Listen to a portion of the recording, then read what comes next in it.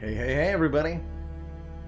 Hope you're all having a very, very cozy day. I'm excited to be here with some Into the Breach, game I haven't touched in, I want to say, a good year and a half.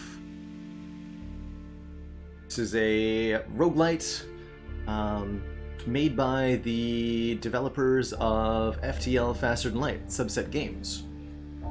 Designed to be sort of like, I want to call it like almost a compact little puzzle roguelite. It's a thoroughly enjoyable little game with a really wonderful soundtrack. And it's got a really, really well-refined core gameplay loop, I think. How's it going, Ivy Blade? Cheesy Bob, Zip Zipskins. Hope you enjoy the Into the Breach and your lurk is the cruise. Feel better soon. The Silver Fur, I see you peeking there. How's it going, Cheesy Bob? And good morning, Bia Firebrand. B Firebrand, I think. Let me know if I pronounced that correctly. Welcome back. The chat member formerly known as Ursa Longsight. How's it going, Refined Bean, Gordian Games, Bailey, Tom, glad to hear you excited for some Into the Breach. Schwartz, pleasure as always. Firex getting the Into the Breach fix at the same time as us. That's only appropriate, I think.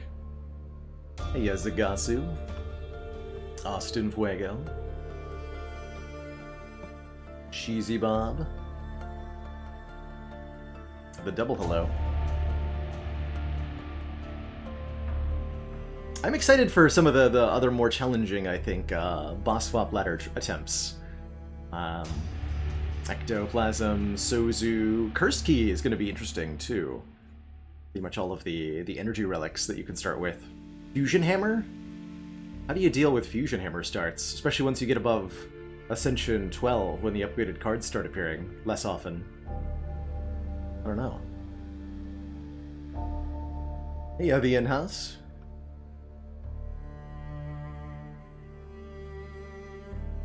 I do think that the replayability of Into the Breach does wear off after 30 to 40 hours, but it's a damn good experience.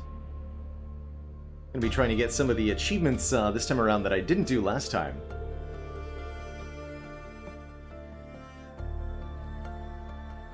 A Black Star ladder when? Pretty soon, I think. I feel like I want to alternate between the energy relics and the non-energy relics. So we just did an energy relic one, we'll do a non-energy one, and then swap back and forth.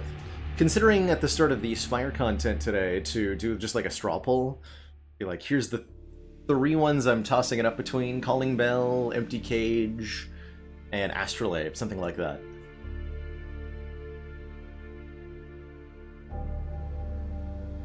What do? You should enter data into your Into the Breach save profile. I think that's what you should do.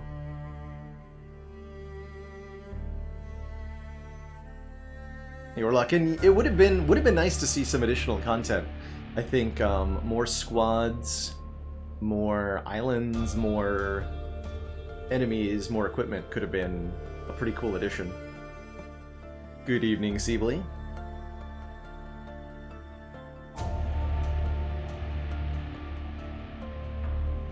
Right language through it. The soundtrack of Into the Breach is just such a classic. B, got it. Happy to have you here.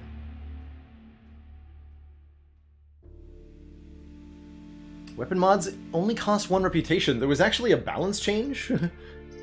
Interesting.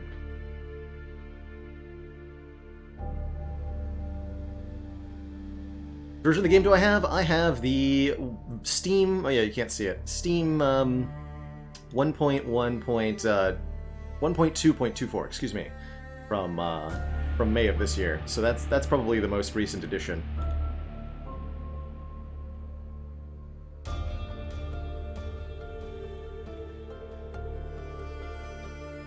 Over 1,000 hours of Into the Breach, yeah. Everybody gets kind of a different amount of replayability out of every game. 0.27, interesting. This is the late, like, this is what Steam gave me. I had to reinstall an update, and this is what I got. So blame Steam. Blame Steam. But why don't we dive right on into it? Into the Breach, a really classic, like I said, puzzle kind of roguelite. Super cool game. Humanity destroyed. Tech threat unstoppable. Mission failed. Open a breach. Time to go back and try again. So, to start off Into the Breach, you pick a squad of 3. 3 pilots and 3 mechs. There are quite a few different squads. 8 base squads in Into the Breach. Kind of like the ships in FTL, these are different starting loadouts for your run that have kind of different strategies that are intended to lean you towards. Unlocking new squads requires achievement points, or these tokens that you get for completing the various achievements in the game. So unlocking new squads to play with requires you to do specific things during your runs, which I think is pretty cool. There are achievements for each squad. For example, the squad that we're going to start with has achievements for drowning enemies in water, for dashing. Like, these are all mechanics we're not even talking about yet. But we've got a couple of squad-specific achievements in mind, as well as a whole bunch of specific ones that are achievable on any playthrough. That include stuff like not using weapon upgrades or not purchasing stuff at a store. Individual pilot fight the final battle 3 times. More pilots. Okay. Open island without taking mech damage. Oh, without taking mech damage? Okay, we'll have to keep that in mind. Do not fail any objectives. Alright, so we'll try to keep those achievements in mind, but for now we start with the mech walkers. We can rename both the mechs and the pilots within them. So we have six names per run that can go to viewers, and I do have that name-taking enabled through the channel point system. Hopefully that's working. Yeah, a lot of the achievements will happen in the course of normal gameplay. There's some we'll want to, some that we'll want to look out for specifically. Turkey Tom, get on board. Piloting K-Man. You can rename both the mechs and their pilots. By the way, we'll be on hard difficulty, more spawn rates of enemies, and let's dive right on into it. Talk about the basics here. So the kind of core plot here in Into the Breach is that humanity has been overrun by a giant insect invasion, the Vek. And the only thing that can stop them are the Breachwalkers, who use superpowered mechs and can travel through time and realities, coming from one human reality to try to save another one. The idea is that each playthrough of Into the Breach occurs in a separate timeline, a separate reality of humanity's fight against the Vek. There's some cool mechanics to it, like our crew members can actually be persisted from one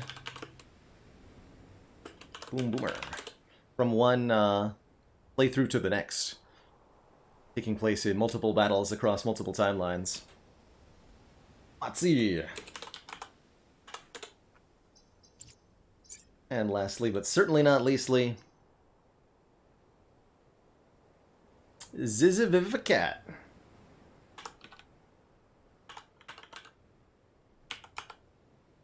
Exactly the character limit in Into the Breach. Appropriate. Love that. Love that. And Eidolon. Welcome aboard, everybody.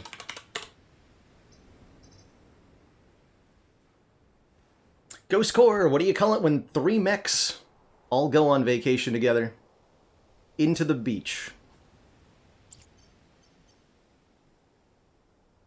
So each run of Into the Breach takes place across the 4 islands. You don't have to visit all 4 in each run. You'll visit between 2 and 4, depending on kind of the choices you make. For our first run, we have to go to Archive Incorporated as our first island. The 4 different islands have different kind of mission types and different types of enemies.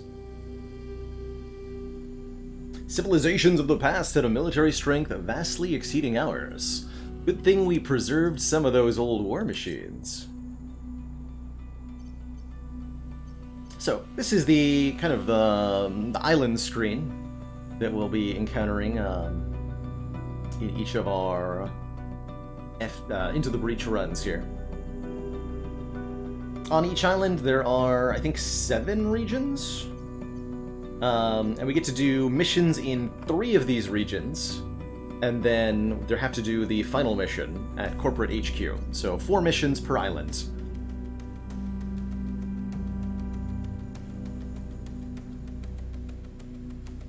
The redesigned shop system, I don't actually know the difference at the moment, Brolox Heparin, so I'll have to see it when I get there. If there's been changes to Into the Breach since last I played, I actually do not know what they are at the moment. So you get to preview the map and the objectives. Each of the regions have symbols on them. Stars indicate reputation, which we get to use to buy stuff at the end of the island. Lightning bolts indicate power grid power-ups, which is essentially our health. The power grid bar at the top there represents how much of humanity's power is available. I'm not really sure exactly, but the point is that rather than simply keeping our own units safe, the goal in Into the Breach is to keep all of humanity safe. So on every one of these little maps, which are I think all Into the Breach maps are 8x8 like this, kind of little mini turn-based strategy chessboard style games. Skirmishes against the Vec. And we have to not only protect ourselves, but all of the buildings on the map. So there are 2 objectives on this mission. We have to defend the artillery support, which is going to be that unit right here, and protect the coal plant, this building right here. Completing these objectives gives us the resources indicated by the symbol next to them. How's it going, Zuthis? Where you start in Into the Breach is a fairly important consideration. I think we want to put the mech here. Put the tankeroni here. And the artillery mech has quite a bit of range, so we'll put it towards the back here. Alright, let's confirm these deployments and dive right on into the first actual turn of combat here.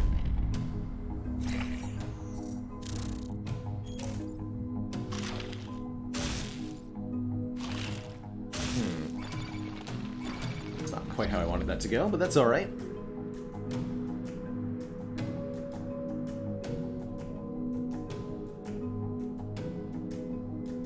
It's not quite how I wanted that to go. So, at each turn of Into the Breach, all the Vec will take their turn and kind of declare their intent.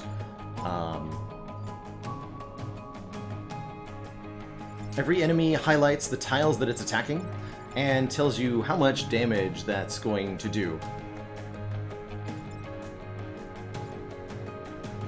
All Vec attacks are positional relative to them, so this Scorpion, for example, is attacking the tile directly in front of it.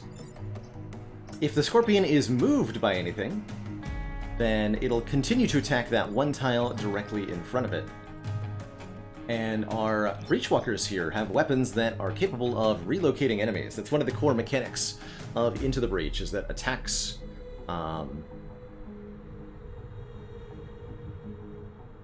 all targets.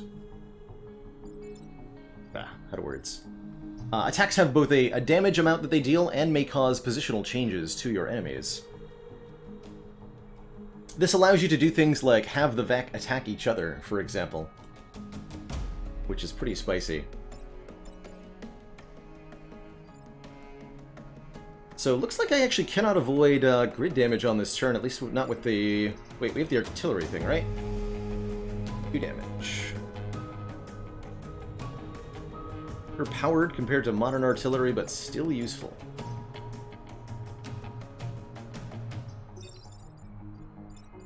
Cool. It hits up to 2 tiles for 2 damage each. Could actually put that to some good use here. Alright, so we've got the Titan Fist, which does 2 damage.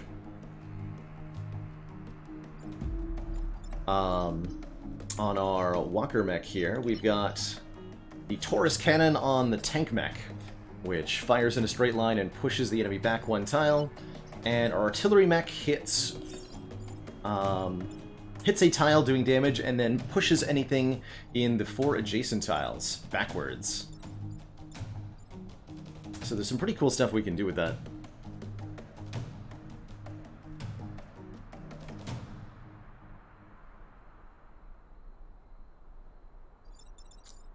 Our goal is to prevent all of the grid damage on each turn. We're actually okay taking damage to our units directly. So for example, it's okay to let our tank just tank this particular shot from the Scorpion. We're far more concerned with anything that's attacking a building. So our top priority on each turn is going to be to avoid any and all grid damage if we can.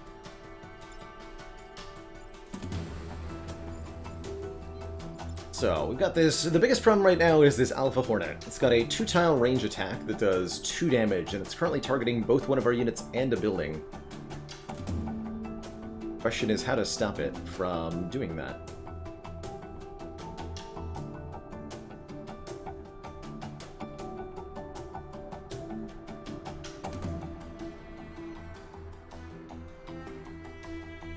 I see a hilarious line to victory here.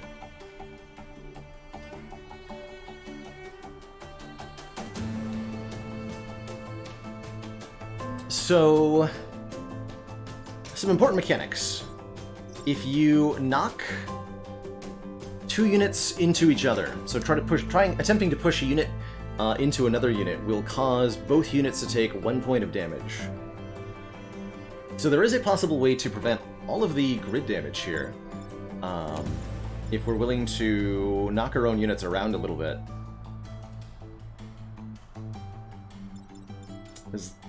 Only the artillery mech is in a position to deal with this Scorpion unit. I don't care about what this thing is doing.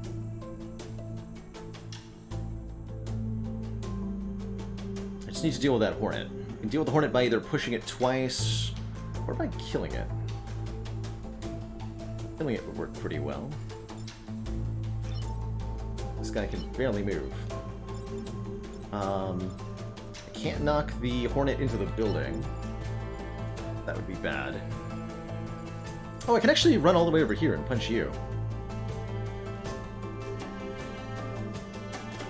Didn't see that as an option. That's actually a good move. That would let us punch this nerd out of the way. We can do 2 damage with the artillery to this thing.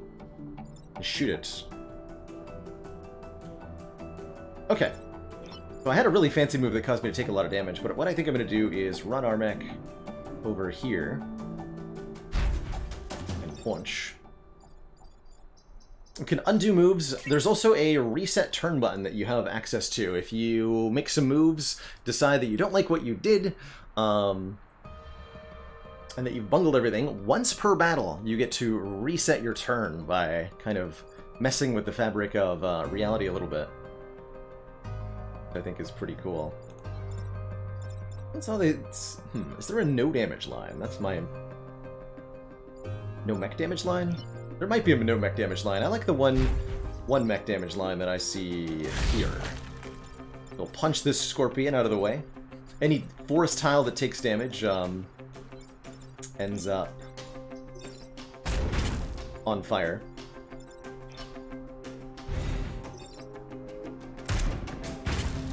Actually, this guy's in a fire, so does that mean that Yes, it'll take fire damage at the start of its turn.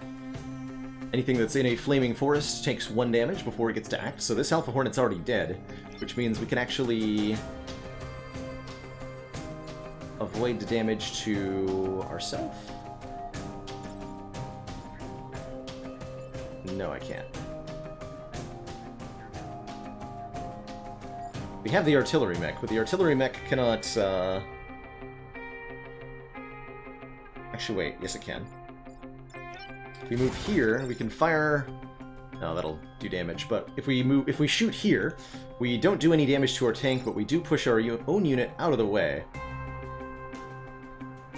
Cannot kill this scorpion. But by relocating ourselves, we avoid all the damages.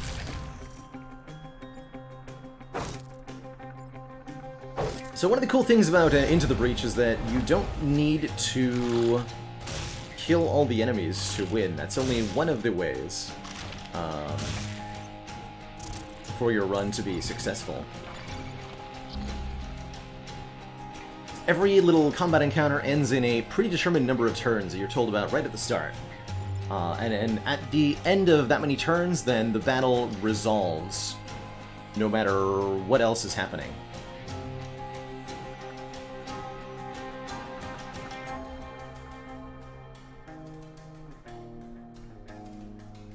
And anybody who's still alive at that point... Oh, the Vec will retreat. And our goal is mostly to protect things, so at that point they're gone. I don't want to hurt my own self. Our punch mech is webbed there. I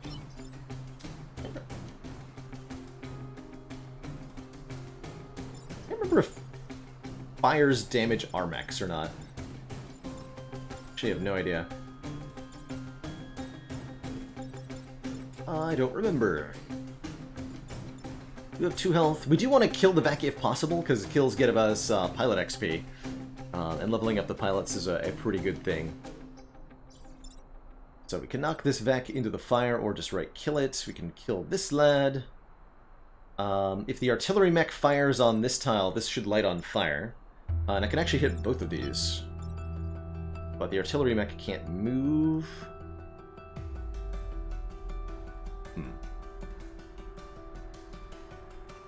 Yes, it does. Okay, thank you for the reminder about the fire damage there. Definitely appreciated. Okay, so I think it makes sense to have the artillery support kill this guy. Then you can shoot this, you can punch that, and you can get killed by the artillery mech. Okay, that saves all of the...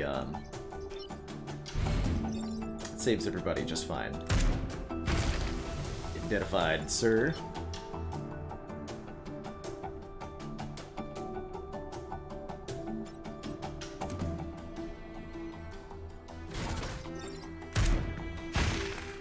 Take that, you stinky Vec. Ouch. Have fun, nerds. Oh, the mouse is off? Yeah, I remember that happening. What was the option to fix that?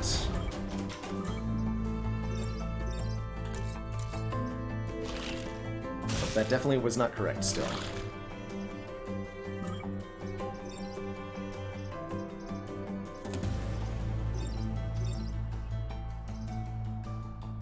This is still weird.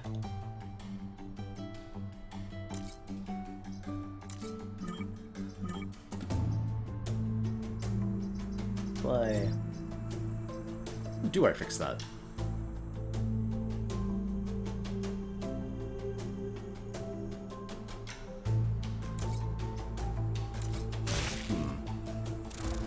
I'm actually not sure how to fix that at the moment.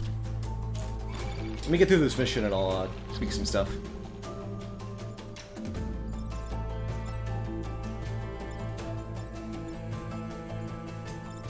Okay, these guys fire a shot in a straight line. You can just dodge by moving out of the way. So another mechanic I haven't talked about is blocking Vec spawning. So each turn, new Vec spawn by emerging from the ground. But if there's a unit on top of the tile they're going to spawn in, then instead the unit standing on that tile takes 1 damage, and the Vec spawn is delayed. You can use this to prolong or even outright prevent enemies from getting onto the field, which is super helpful.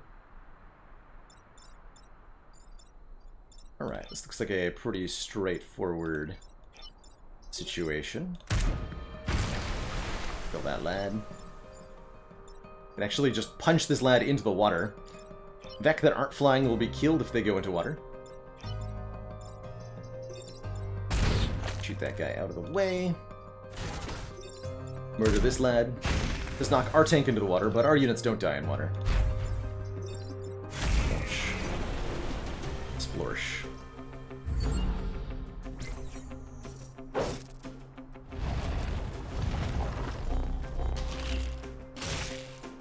Just add a question mark. It's that easy. We've got a, what are these things called? Scion. Scions are Vec that give passive bonuses to everybody on the field, or all the Vec on the field. The Soldier Scion gives additional health to all the Vec until it's removed.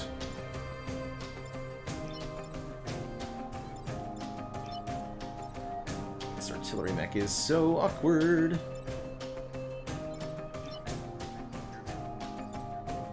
Can't use our gun while we're in water. And run over here and punch. Punched on. Okay, you're standing in a fire, which is just fine by me. Could also stand in fire. Have fun with the toast. So we could shoot this lad. One thing we can do is shoot our own artillery units so that we can get more damage out. Actually, we can do this now, right? Get it. Because we win at the end of this turn, so the only thing that we wanted to potentially do is score kills for experience points.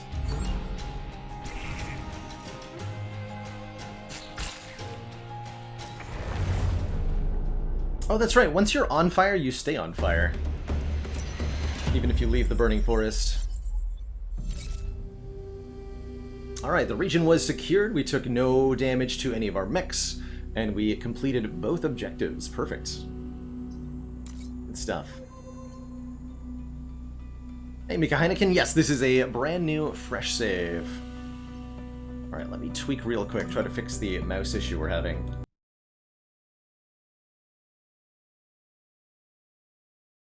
Start by rebooting Into the Breach.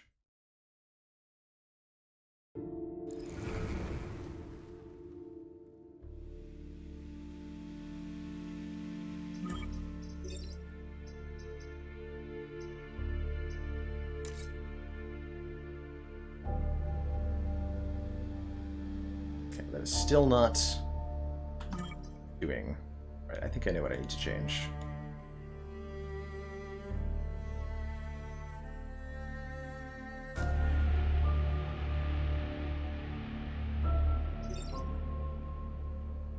Oh god, that's horrible resolution.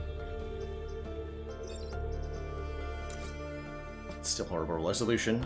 Okay, so not that. One sec. One moment, everybody.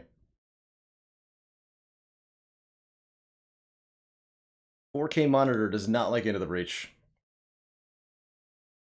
as it turns out.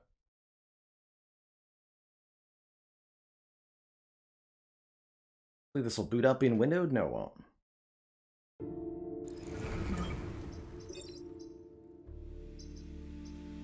This is still wonkified.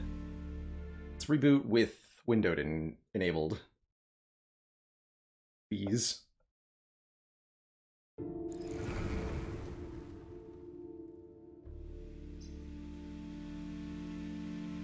Ah! What can I tweak to fix this?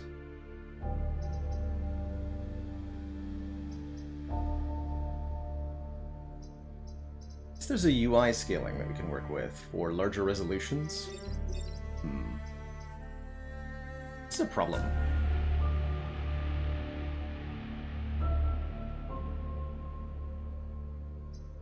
Yeah, the text is too small. Is if I run it in full 4K resolution, all the UI elements are way tiny. But if I do this, the mouse is wrong, and that's a big problem.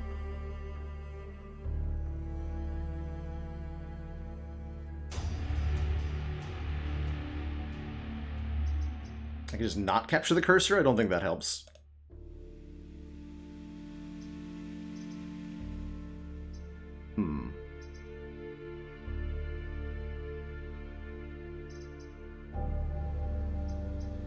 On Earth.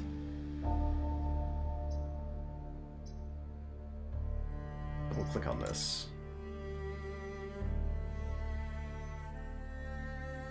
Oh, the wrong mouse.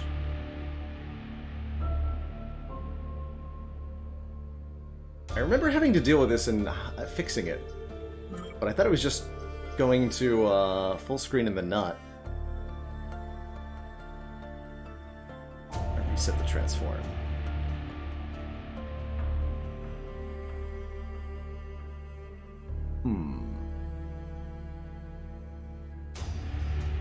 Not a problem I anticipated having.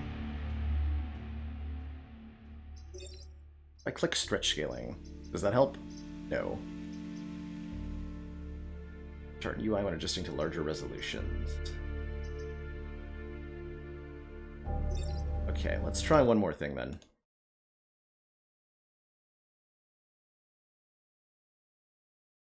100% scaling.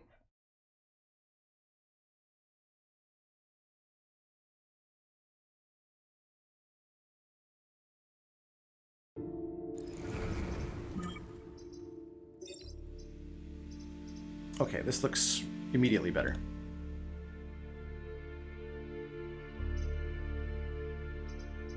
Hey, we got it. Cool. Okay, mouse cursor in the correct location on stream. You can actually see what I'm doing. Aim is full screen. Resolution is not crazy. Sweet. Perfect. Alrighty. Alright, so we have 3 choices for our second mission. We didn't get any equipment or anything from that first one, just a point of reputation for the end of the island, so we'll jump on into the next mission right away. We want to be getting more than just one... Well, actually, it's important to get a perfect island if possible. So usually I like to go for more rewarding missions, but if you think you can handle the... If you think you can handle the mission perfectly, I think that's more of a priority. So this mission, we start with defensive shields on some of the buildings, which definitely makes the mission a lot easier. They get to take 1 free hit. The pasture has air support. Periodically, areas of the map will get bombarded. That can be quite useful, and we can take advantage of that. Or the renovation complex, which has tidal waves coming in. This one looks hard to perfect, with all those buildings right next to the spawn points. Let's take the air support mission. Got a Scorpion, a Hornet, and a Soldier Poseidon. Sweet. That Scorpion's really constricted by its movement here. It can't cross water, so it only has, like, a couple stinky moves it can make. Deploy our Punch Mech right here. We'll put the tank behind for some long shots, and we'll put the artillery mech over in the corner where it can to get to stuff. Always playing hard and you can perfect islands about 80% of the time. Yeah, I think Into the Breach is one of the easier roguelites in general, and moreover, it's relatively solvable. Hey, we got a time pod.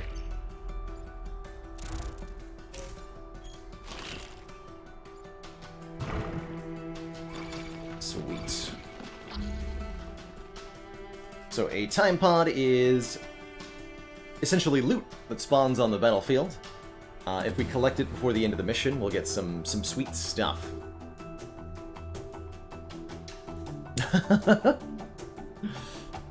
Zuthus with the real flex going on in there.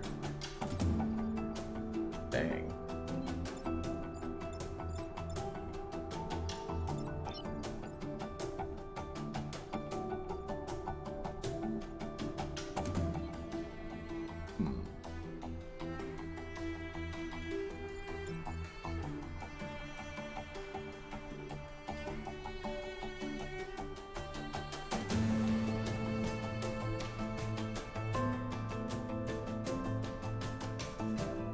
There's also an achievement for destroying all the time pods you encounter. I don't think we're going to go for that here, though. If I was to give it... So, somebody who's jumping in new to Into the Breach, by the way, I would say take your time and try to like, truly think about all the different options you have on each of your turns. Into the Breach almost always gives you a solvable puzzle, where there's a move that you can make that will result in at least succeeding the mission with all the objectives intact.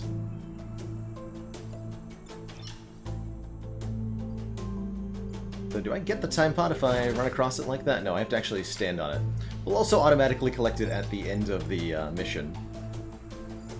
I don't think I actually want to make that move. Currently we're standing on the airstrike area, so we don't want that. Could block this spawn for a turn, which is something you do want to consider. Definitely makes your life a bit easier.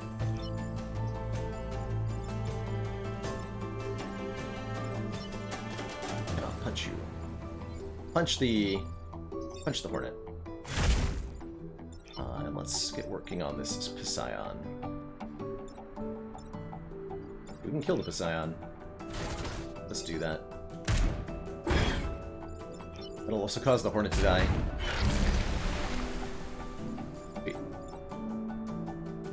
Pretty reasonable turn one. In fact, you don't usually intentionally destroy the time pods. So I'm not too worried there.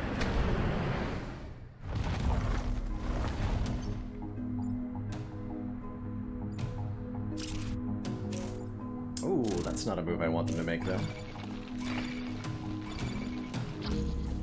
3 more coming in. Airstrike has been more of an inconvenience than a boon so far.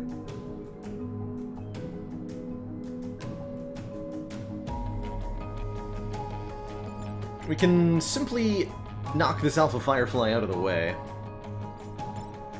We can punch the Hornet with our paunch mech. We get done with our tank, not much from here.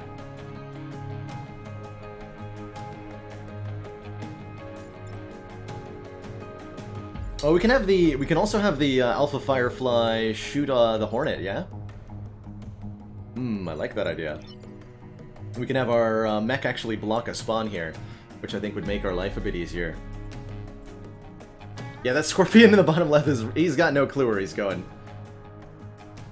He's hopeless, poor guy.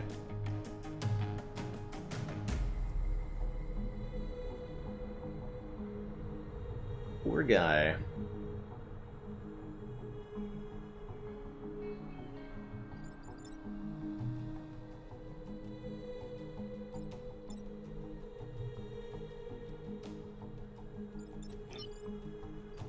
So I think I'm going to block this spawn here. We're going to use our artillery mech.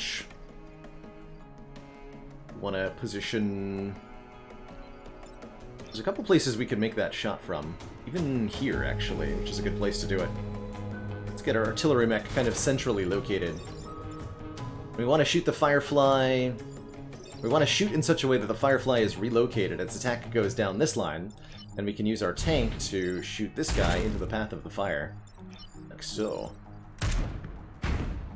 And then the Beck are attacking each other, which is most certainly the intended thing to be doing. Insert a fire here. Good. The order the Vec take their turn in is shown by highlighting the, or mousing over the attack order option here. Oh, nice.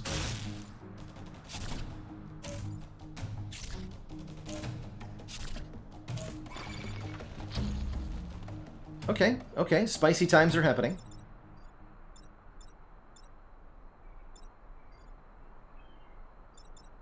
Alpha is shooting this. And push it out of the way. Probably something I want to do. These tiles are all going to be destroyed. We can actually put the Alpha on to one of the death tiles, maybe. No, I realistically can't do that. And I have to deal with this guy. Our combat mech is webbed. It's a bit of a problem.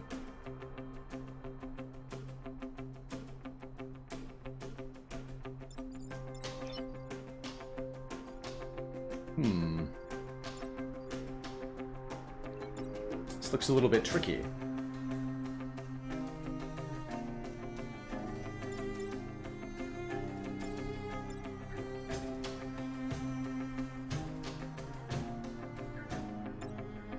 Definitely looks a bit tricky.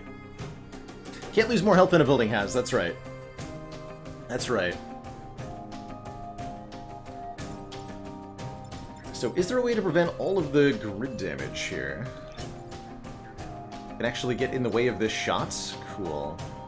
Seems really important. Yes, we can prevent all the grid damage. Although there's a Vectile spawning tile here, a punch will cause a kill. But then we're going to take 2 damage. We don't want that to happen. If any of our mechs are destroyed, they will... the pilot that's inside them will die, but the mech will stay intact. Kind of interesting.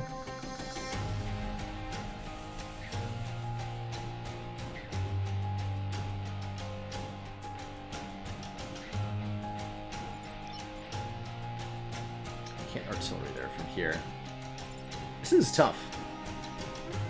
The mech can punch while webbed, yes. So we can punch the Scorpion, then it'll actually kill this Scorpion, and then do 1 damage to the Hornet. We can also push our own mech out of the way with our artillery. That's actually, that's a really important option that we have available to us. We can, like, move here, and then by artillerying the entangled mech, he'll be pushed out of the way and free to move and relocate.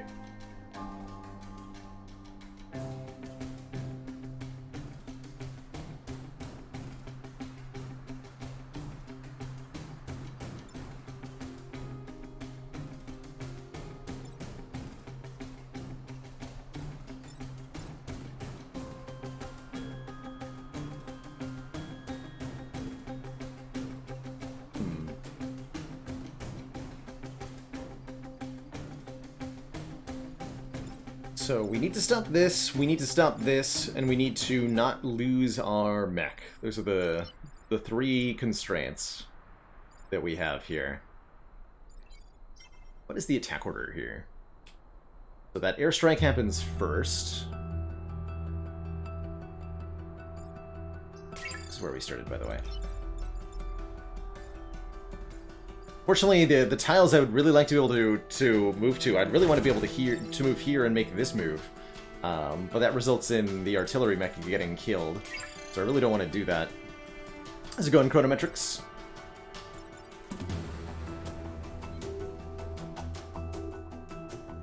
Likewise, I'd like to have the punch mech stand here and punch the Alpha Firefly, but that really didn't work out for me.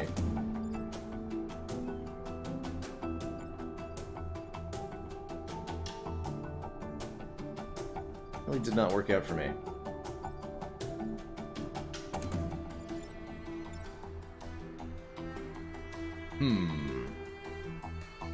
We can push the Scorpion into the water, which will cause it to drown. Yeah, that would get rid of that entirely, and then we could like punch that one. Still the problem of I can't deal with the Firefly's attack if I do that. Ultimately, the only one of our units that can deal with this Alpha Firefly attack is the artillery mech, right?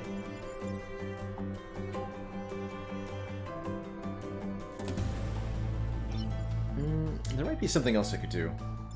If I, like, free can free our own mech by doing this, too. Not gonna work. Tough choices. Our solution might have to involve, like, shooting one of our own units here, interestingly.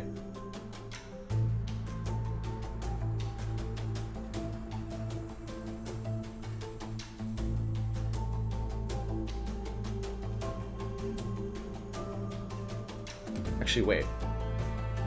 Tank shoots here. Mech punches this guy into the water. Or just out of the way, anyway. And then the artillery mech is free to solve this problem.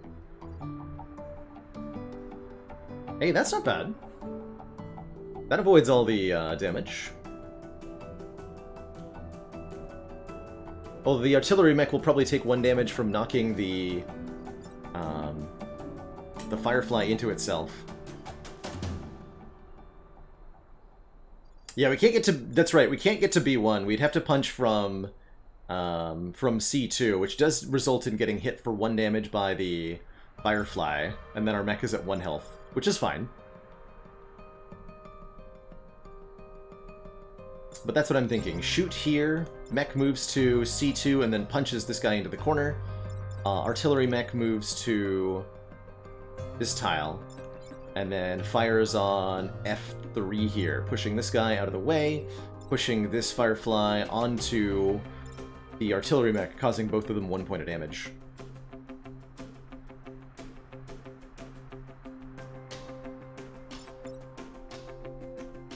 Because I can't fire on this tile and push it into the artillery, which is what I'd like to do, because the tiles that I could fire from are unavailable.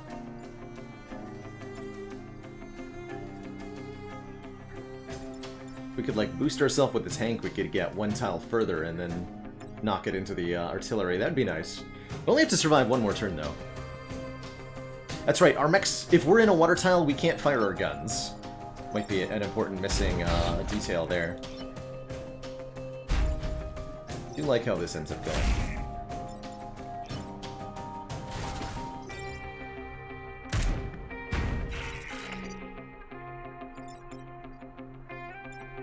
Oh wait, that results in you dying, doesn't it? No, you're attacking that tile. Okay, yeah. 1 damage. Perfect. Good. I'll take these hits. It's gonna be a messy turn next turn. There's gonna be 6 Feck on the field. Air support has not been helpful.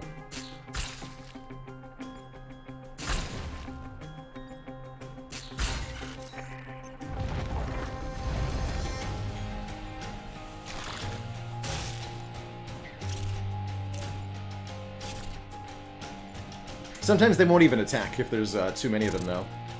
This doesn't look too bad at all. Although that looks like a problem. Help! Help!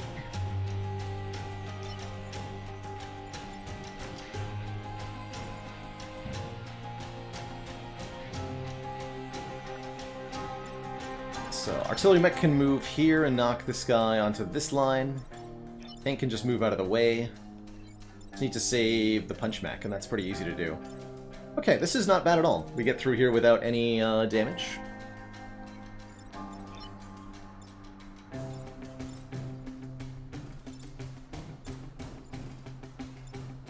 I believe.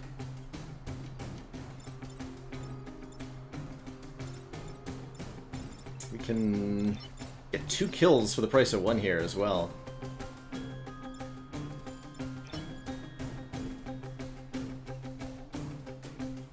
I still need to stop that, though.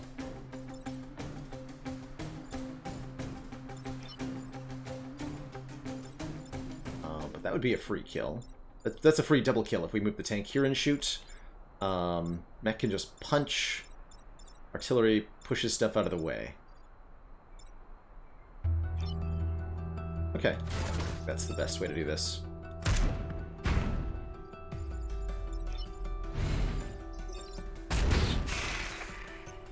Good.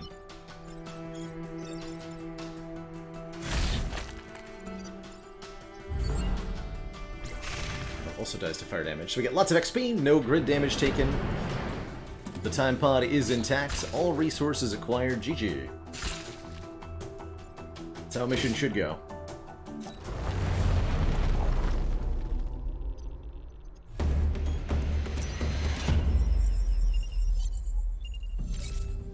So I think that mission was a highlight of an important thing in Into the Breach, which is that avoiding damage on buildings is more important than avoiding damage on your mechs. The mechs are durable. They get a free heal at the end of each combat. Your health is a resource, you should use it. So the pod contains a reactor core. These are the most valuable thing, pretty much, in Into the Breach. Used to upgrade our units between missions, and we get an acid tank weapon? Deploy an acid tank.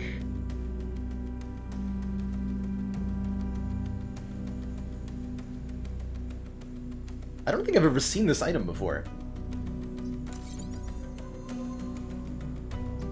Let's take a look. This is a piece of equipment. It's a weapon. Weapons take reactor cores to power. You can see by the two blips under it, it takes 2 reactor cores to get online here. That's really cool. So that is any class weapon for 2 power. Okay.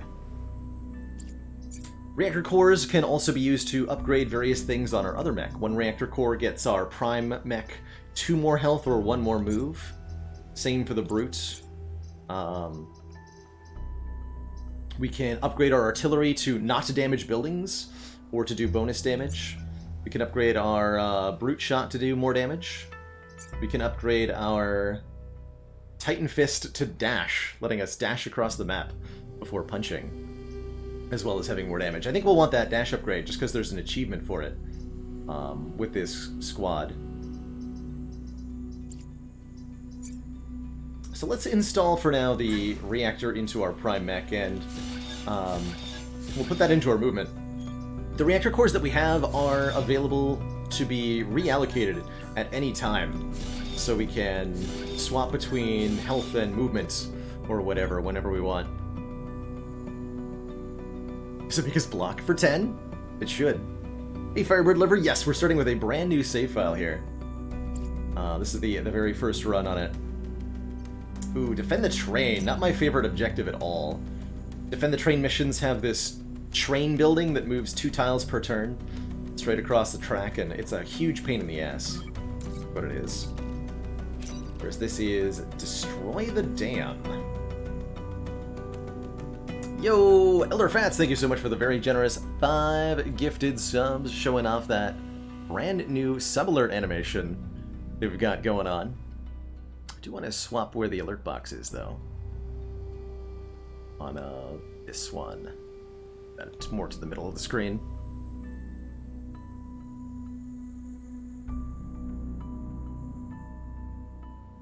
Very much appreciated that. Everybody, welcome on in to the council. Yeah, those train missions are real tough. Old Earth Dam used to generate power, but it is little use now. Destroying it will let the river reclaim the land and delay the Vec, who are bad in water. I like these dam missions. Manky Kitty, thank you so much for that tier 1 sub. Welcome to the council.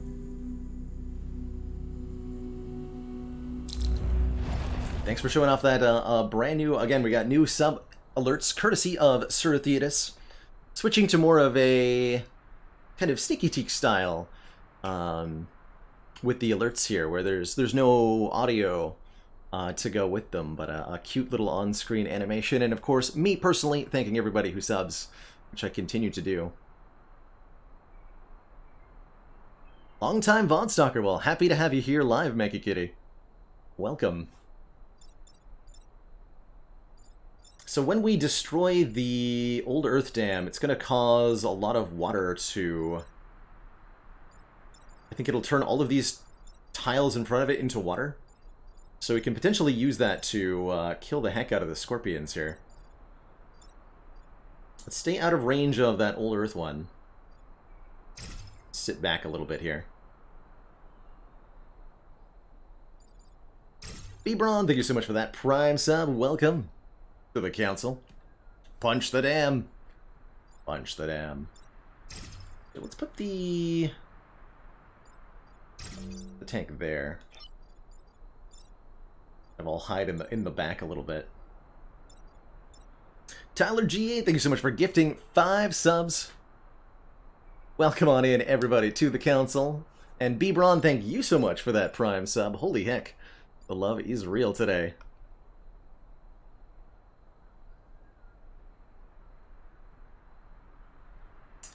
So my exact policy on backseating, I do not mind solutions being offered, or if folks want to talk about different play lines that are available. Totally cool with that. Things to avoid are like directly commanding me to make a particular play. But asking about, like, will this thing happen? You know, asking about an interaction, or if this is a good play, suggesting play lines, or discussing play lines in chat, all very, very welcome.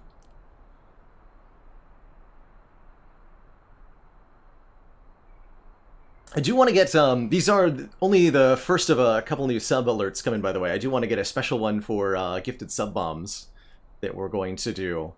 But there's currently new alert animations for the 1 month, the 6 month, and the 12-month subs, with more to come. Fluffy Mittens, thank you so much for the very generous 5 gifted subs. Krogzar, thank you for the gifted sub. And the Crab Lord, thank you so much for gifting a sub as well. Another hype train happening today. It's crazy to me. Let's deploy here in the back lines. I think we can set up a really good river kill on all these lurds. Don't have a special alert for the 9-monthers, not yet anyway. But there's hope. So I hope I'm remembering how the dam works correctly. I don't actually know if I am. Dam has 2 health, shared between the 2. This does 2 damage, so if we punch it, it just breaks, right?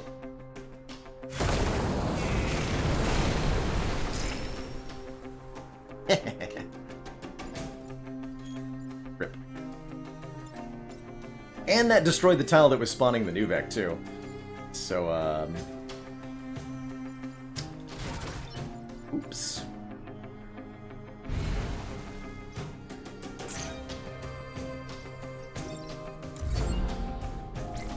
Left to target there.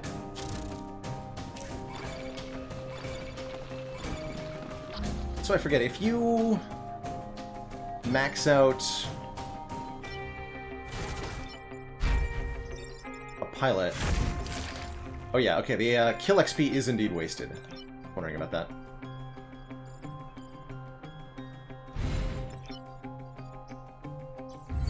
So we don't want to score kills with our Prime Mech as much anymore, because they've already leveled up to level 2.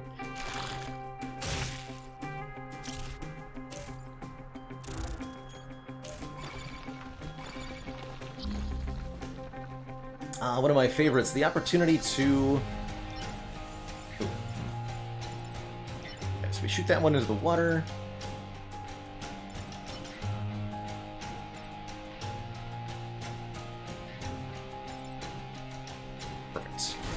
We can actually put this Vec on the spawn location and cause it to hurt its friend here.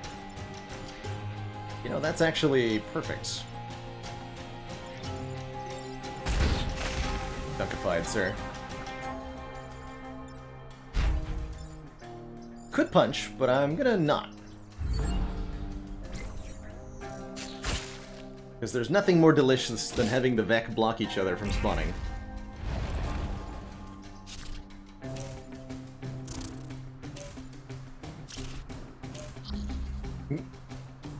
Into the drink. For a watery grave they go. Alright, well that was a very easy mission, courtesy of the dam. Thank you. Good job, dam. Got them all.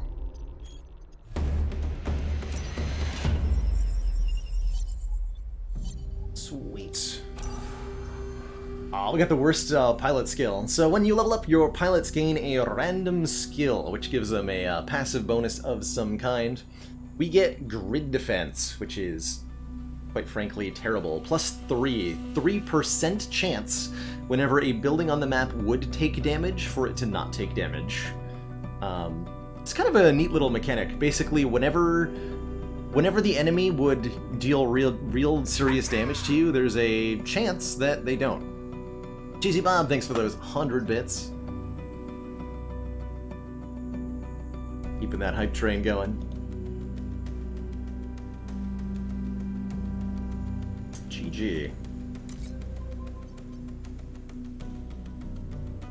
And we get to do... Oh, we do get to do one more.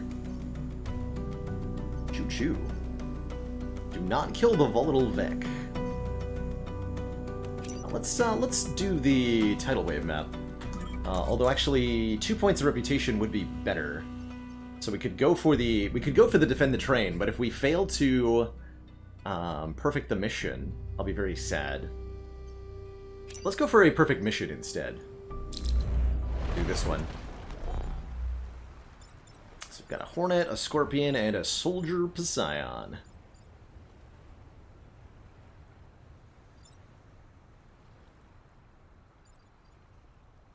Scorpion's got 3 moves, so it's likely to move to this forest tile. It's fine by me.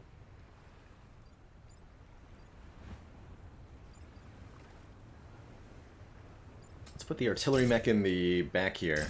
I want to put you there. Let's try those deployments. The AI is ultimately fairly predictable.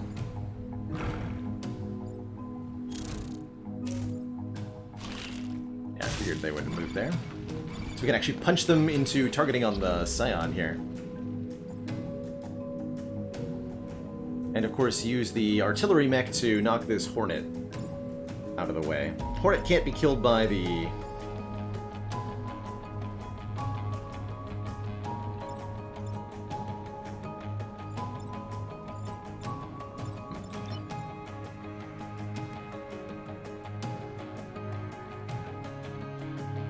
Actually, what if I shoot the Scion into the Hornet, then we punch the Scorpion down to here, and then we fire an artillery spot on the Hornet. I should be able to kill all 3 of them, actually. And that would be the best possible outcome here. Do something like this. So taking advantage of the fact that we do 1 damage to... Oh, that actually just kills the Scion. Well, that doesn't kill everybody then.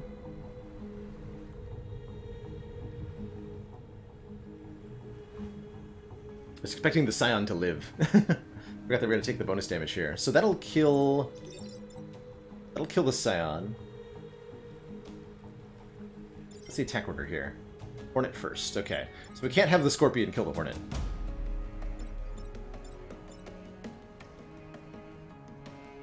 See, if we have the... If we punch first, we go here, then we shoot, we do 1 damage. No, that won't work. Okay, we'll do it like this then. Not quite perfect. Kill 2 out of 3. Okay, Martels would turn to water. That doesn't damage us.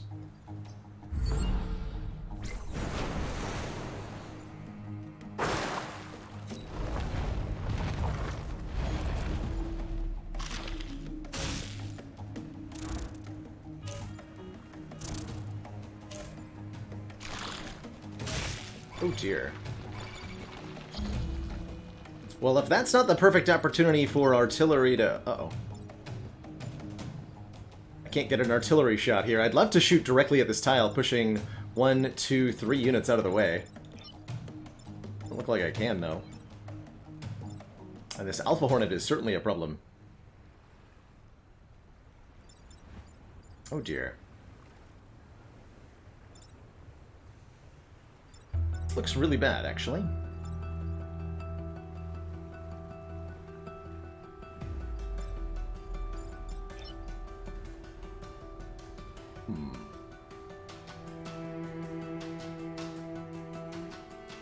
Actually, maybe not that bad.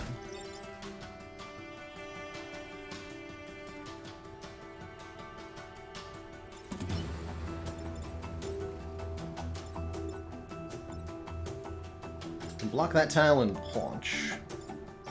Attack order here. 5. Yeah, this definitely looks a bit rough. With the way that our artillery mech cannot fire from the water here. There's a few things I can do, though. It's okay if we end up taking a little bit of grid damage, ultimately. I prefer not to. But totally acceptable. We can knock the Hornet 2 tiles into the water here. With the artillery piece. And then the tank firing. That one might be on fire, though.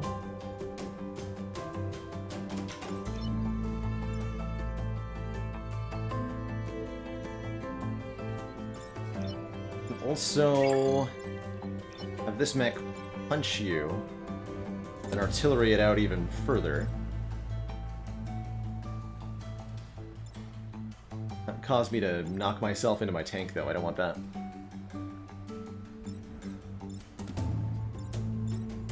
Is there a way to prevent all the grid damage reliably? That's my question. I've yet to see a solution that fixes all of the problems that we have here. If this one tile wasn't water, we could really solve everything, though. We push, push, push, and then... not quite, actually.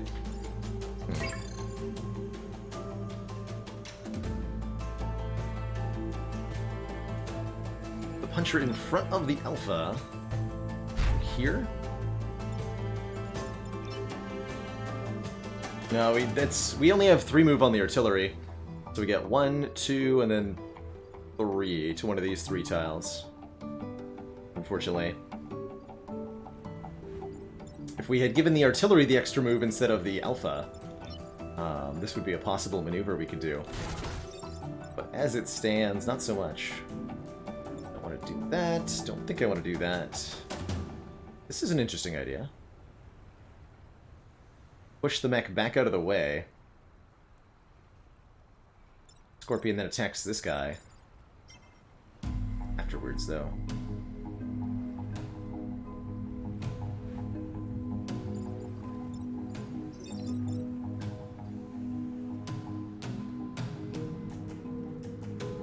So that would be mech punch. Yeah, that would allow 2 attacks to resolve. This is a tricky one. This is a very tricky one. I think ultimately we just have to accept that one of these 2 units gets to attack this building. Doesn't prevent us from getting a perfect island, at least. But I think ultimately we want to do something like this. That part's gonna hurt a bit. I had to punch first.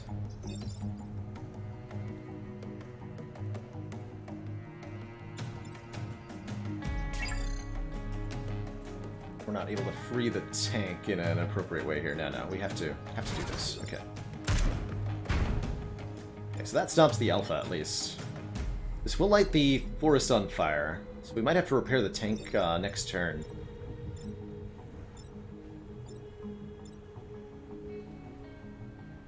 Something like that.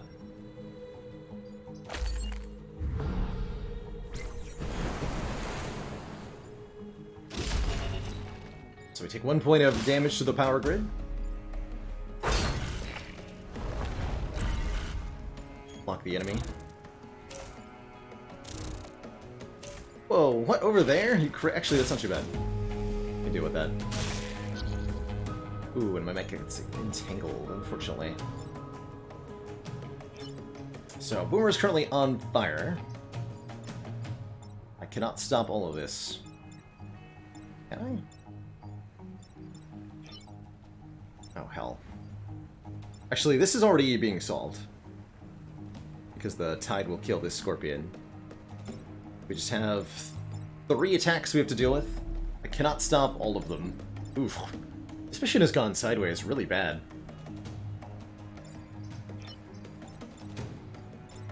Interesting.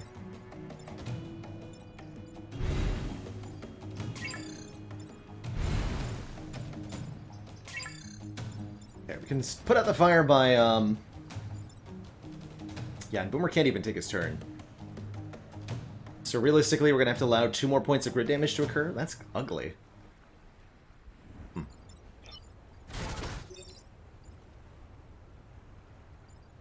Diving in the water does put out the fire, at least. This is only a 1 health building, so let's go for the kill. It's not a kill, though. Not go for the kill. So push this lad out of the way.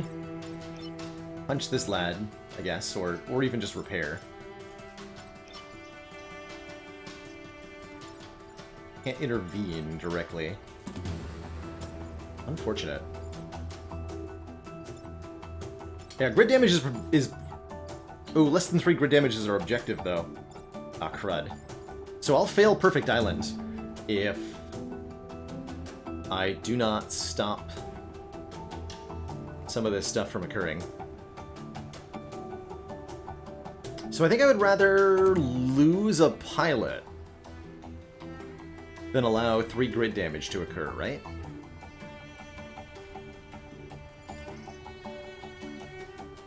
Oh, but what's he got the +1 mech reactor skill? Damn it.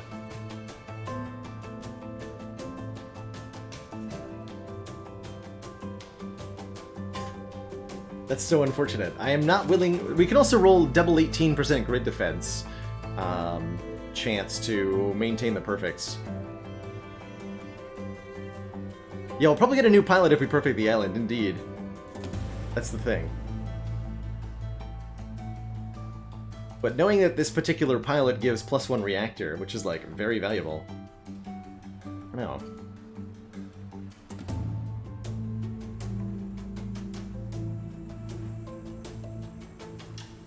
It's unfortunate how this has played out, that's for sure.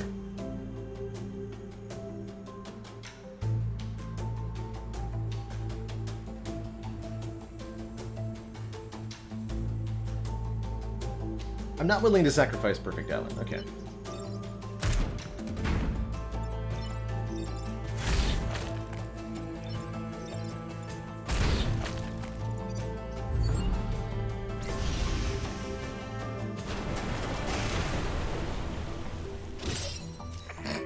Got the resist, of course. Sacrifice was in vain. But that's okay. Mission complete. Watsiwu was killed in action. Unfortunately. Watsi died after taking severe damage in the battle against the creatures. So, complete half the missions, and now it's time for Corporate HQ. I guess we have to perfect this mission, too. Destroy the Hornet Leader, protect the Corporate Tower.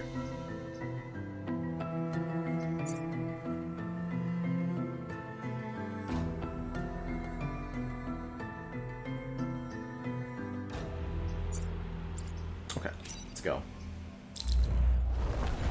So, the Hornet Leader has so much health. 6 health. It's gonna be hard to kill. And it does many damages. I'm sure there's some intelligent way I can spawn here. But I see that these aren't entangling units, so I'm pretty happy just... something like that. Where they end up. Oh, it's a 3-tile range.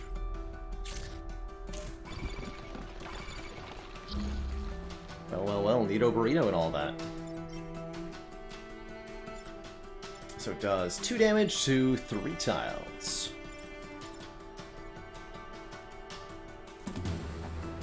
Okay, we can avoid its attack by pushing it 1 in that direction. This guy is easily pushed into the water, and we should definitely take any advantage, any opportunity, excuse me, to do that. Let's remove some enemies from the board. Kill this one. Kill this one, just push this one out of the way. Is there anything better I can do than that?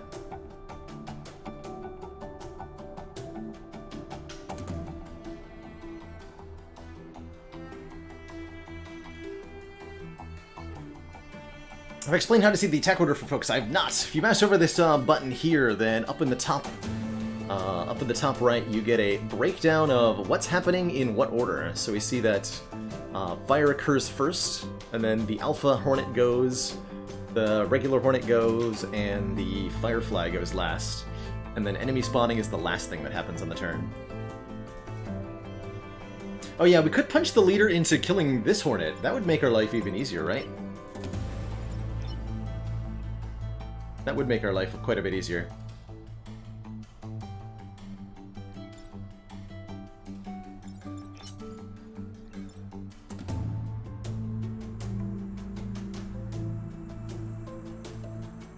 Can't also block a spawn if I... Well... I could if I'm willing to not do 2 damage to the leader, but I really want to do a lot of damage to the Hornet leader here.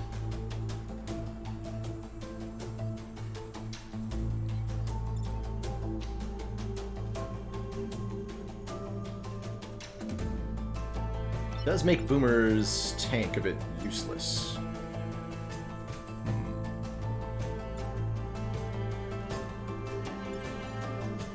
Definitely having the Alpha, by moving here and punching, having the Alpha deal with the regular Firefly is awesome. We're definitely just going to have Artillery Mech deal with this thing, yeah?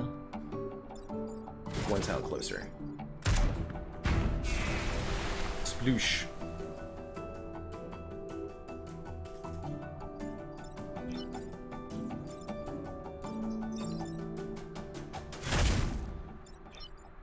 So that's dealt with. I think I can't really meaningfully help right now. I think by positioning over here, we can put them to good use next turn.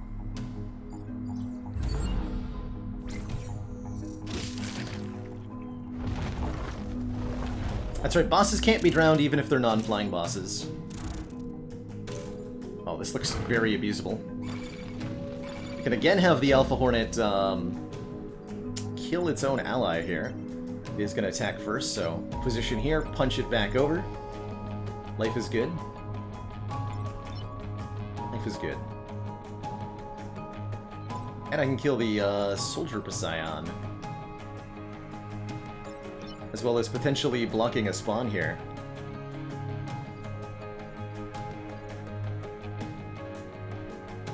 Right, Snipes? Yes, more movement is certainly a really valuable thing in Into the Breach. Something we're gonna want to keep an eye out for. Boss only does 2 damage. Yeah, we have to kill the Soldier Scion first, actually. If I want that to happen properly, like.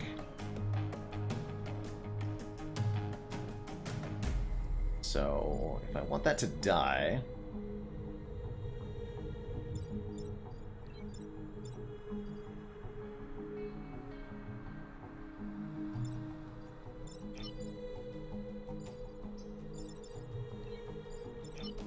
Could have it kill the Scion for me. That is an option. Push it this way.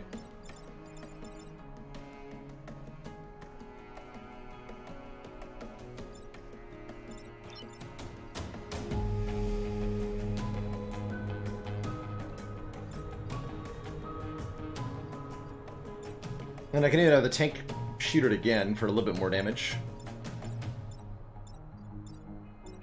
The artillery mech then has to deal with this Hornet. We don't get to block anything. That's fine. Gotta make sure we actually kill the boss.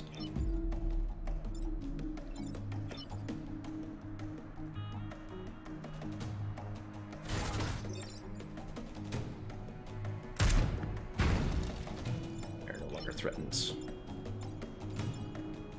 Even like shoot it with the tank if you want to make our life a little bit easier, but I think let's just shoot the Alpha here. Only shoot 1 tile.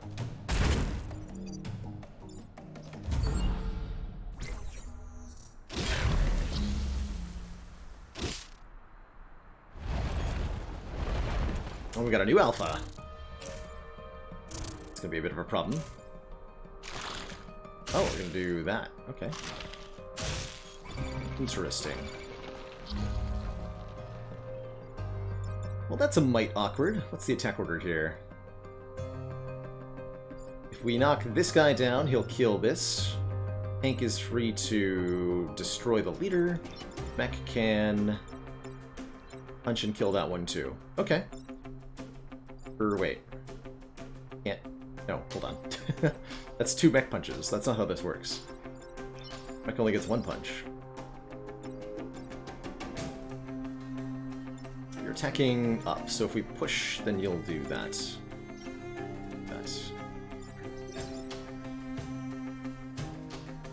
Knock our tank out of the way, like so. Another way to do it. King Smurf, thank you so much for that Prime sub and the 7 months.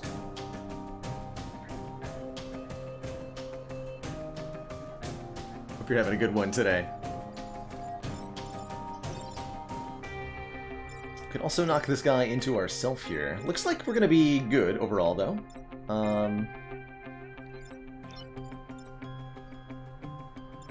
So get out of the way. Tank has free movement. Shoot. This is fine, ultimately. This is fine, ultimately. Scorpion only does 1 damage, so the artillery mech is fine. Fine-ish.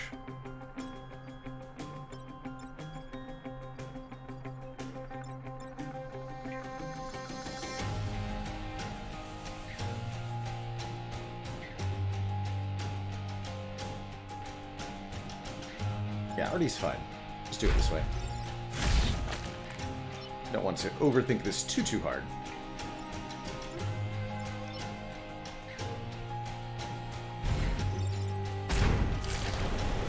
Yeah, boss gone forever.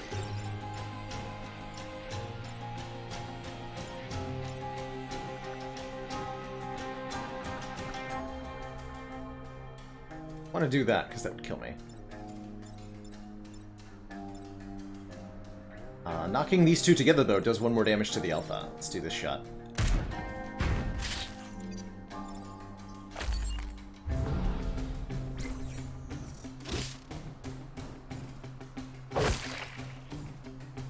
Heck, tactical efficiency is suboptimal. Sure is.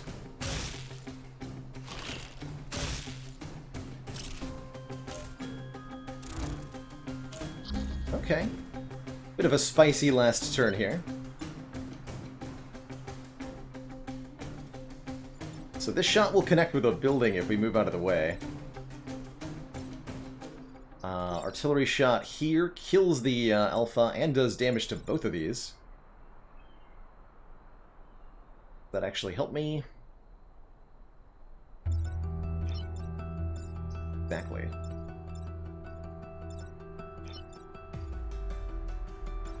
But then I can punch and actually kill you. Oh yeah, that'll work. Okay. Take this shot. Level up acquired. And punchify. And we can take 1 more damage to the tank. Just knock this lad out of the way here. Knock this lad out of the way. Punch. 1 more damage here, but no actual damage.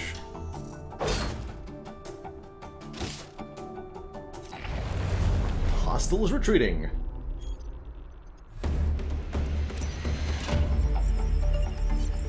Alright, mission complete. All objectives secured, which means we have... Ooh, 1 mech move for the island there, and we got a perfect island. You accomplished every archive mission with astounding accomplishments. You and the Rift Walkers must accept some thanks. We get to choose 1 of 3 things. A targeted strike, a weapon for any type of unit that calls in an airstrike anywhere on the map once per battle. That's pretty cool. Harold Schmidt. This lad pushes adjacent tiles when repairing. It's kind of cool. He'd be decent for the artillery mech. Gives the artillery mech the ability to do stuff up close. Or we can get some more grid defense, which is not really worth it. And he's almost leveled up, that's right, he's got 23 out of 25 XP, too. We'll take him. We'll take him. So we can also spend our reputation now. There's stuff for sale. Oh man, these are cheap as heck. We can buy reactor cores for 3 reputation. Probably want to buy 2 of those. But what else do we have? Confuse shots. Fire a projectile that flips the target's attack direction. Okay. This is for science class mechs. We don't have any of them. But you can equip weapons on any mech. You just have to pay more power for it. Pick off boosters. Mechs gain +1 movement if they start their turn adjacent to each other.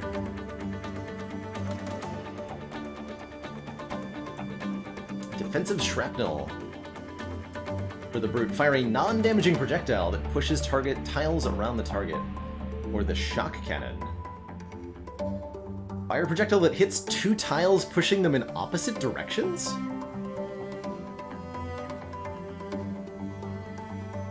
Sorry, what? That's wild.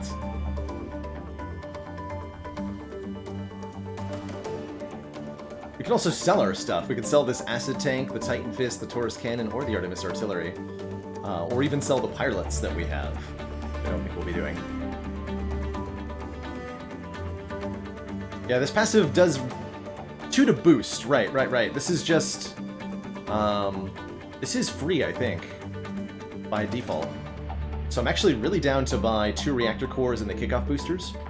Any reputation that we don't spend at the end of this island, we are going to lose. So it's use it or lose it here with our rep.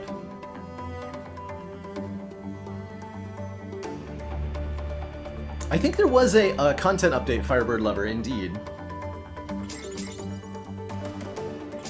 Take the kickoff boosters.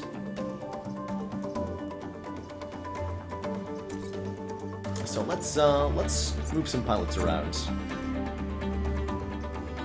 I actually really like the mech movement on. Okay, we'll put push lad.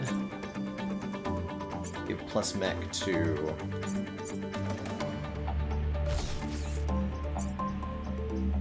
There we go.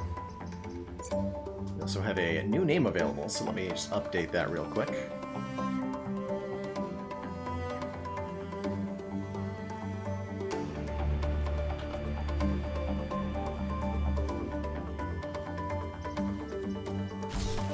Kickoff booster's passive just kind of applies at the start.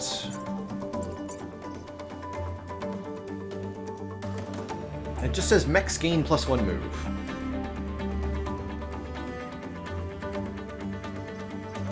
Interesting. So it should apply to the whole squad, right? We also have 2 reactor cores to power. Do I want to get this acid tank operational? I'm thinking about it. Zelix! Welcome aboard.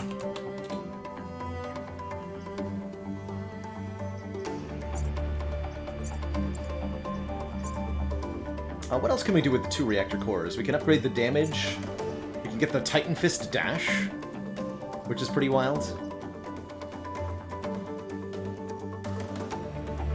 Maybe instead of giving crazy movement to our punch mech, we should just get the dash upgrade. Let's try that. Let's actually not put the bonus movement here.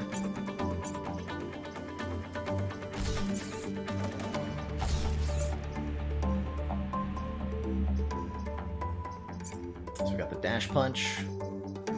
Slap that weapon on you for now. Not power it though. And we want to give even more move to the artillery. We could make buildings immune.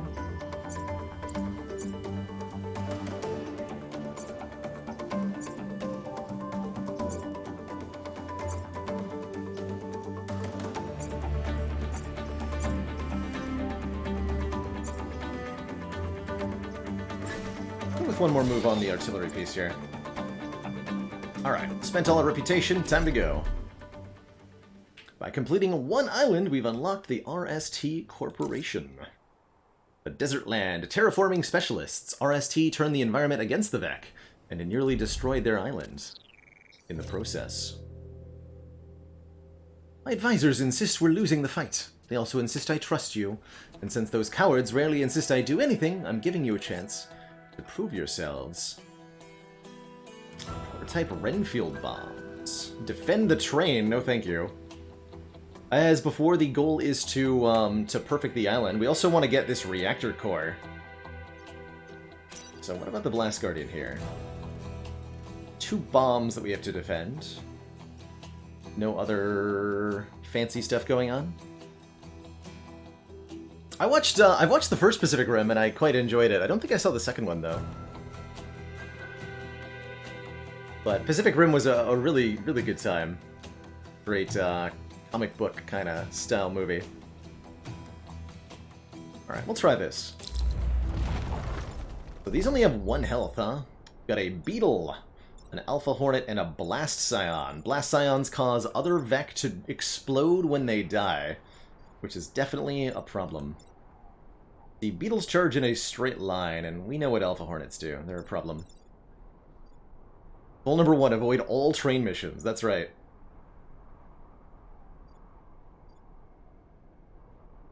So let's try to bait the Hornet into attacking us by deploying in a straight line, which also gives us bonus movement speed.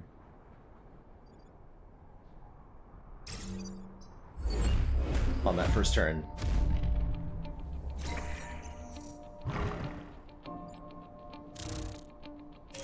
Oh,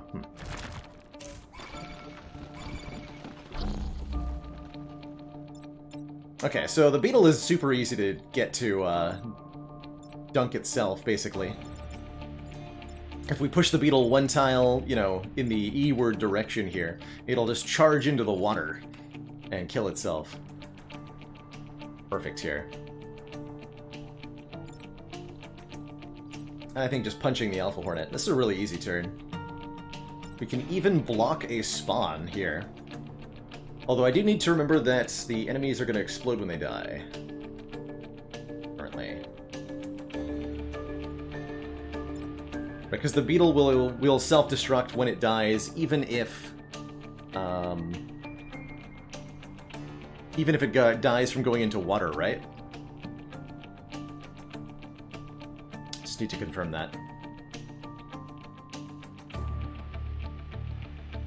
Totally okay and reasonable. We can easily kill the Blast Scion this turn.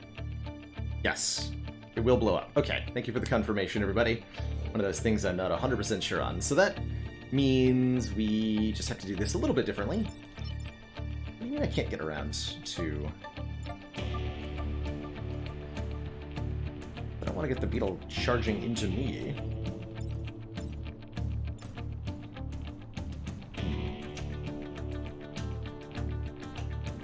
Sounds like the big stinky, that's right. Could move the Beetle twice.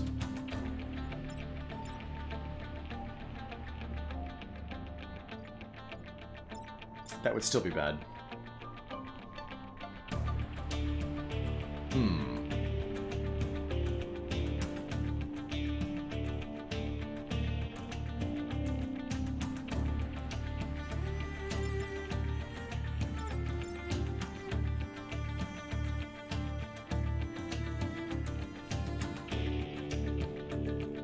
Is there a way to use the repair push to make this work the way I want it to?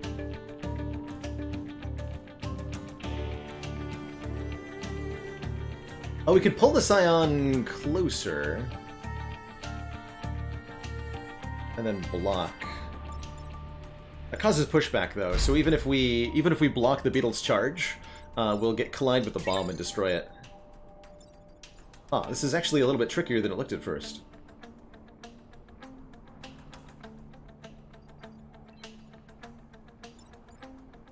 We could pull the Scion one and then move the Beetle one. That's pretty easy to do, and then we push this guy. Yeah, that works really well. Okay, that's nice and simple.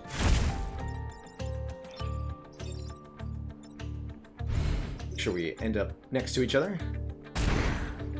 For more movement speed on the next turn here.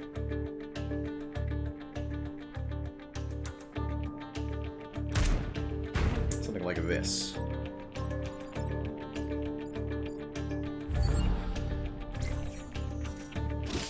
So these desert tiles create dust clouds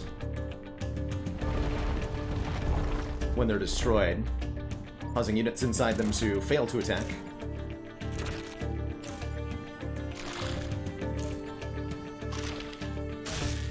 Oh boy.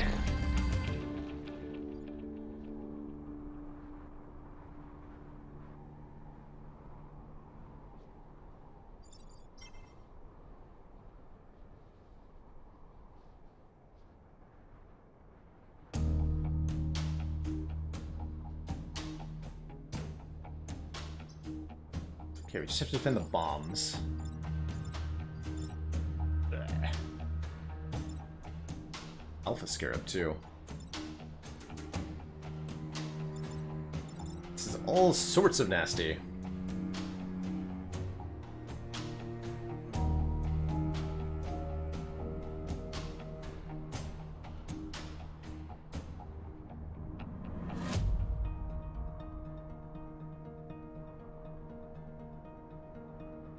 I see a way we can take only a single point of grid damage. That's fine.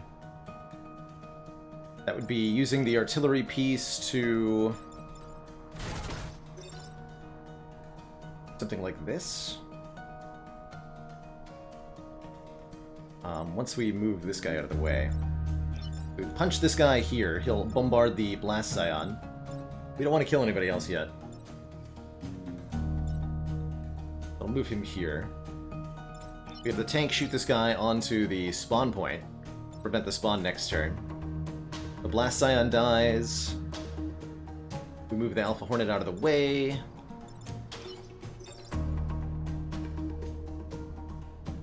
Bomb gets moved to this tile. Seems manageable. Just end up one beetle charge on the building is what we end up with. This is on hard difficulty. Hard has more alphas spawn, in addition to some other stuff. Let's see, what else can I do here? I can, like, do a repair push.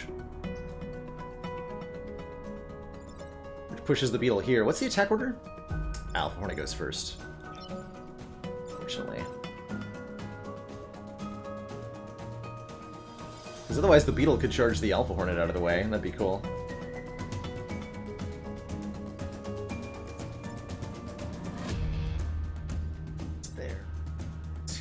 Nowhere.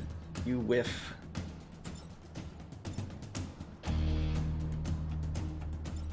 Still be a problem though, because they explode when they die, right?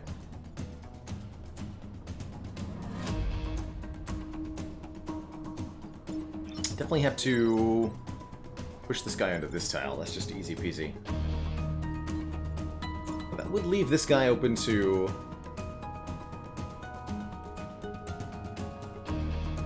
We have 4 move this turn, so I can go 1, 2, 3, 4. Well, actually, I can't get to that tile because the beetle would be there, right?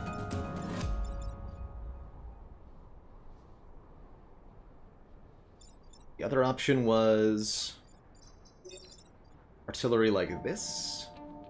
We shoot, then artillery here.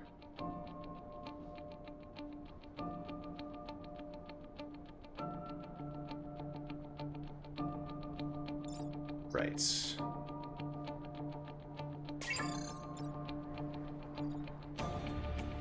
Also, like, shoot here.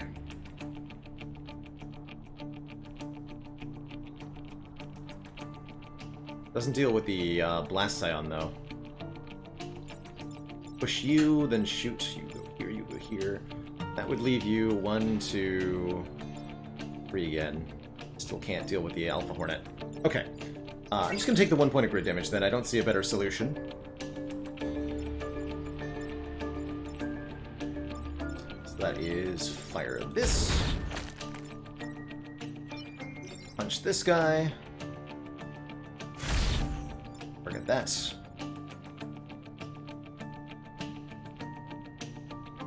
I want to land the shot here? Oh, actually, what if I... Oh, we can do better, right? No, that still won't Still won't win. But we can actually do more damage to the beetle, at least this way. Yeah, that's fine. So, like, this. Still take that 1 point of grid damage, but that's okay.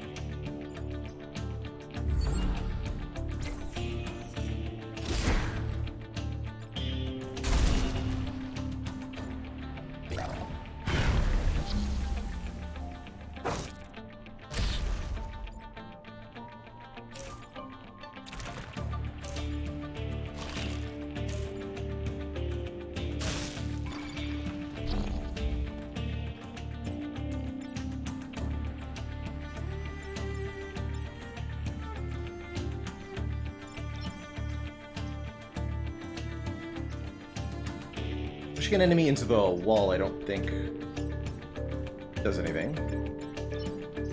So kill both of those. Just punch kill you.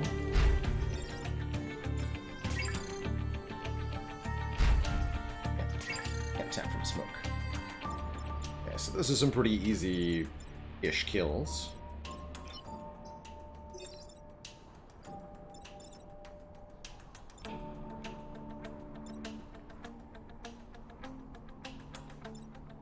Fun way to do it, too. It's the punching. Hitified.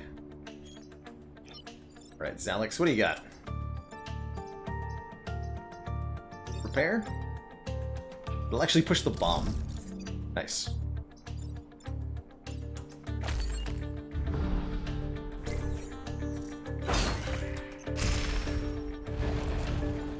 Oh, and it died from being on the spawn point, too. Nice. Alright. And we can get another kill on... anybody, really. Try to give it to Zalix here. Smooth. Alright. All objectives complete. Good job, everybody. GG. Promoted for more mech HP on the artillery piece, so now it's got 4 health instead of 2. That is super helpful. Sierra Quadrant. High threat detected. 1 extra Alpha Vec will be present when the mission starts. And the Earth Mover. Oh, we've got an Earth Mover? An objective to block Vex spawning 3 times, and protect the defense lab. Fascinating. We might want to save that for after we do one of the other missions. Just in case we want to get, like, a piece of equipment that would make us stronger. But at the same time, this gives us a reactor core that makes us stronger for the other missions. Tough call. It's true, block spawns can be one of the tough challenges for sure. Moving the enemies around to block each other's spawns is something that can help a lot, though. I'm not doing the train mission. Let's start with Kern's Folly, and then we'll do Sierra Quadrant. Great news today, J guys. Share it with us. Would love to hear. So, also block Vex spawning 3 times. I actually didn't notice that. That was also our objective. Damn it.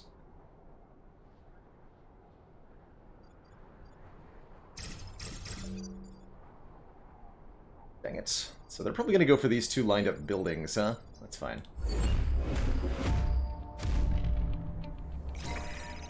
And there's that pod I thought we'd see.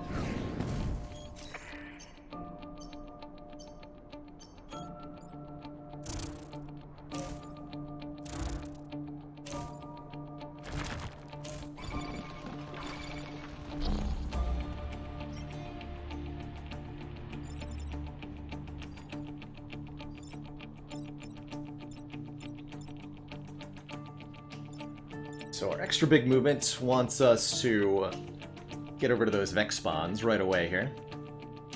I like pushing the beetle into the attack range of the Hornet here.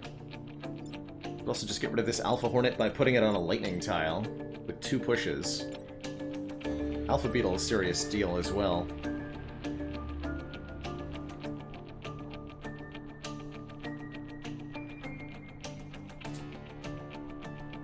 Oh, nice! Fancy new Xbox. The Terraformer is the one that kills. The Earth Mover does not? Oh, dang it. Yeah, I thought that was the, I thought it was the Terraformer, the one that, like, kills in a 3x3 range. Maybe not, though. Oof, if so.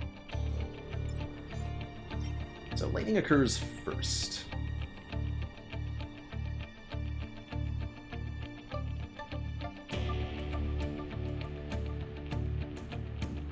Adds land to the map each turn. Okay, that's not helpful. I think I really do want to kill this Alpha Hornet. These things are huge problems. That will take 2 mechs worth of action, though. Actually, wait, can I... If I move this thing out of the way... I can block this tile. Right? If I punch it here... Then we have 5 movement, 1, 2, 3, 4, 5. Yeah. Okay, perfect. So let's go like this. Does that actually allow me to make a meaningful shot from here, though? Question I didn't answer for myself. We have to move here.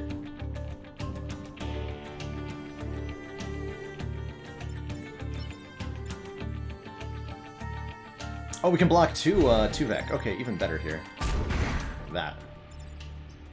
That's a good move. With the double spawn, prevented the damages. Can't kill the Alpha. The other thing I could do is kill the Alpha and just block one of the spawns.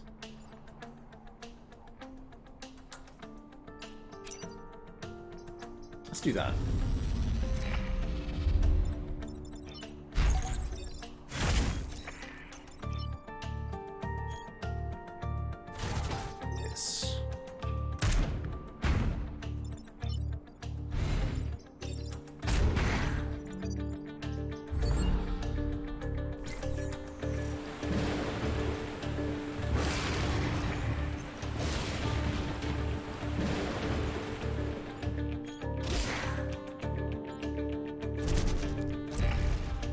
Out of here, you stinky beetle.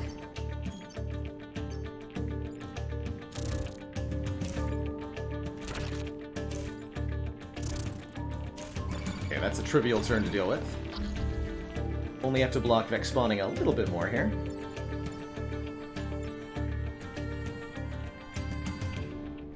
But I will simply move out of the way and punch the beetle.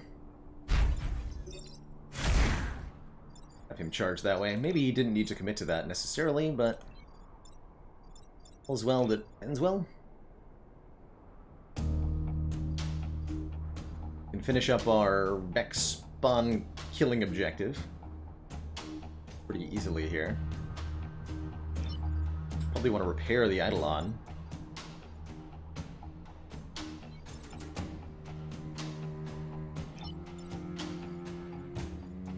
I'd like to kill one of these 2 Hornets as well. Hey Referee, we've been playing Into the Breach for about 2 hours now. This is a brand new save file. I've played this game a little bit before.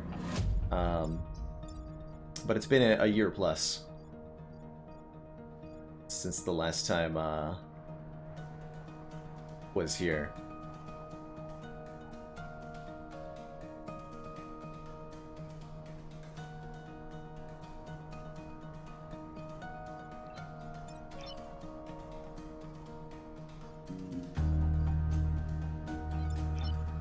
Just gonna repair.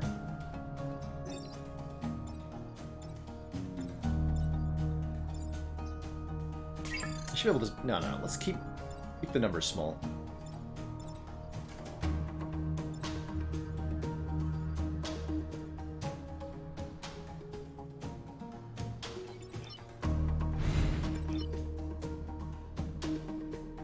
Let's look at this bonus movement for next turn. Kill that one. You repair.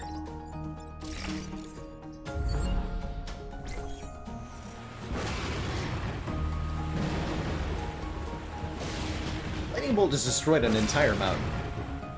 Kind of concerning.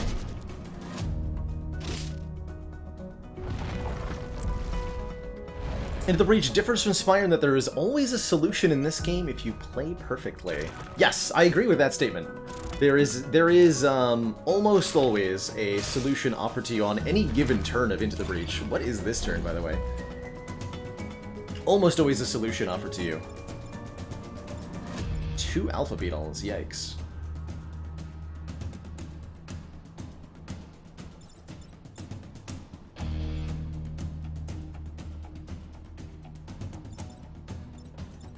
Bomb here, push. Push. Don't want to stand on that tile. And the lightning is messing with me here. The lightning is messing with me here.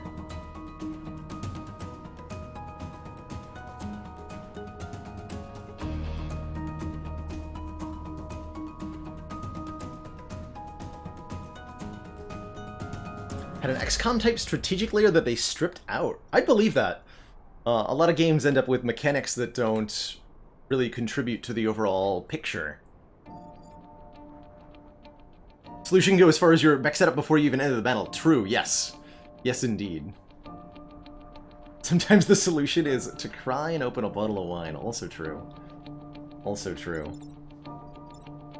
Let's see, what is some of our artillery options here? This looks like an important one. Oh, that just kills the Scorpion and pushes this guy out of the way. Doesn't kill this, though. That only solves one of a couple problems. And the tank can shoot while staying on the tile.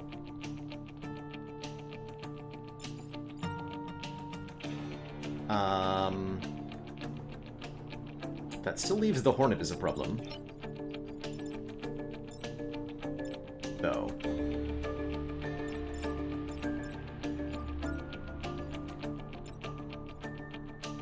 Ah, those lightning tiles really spawned in bad locations for me.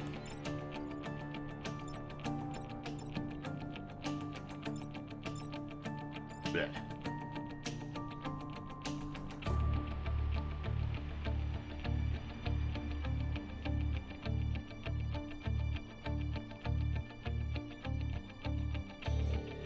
Deploying incorrectly is certainly something you can do wrong. For sure. By the way, the Sloth hitting us up with a dad joke.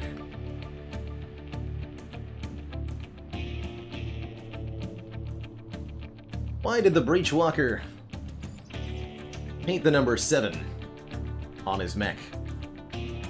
Because he wanted everybody to know it was Prime.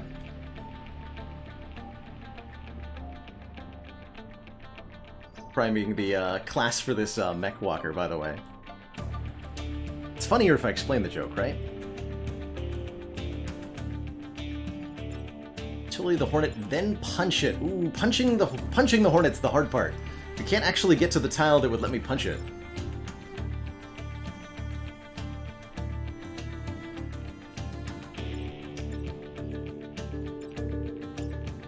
That is the current obstacle, is I cannot punch Hornet. We don't have the movement to get to it. I took the movement off of the mech to get the dash upgrade on the fist, but this particular arrangement of enemies does not help me deal with that at all. Could use the artillery to push myself to safety, but that ultimately doesn't solve all of our problems then. If I shoot here, that's looking better.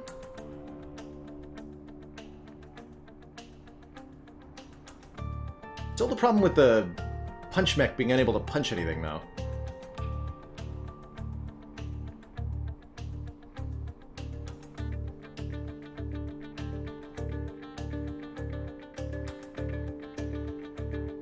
We'd have to move the Scorpion, and the only way to move the Scorpion is to shoot at the building, which I didn't take the upgrade that would let me do that. Is there a way that I can use the enemy attack order to my advantage? Not really. Not with the way they're facing.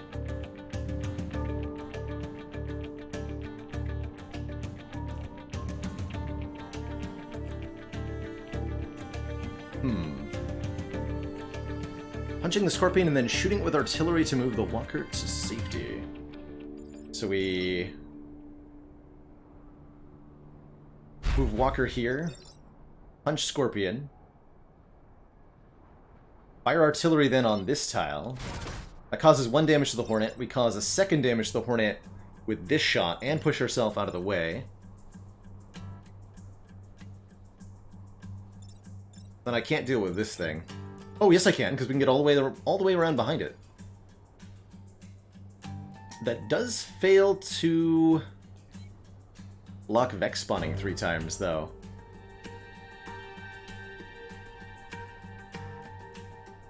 Oh man, this is our last turn to block spawning on, right? No new spawns are gonna arrive next turn? Dang it. Ah, alright. I saw there was a solution I had that takes 1 point of grid damage. I'm gonna take that again.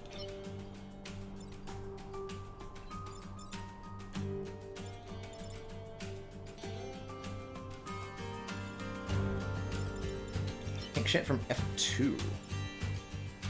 No, because this beetle is not moving. That beetle does not get moved. Because the artillery goes here. This beetle stays where it is, and that would cause the pilot to die.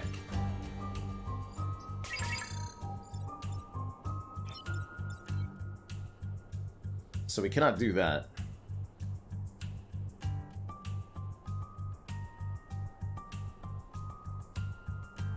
That takes battery damage. Oh, that does. No, we can just, hold on. What is my plan? Plan is to shoot here, right? No, this is fine. Wait, no it's not. Hold on. I'm committed now. It's only 3 damage, though? How does this work? Take... That's not gonna block the Vex spawning, then, is it? Oh, bloody hell. Ah. Okay, charge... doesn't work the way that I thought it did, either. Interesting.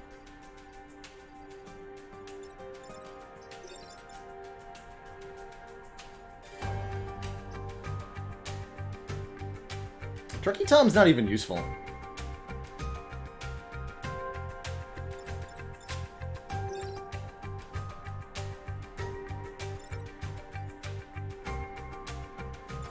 See you later, Turkey Tom. We'll solve it this way.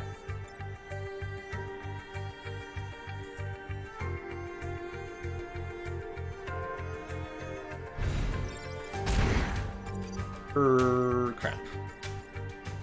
No, I'm bad. That's alright. That's me getting frustrated, is what that is.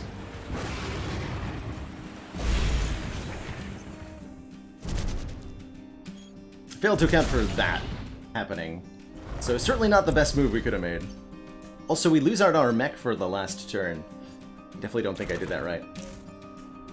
But I want my perfect island, dang it. I'm gonna get it, one way or the other. Okay, attack order 3 and then 4. So you can push... Oh, that's a problem, though.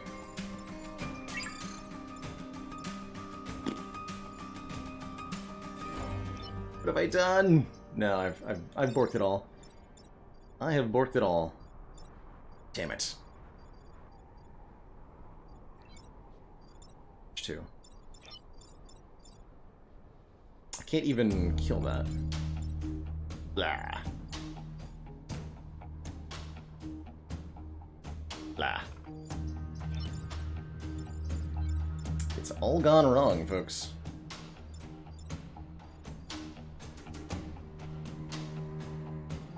Actually, has it? No. Nothing's ever gone wrong in my life. Let's knock the nerds out of the way.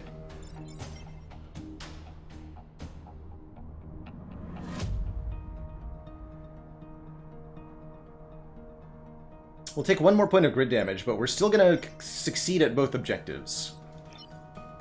And in the end, isn't that what matters?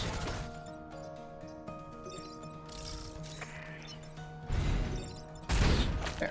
Push that away. Absorb hits. One more point of grid damage.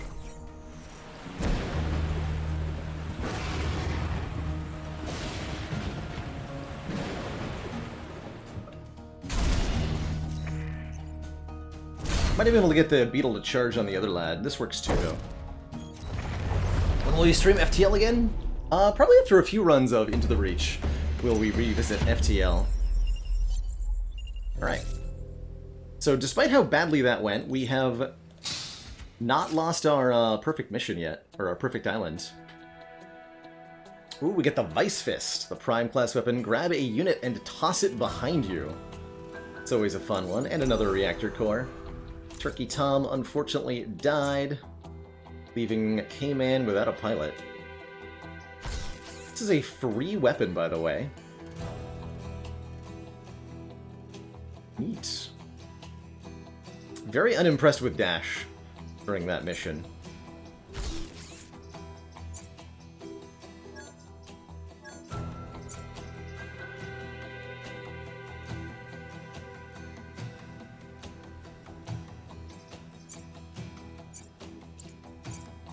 Quite unimpressed.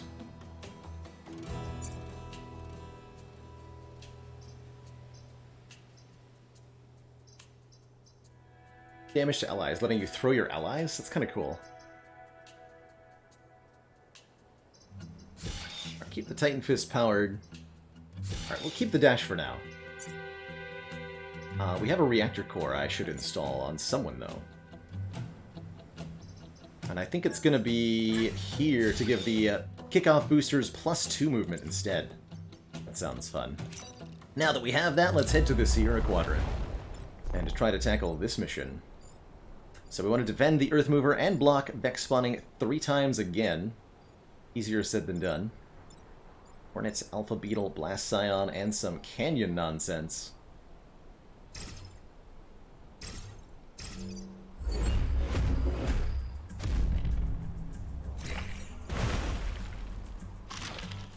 Okay, that's very easy to knock into a canyon.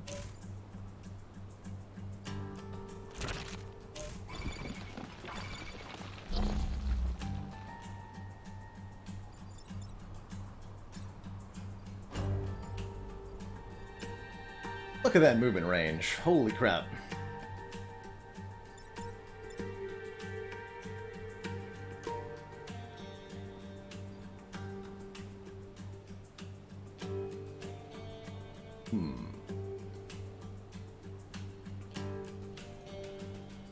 This beetle, unfortunately, did not go where I needed it to go.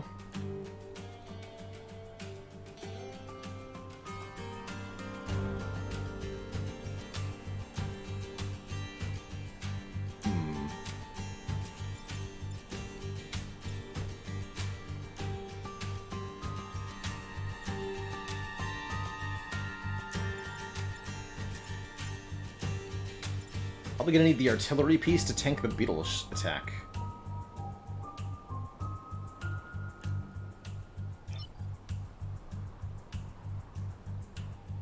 Blech. That Alpha Beetle is a huge problem. Although we have the throw, right? I can throw the beetle onto the building. How does this work? So you throw it behind you. We can actually put the Hornet in front of the beetle. That's a fun one. Although with the Blast Scion here, we don't want to mess with that too hard. Definitely some possibilities there, though, yeah? What if we... Yo! What if we do that? 2 and then 5? We can throw the beetle here, and then he'll charge into the gap. Yes! Yes, that's the one. To F2. Yes, yes, yes. That's the way to do it. That's the way to do it. We can also block a spawn and kill this alpha. So if we kill both alphas, block one spawn,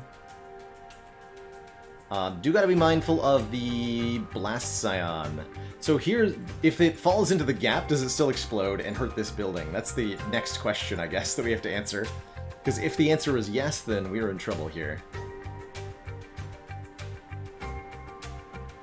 I guess I could also block this one and shoot him here, and we can find out the answer.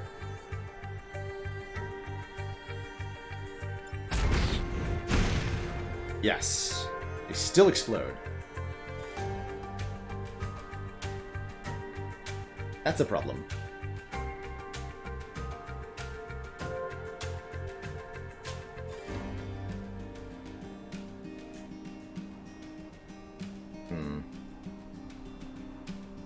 That is a problem.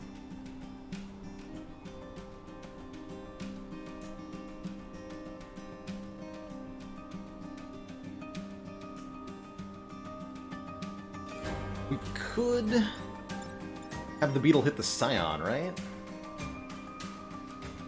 But the only problem is that that doesn't then deal with the Hornet attacking the building here. Because there is still that Hornet to deal with, too. We have to deal with both the beetle and the Hornet. And we only have 2 moves.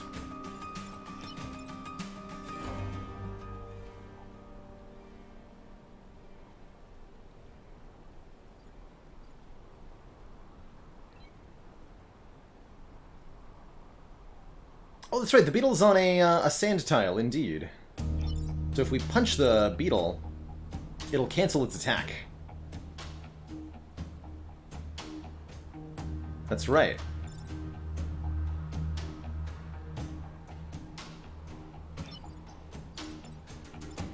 Then we can, like, knock the Hornet out of the way. Although I don't want to fire there, because then we're pushing ourselves off the spawn block. Although that's what I have to do, yeah? Yes, that is what I have to do. So I've denied myself the spawn block. That's an unfortunate thing to have done. Could use the reset turn to do that in a different order, I suppose. Let's do that. Yes, I think we've solved this one now.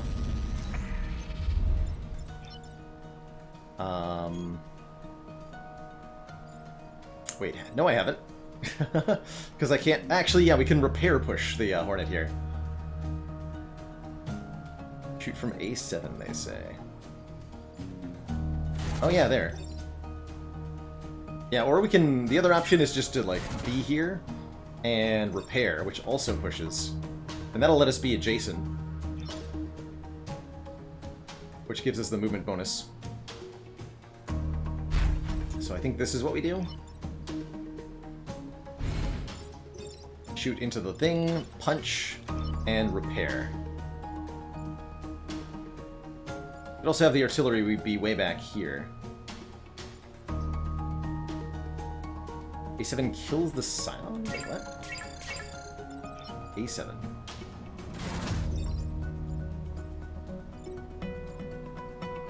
Oh! Oh, I see. Yes, yes. Yes, that is better.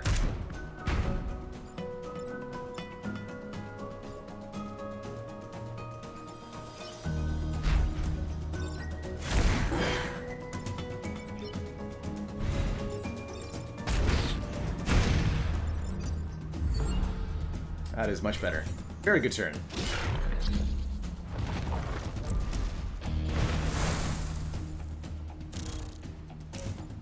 I like that.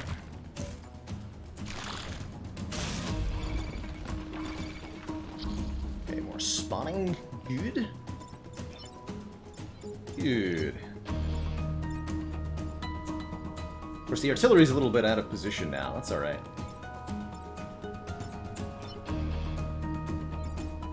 That is okay.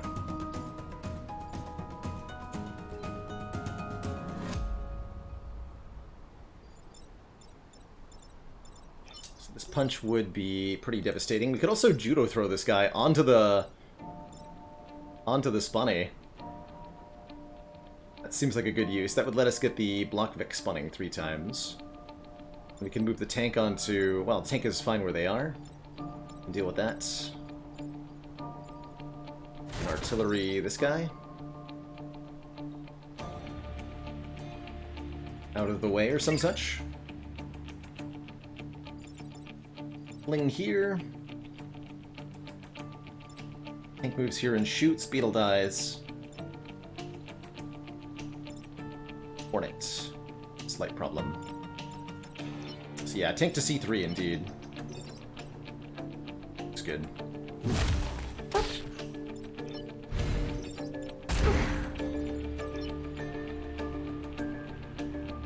This has to be here, I think. Can't actually push it otherwise. We could just let the Earth Mover take the 1 damage. It's actually not a problem.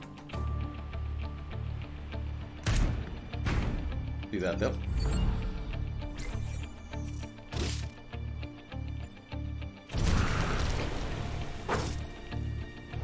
So the Beetles do go into the water with those charges. Just sweet. Alright. X-spawning has been blocked. Remaining enemies are pretty easy to deal with.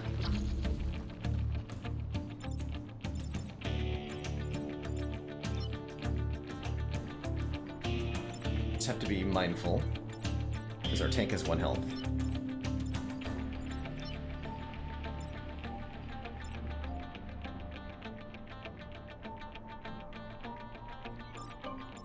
Should push herself out of the way.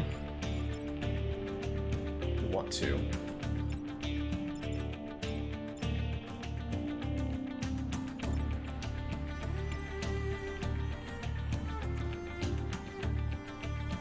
Back next turn.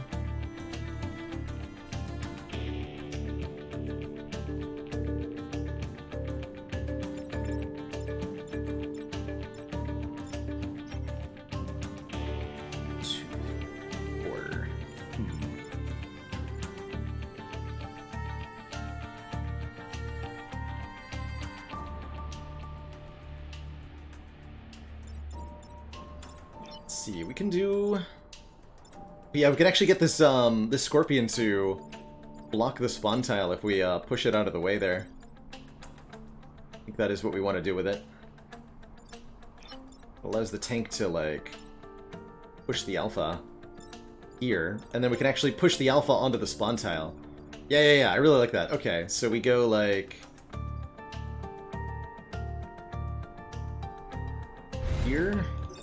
Shoot. Mech goes 1, 2, 3, punch onto this tile. Artilleryman goes...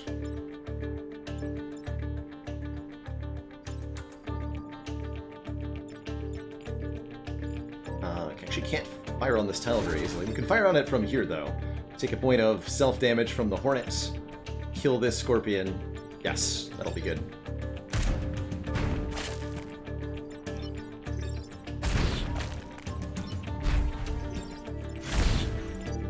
Enjoy blocking your own spawns, nerd.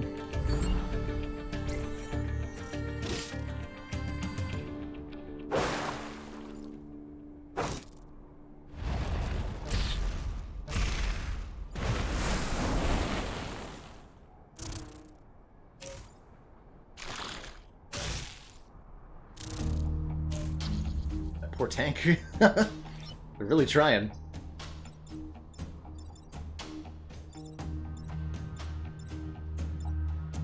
Alright, this might be a weird way to get the kill, but I kind of like it.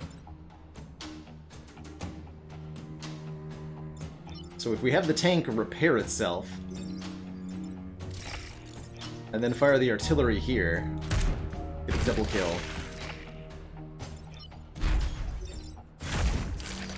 GG, nerds.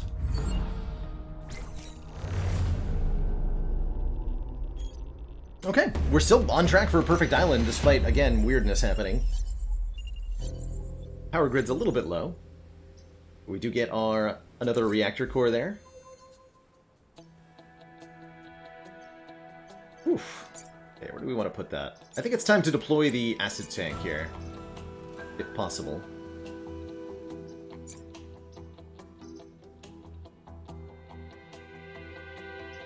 If possible. A few hundred people died, but whatever.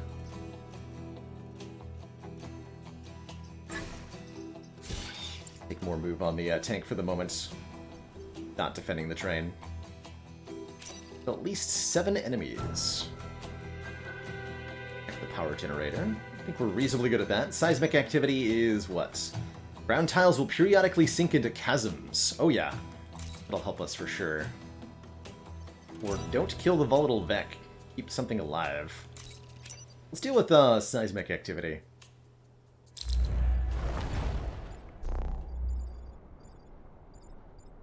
We'll start a little bit further back. Oh, we want to start right up front here. Maybe want to debate the beetle into maybe charging into a water here. It's alright. Go for that building. It's pretty easy.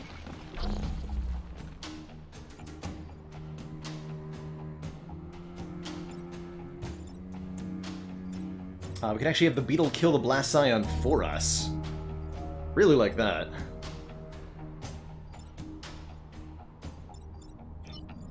Really like that. Ooh, good question. Does being next to the acid tank give us movement speed bonuses? Not sure. Probably? Probably.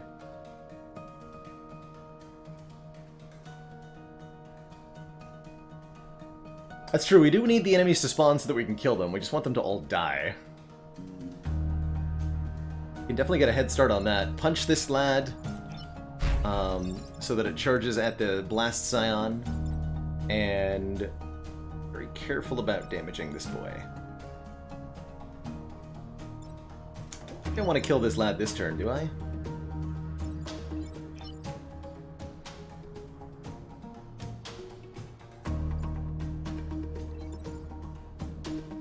Or I could push it that it would explode safely. They get pushed before they explode. So there's nowhere I can put the Hornet. I have to kill the Blast Scion first. That just means we should do more damage to the people if possible.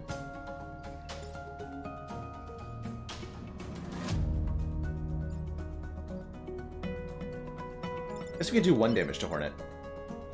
No reason not to. We'll just end our turn next to ourself. For the bonus movement speed next turn. But nothing I can meaningfully do at the moment here. So we'll just end that turn. Let the spawns happen.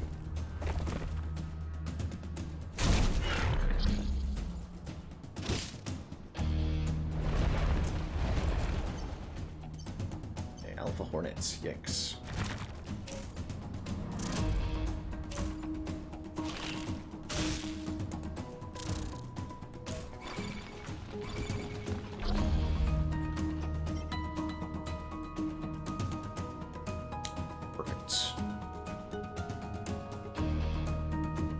Well, not perfect.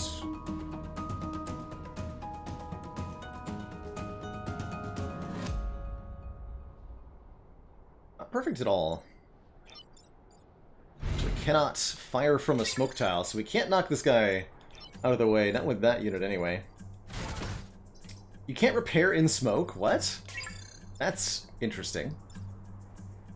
Very interesting. Fascinating.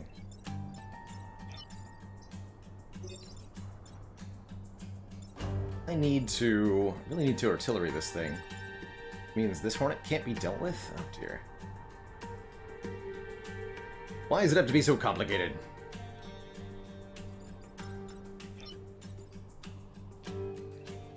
Yeah, we can push it in. Oh yeah, we can push it into the smoke and then it won't attack. It's nice and easy. That doesn't prevent this Hornet from attacking, unfortunately.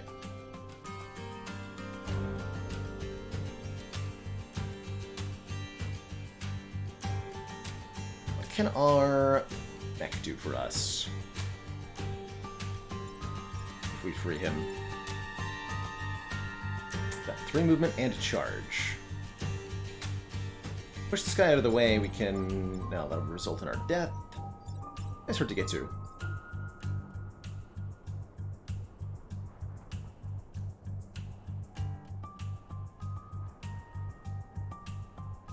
So if we can free the mech, he can just move out of the way.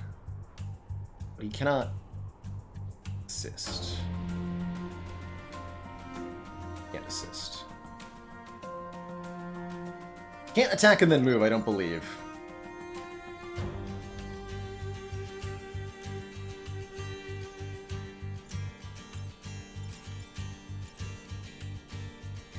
E5 and attack A5. Push it here.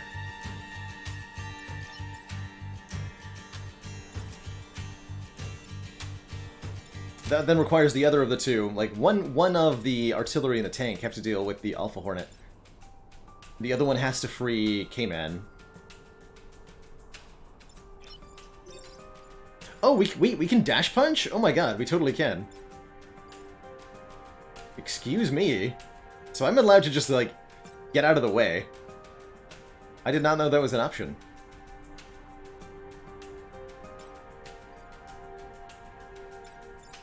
This won't cancel the attack, though, right? We already used our reset turn here. The beetle does 3, so it'll instantly kill K-Man. But the fact that we can dash punch is pretty sweet. I'm like 90% sure this won't work, though, right? We create smoke in the tile the beetle was on, then the beetle goes to this tile, still charging, and would kill us in return.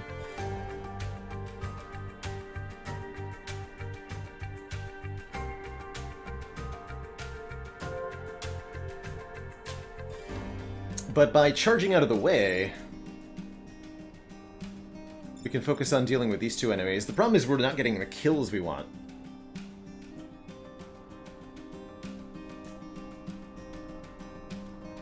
I think I'd rather take the 1 point of grid damage. Get some more kills.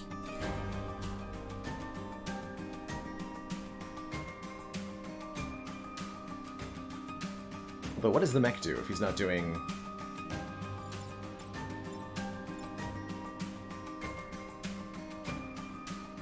Here, mech can go 1, 2... It only has 3 movement, right? Dang it. Killing 7 enemies in 3 turns is going to be really hard. I gotta get 2 kills per turn on average. That's a challenge.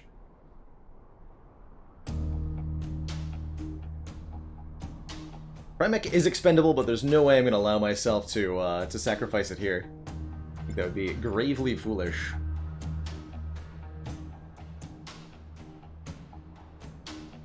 Foolish, foolish.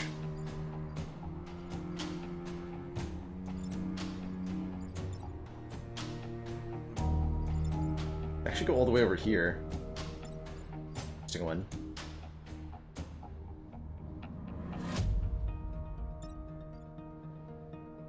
What if I have tank shoot and then mech can punch you? It's kill. Artillery moves you. Just take 1 hit? Okay. I'll choose that line.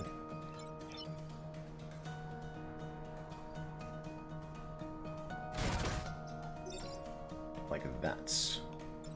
No, this. Go. Hold on. Can't stay there. You're going there.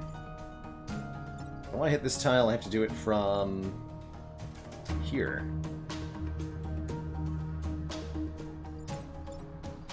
Or I can repair. I can actually just go here and repair. It's fine too. Okay, let's do that.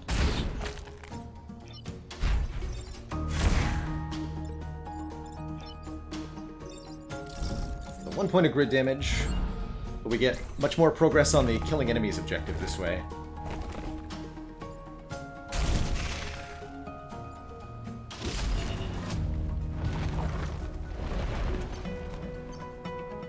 Playing around with my grid defense a bit more than I ought to be. It's alright. Good luck to me on this turn. It's gonna be spicy.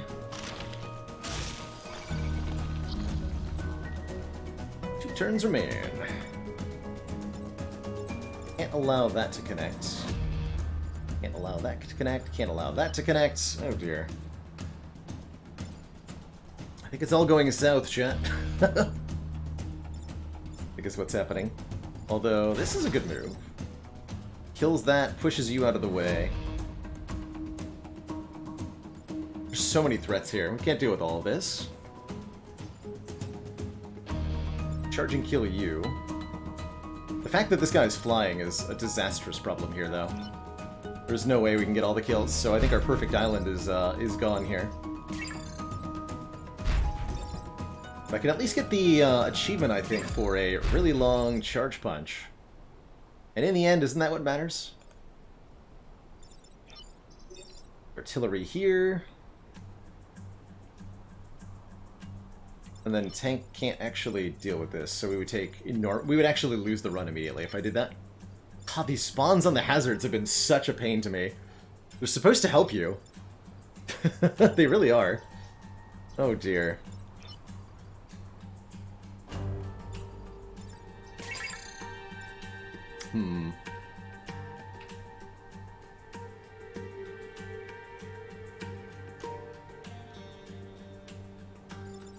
Look at this, I cannot... He already has to deal with this guy, though. Has to. But we can do... that. Both of these as a threat.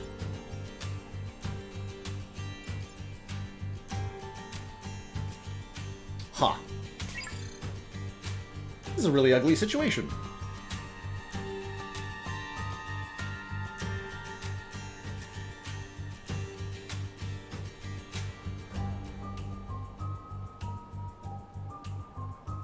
Really, really ugly situation. We don't have the building immune upgrade now. No, we don't.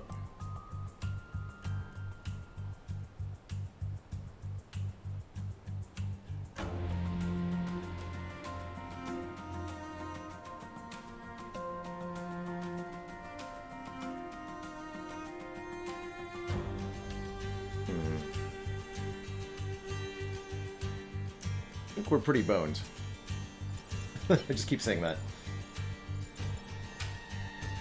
Actually, don't. Is there nothing else we can do?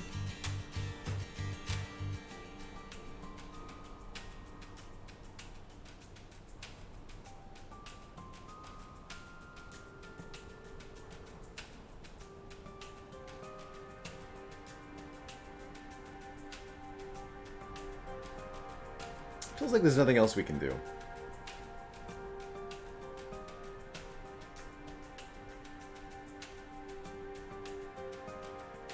Blah. Wait, I have the judo throw. Does that change my options significantly? I don't think so.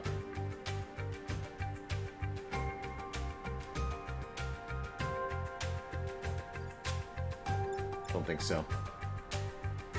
We could actually knock this guy in the path of the beetle. For whatever that's worth. Or like that. Still leaves the problem... oh, and then we can throw this guy. And then just take one more grid damage.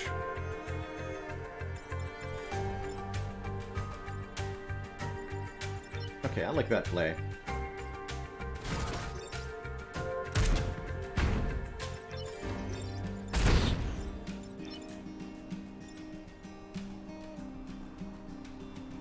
Not the best, but it'll do.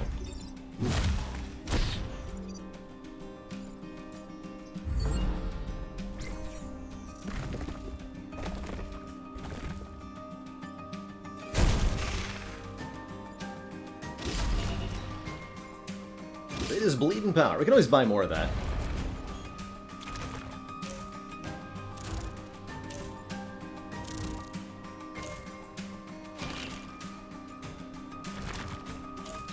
But we'd have to kill all 4 of these enemies this turn? I just realistically don't see that happening.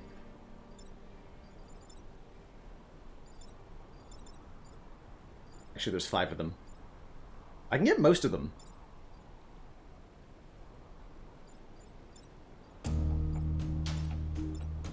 That's only 1 damage beetle.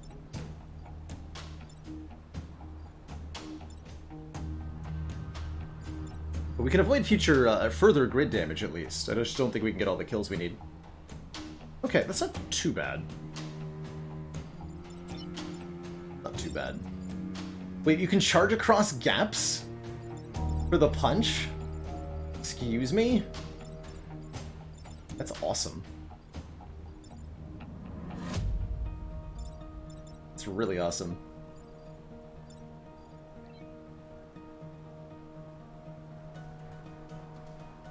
Rocket punch!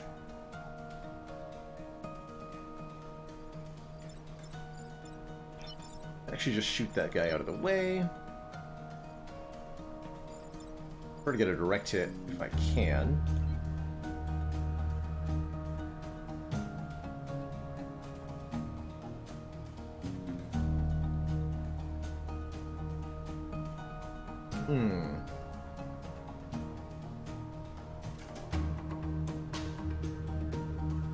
So I can charge the Alpha Hornet. That's true. Yes, I can. Yes, I can. Amazing.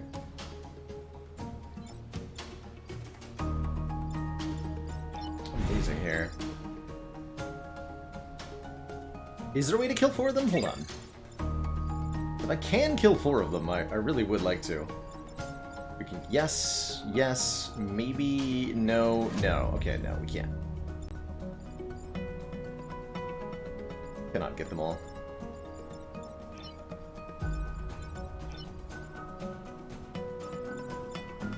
No way to reach this lad. Stop you.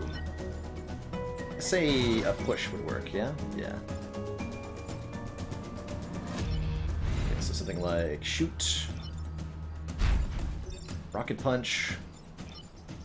Shoot. That'll work. That'll work.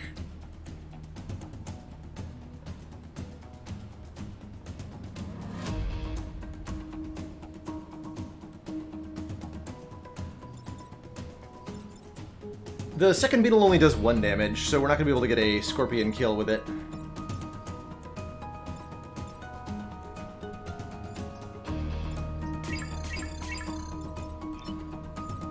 So you're talking about the hornets for why push when we can kill, Dickolib? I don't actually have a way to kill this hornet. I cannot hit it with the artillery piece here.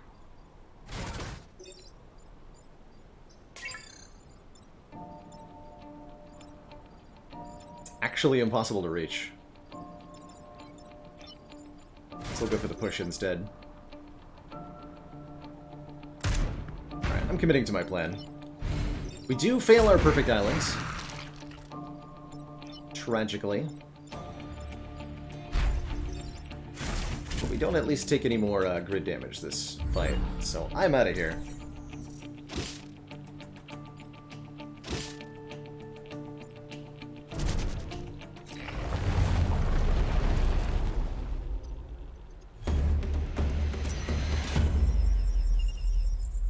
Failed to kill at least 7 enemies. You let some Beck escape? Unacceptable. You haven't won, you've merely delayed the fight. This is on hard difficulty. The hardest that Into the Breach has. Bit of a rough time there. But we're doing okay overall. Time for our second corporate HQ mission, but let me just get caught up with chat here. Negator Rep, I see that dad joke.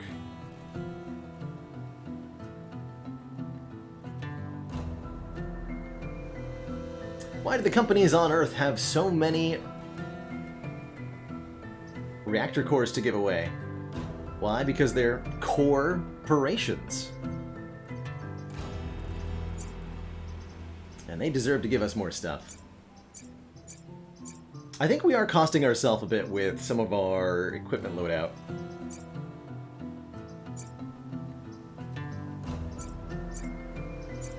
I have not been impressed with the dash overall, that's for sure.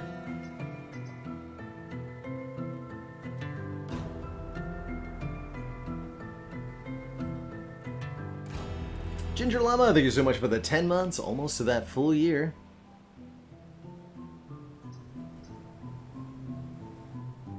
Improvising the dad jokes has actually been a huge relief, Fairly. It's allowed me to kind of minimize the amount of bots and tabs that I've got open. I don't have a spreadsheet that I'm trying to tab over in reference to in the middle of content. Makes things a lot more streamlined, a lot more easy on me.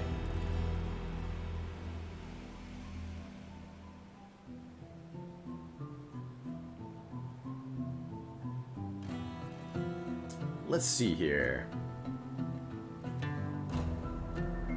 5 reputation, but no cores.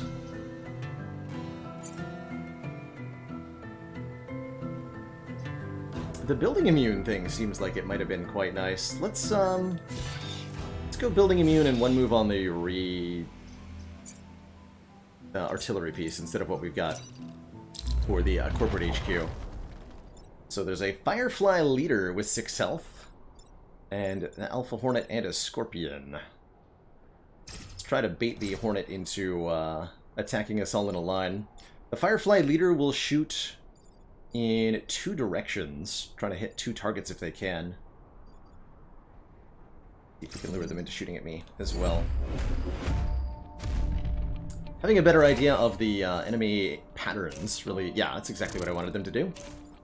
Really makes the life a bit easier.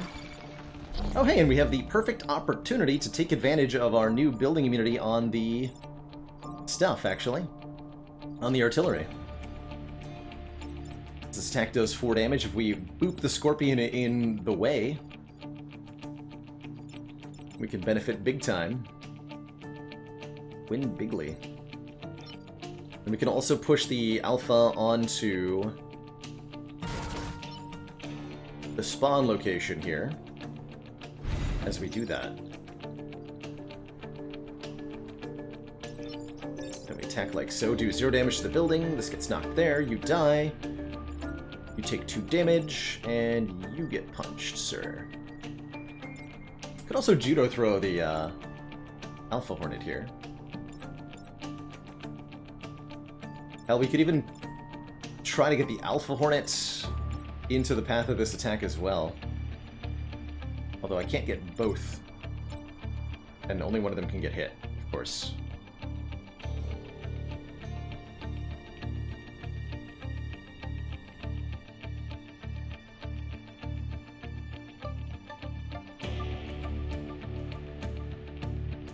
I like what we got though. This blocks the spawn. Oh, that cancels your attack. Why?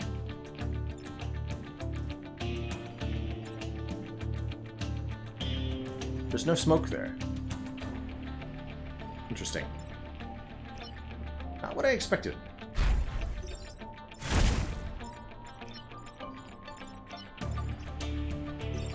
Interesting.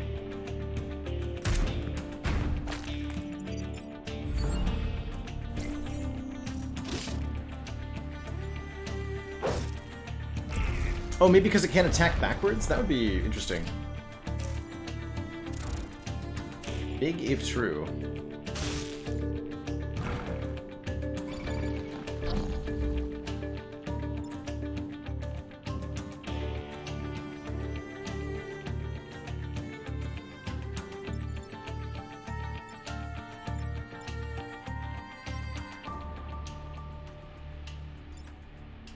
Okay, so if I kill the Blast Scion, the Alpha will kill or the Firefly Leader will kill this Alpha Hornet. So we can have Zizzy freed by the tank here. Beautiful. Move something like this, punch the leader. This resolves itself for us, conveniently. Does the Firefly fly? The Firefly does not fly, but as a boss class creature, it is immune to dying in water. Here, we can actually get the stats here. Or massive. Massive units can walk in water, but will prevent them from shooting. Yes. 3 move, and a 4 damage attack. That Firefly leader does go first, so it will shoot before the Hornet gets to go.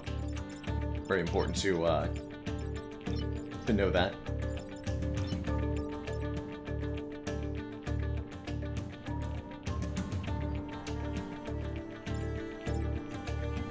I like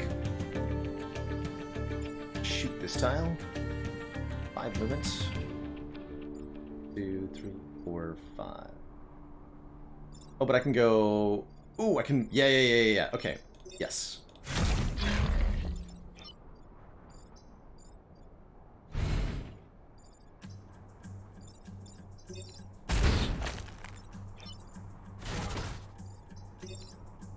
shouldn't cancel the attack, right? Perfect.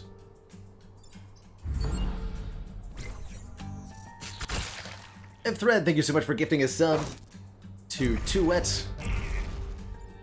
Very much appreciate that generosity. And for paying it forward.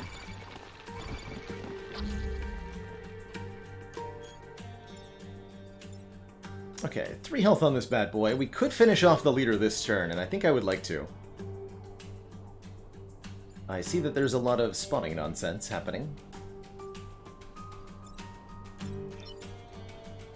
We can actually shoot this guy. Yeah. Shoot him onto the thingy. Frees us to kill off the leader here. Wait, got rid of my dash. Hold on.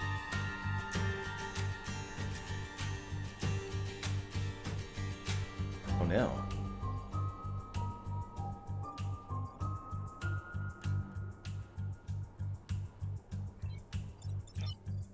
Can't actually punch it.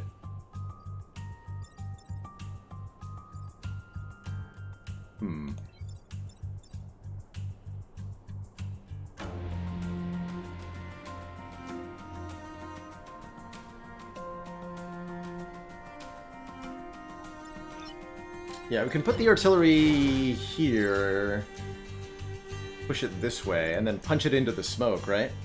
That's pretty good.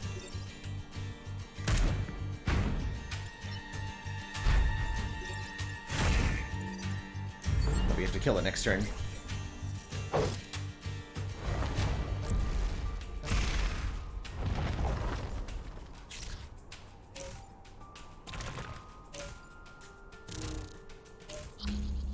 Oh, what a nice beetle. Duncan himself.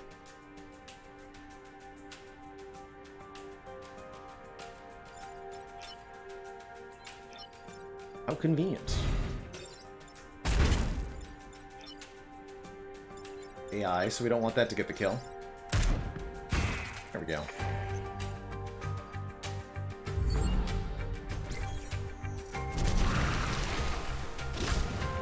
GG. Alright, failed one objective on this island, so did not get a perfect island, but that's okay.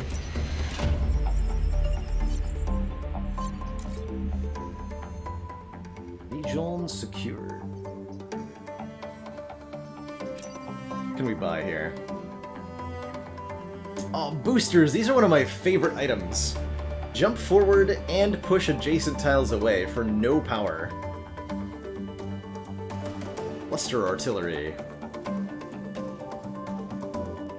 Protect a tile by damaging and pushing all adjacent tiles. So kind of like our currently artillery, but it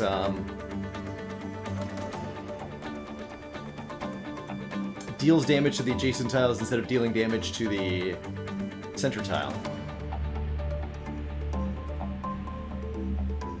Smoke drop. Drop smoke on 5 tiles anywhere on the map, once per battle. Wow.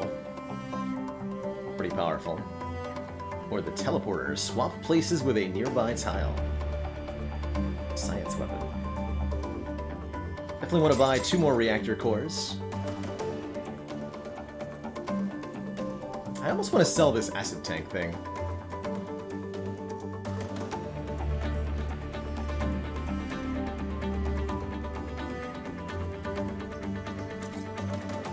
Let's see what we have available, though. Yeah, too many pieces of equipment. I think let's sell the acid tank and replace it with the boosters, because I love the boosters. Or maybe the smoke drop, actually. I think is super useful as well. Just like, make problems go away.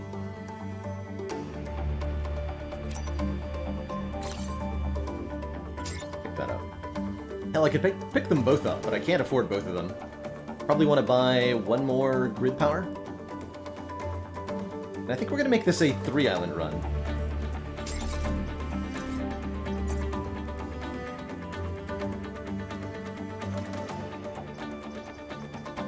Actually, power I'm not even using. What's I attempting to achieve here? We'll slap the smoke drop on Boomer here.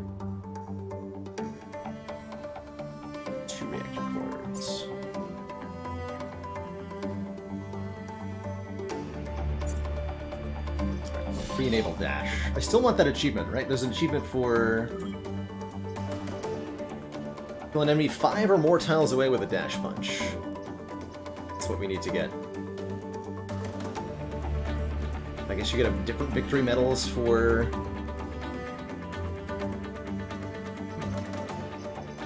okay.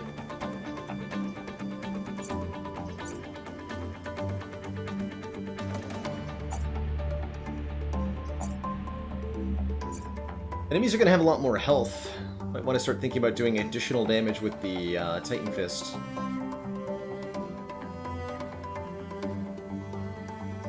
4 damage definitely makes it a lot easier to deal with alpha enemies.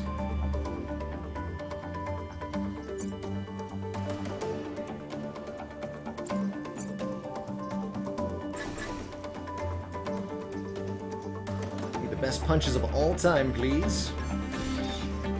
Let's do it like... well, no, we still want that dash. Get the bonus damage shortly.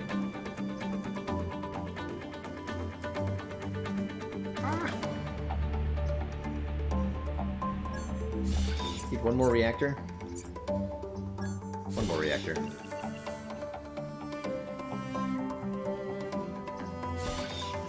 Go like that for now.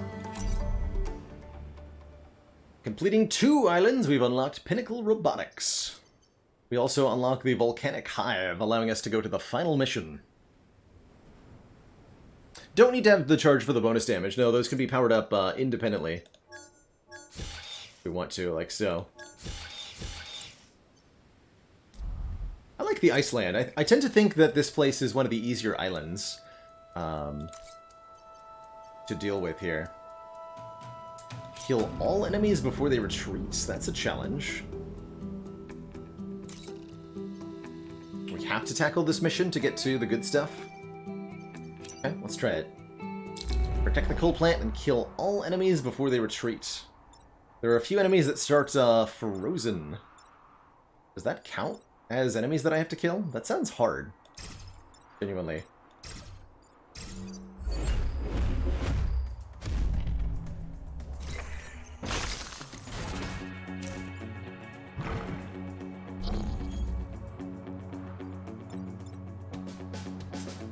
Got cannon bots and such. Shell Scion and an Alpha Centipede. Don't think the robots count as enemies. Not sure if they do. Got Cannon Bot, Cannon Mech, Artillery Mech, Shell Scion, Alpha Centipede. The Shell Scion gives armor to other units.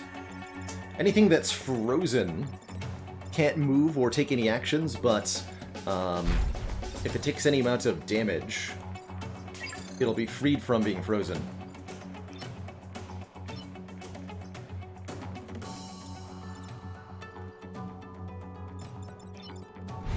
So this just, like, kills you, right? Yes.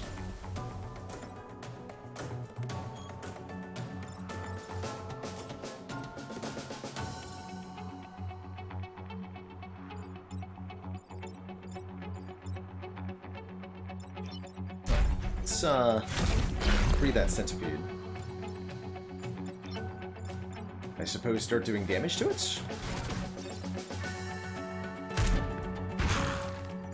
Something like that.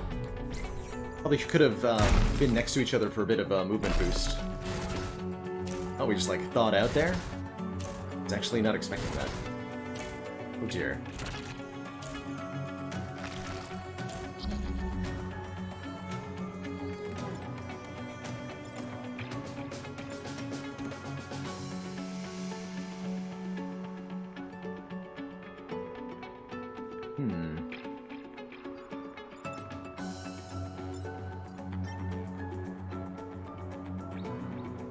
Well, that's a problem.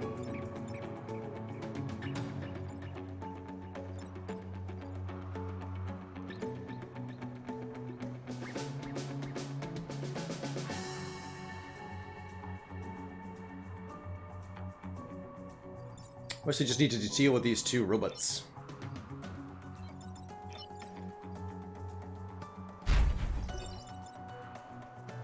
those two pretty easily. Causes the beetle to do his thing. Better yet if we can push the beetle up one. But we need to push the centipede down one for sure. Oh yeah, this looks pretty reasonable.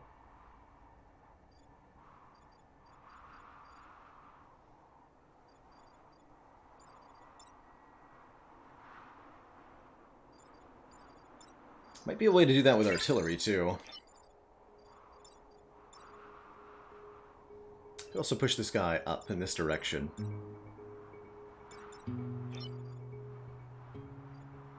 The tank can't push this guy upward. Could kill the cannon mech. I'd like to take the opportunity to kill this alpha beetle while I can. That just seems really wise.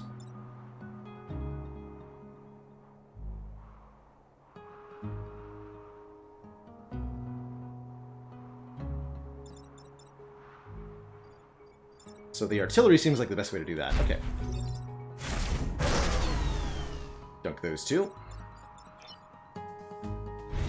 Way. And then we bring the alpha beetle a little bit closer.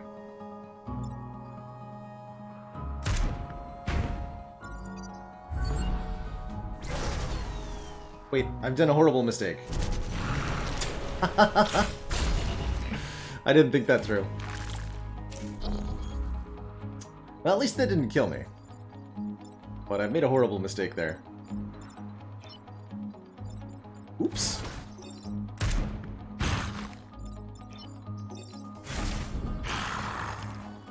Alright. Well, we got the objective, so I'll take it.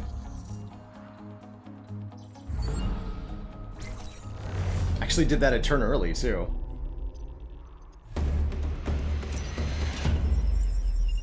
Didn't think about where my prime mech was going. Before I dive on into another mission here, I'm going to take a quick break, use the bathroom, and refresh myself. Don't go nowhere. Encourage you all to do the same. Take care of yourselves. I'll be right back, everyone.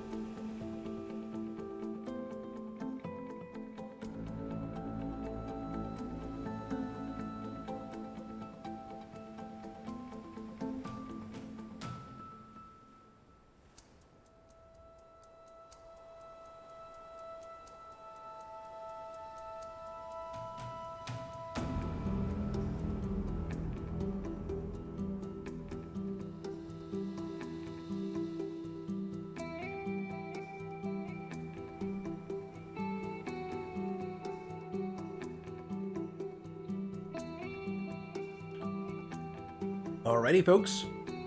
Thank you for that patience. We're back. And ready to protect. The Sub-Zero range gives us a reactor core for completing it. The main objective is to freeze and defend both robots. There's two haywire robots on the battlefield that will try to cause trouble for us, as well as two alpha centipedes. But we start with a freeze tank, which is capable of firing ice projectiles that will freeze our enemies solid.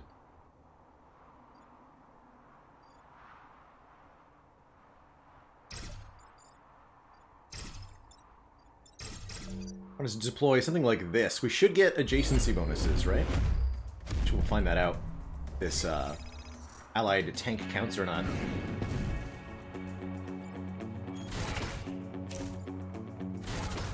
But the robots are going to cause problems for us, especially when they do that.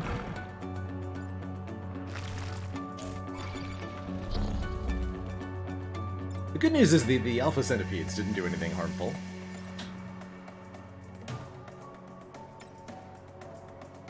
This might be cause for our smoke. That's for sure. Smoke would certainly help fix the egregious problem I'm looking at. And we've of course got a Shell Scion.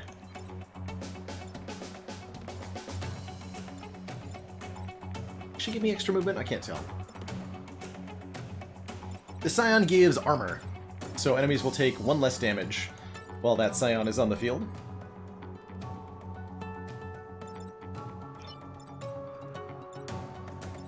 Also, like, try to do a repair push, but the fact that they're right next to each other makes it really hard to move them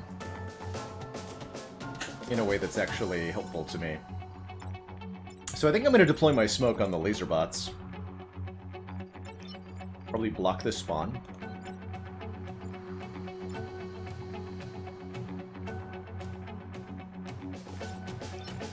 Freeze one of the boots.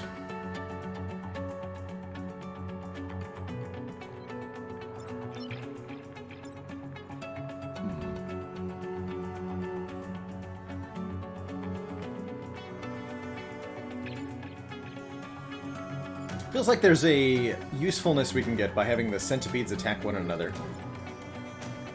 But the time pod is a bit of a problem. Definitely need to collect that first.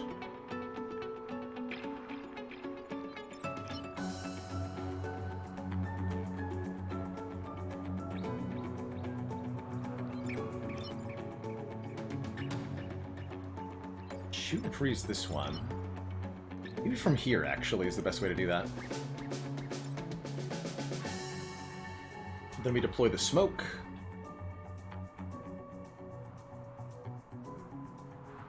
Could freeze the alpha centipedes, too, which would make our life a bit easier.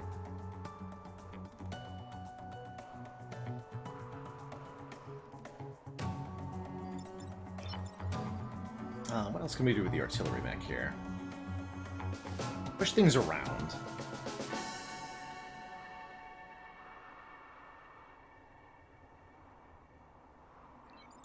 So these guys fire a projectile that, when it connects, spreads to the 2 adjacent tiles, causing their attack patterns to be a bit spicy at times.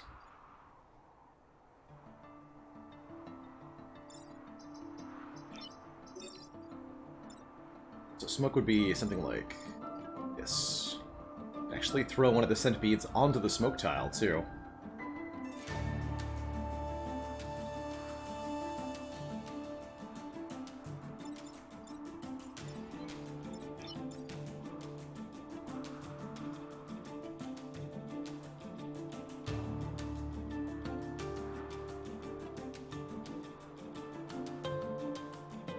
Or I can smoke both the robots. And freeze the other centipede?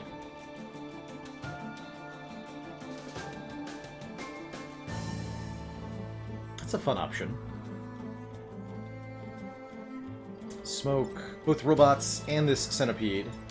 Freeze this centipede. Judo throw this one. Choices, choices.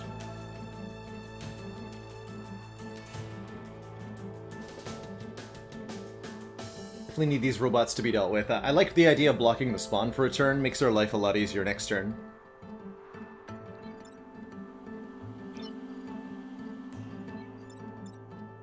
Probably want to do that with Zizzy.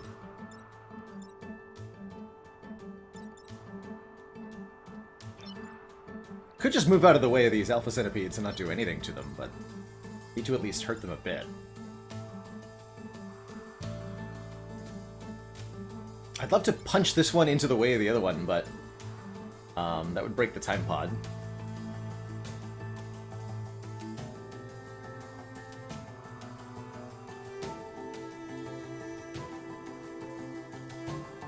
Damage the Scion a little bit. We're blocking with the tank. I think the tank has to deploy the smoke bomb. Could do something like that.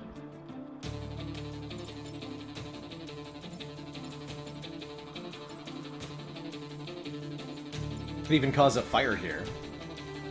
Letting that unit on fire would be helpful.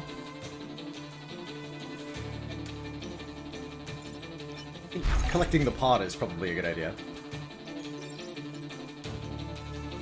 We'll do no damage. Smoke here. No, definitely need to do that after freezing. In that case, we'll freeze this guy.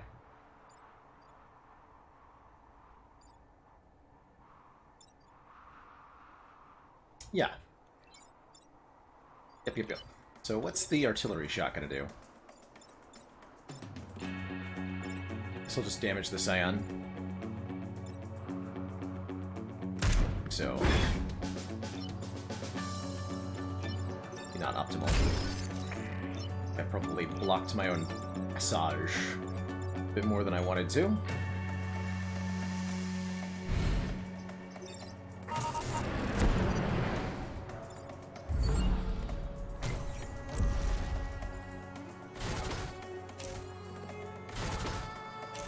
Freeze that one pretty easily.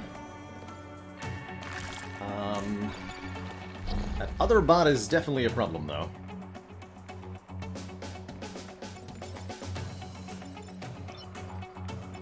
Big time problem. Oh dear.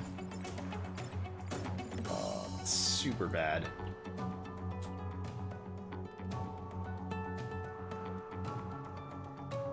You should have done the other thing. Planning, like, what the enemy's gonna do on their next turn is something I am still getting used to. But I definitely think I am in the trouble town now. Because we can't push this robot in any direction that prevents it from destroying all of our power. I have to kill it, unfortunately. I'm pretty sure. Both of those attacks are going to instantly lose me the game.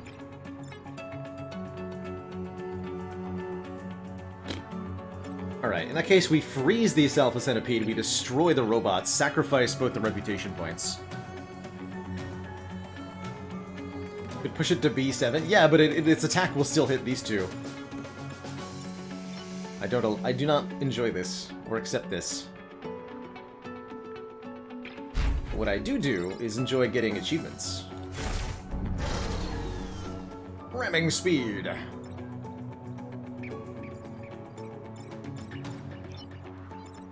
Cryo Tank only has 3 movement, unfortunately.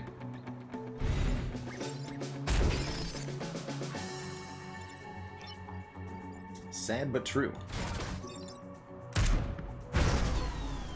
There. That'll work just fine.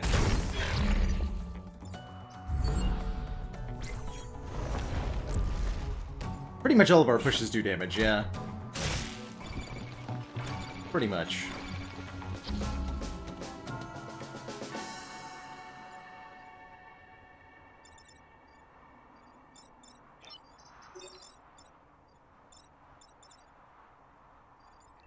Let's see. So we can actually push the Alpha Leaper onto a spawn tile here if we want to. Leapers are definitely a pain in the butt.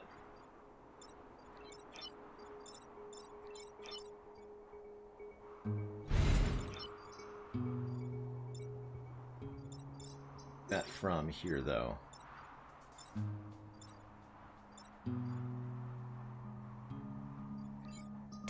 That freeze tank move. Like, fire there.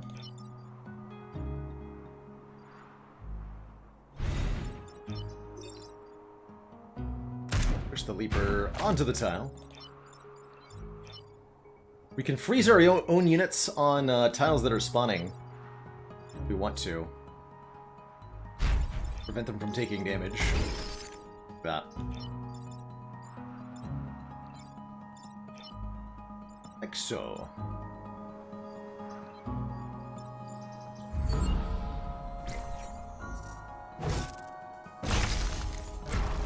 Who needs stinky robots anyway, right?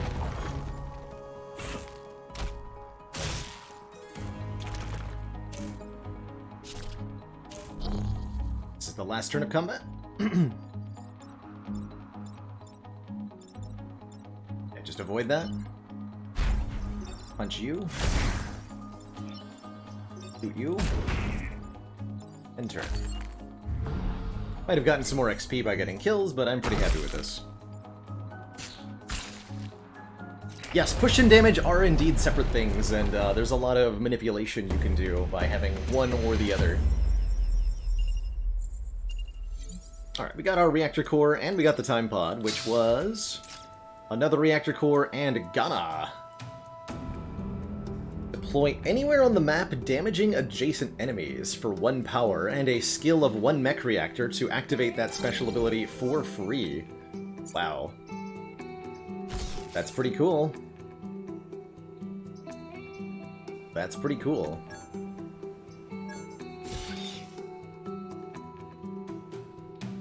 Optimized beyond original specs. Let this be a lesson to you other systems. So let's get a 4... Actually, don't need the dash anymore. We got that achievement. Take the preemptive strike, some extra movement, and if I'm going to put him behind enemy lines, we'll also give them the health here. I think that's a really lucky find on the pilot. And we have 1 more reactor core to work with, too. Probably want to save that for something that costs 2.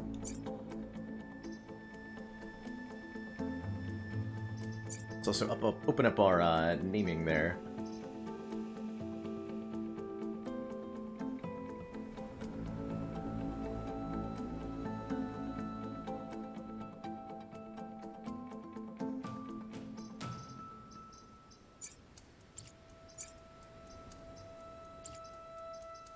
So I'm not sure what to do with that last. Robot factories. Good old block Vex spawning is a fun one.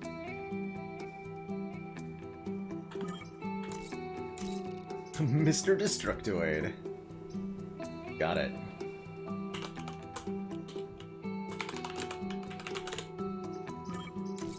I keep expecting escape to bring me back to the previous menu. It does not do that.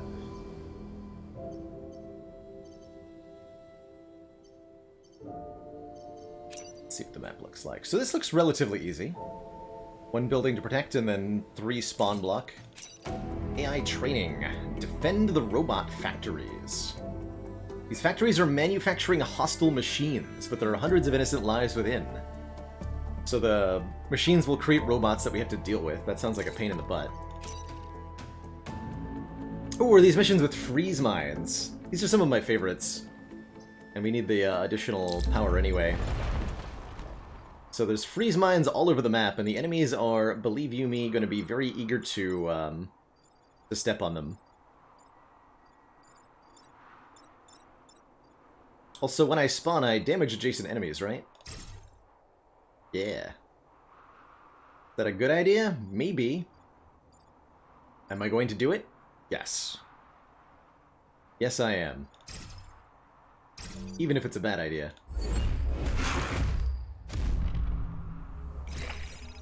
And we get a pod.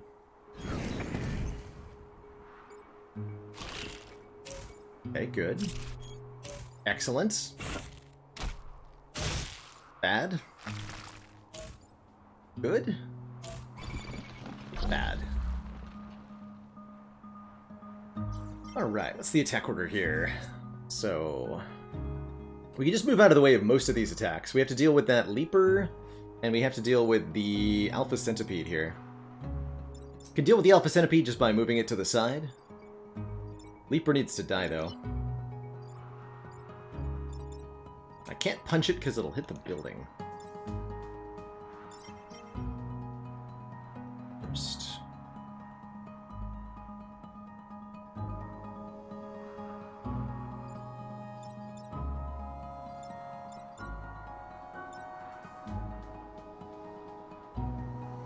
Well, there's always the smoke bomb.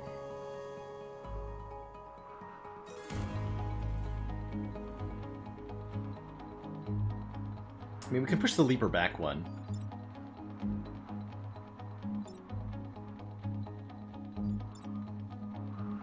I would really rather just kill it.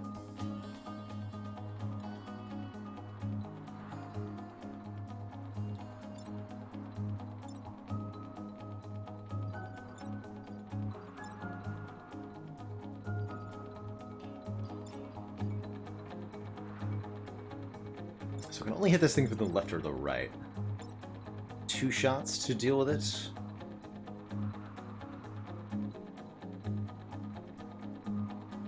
Yes.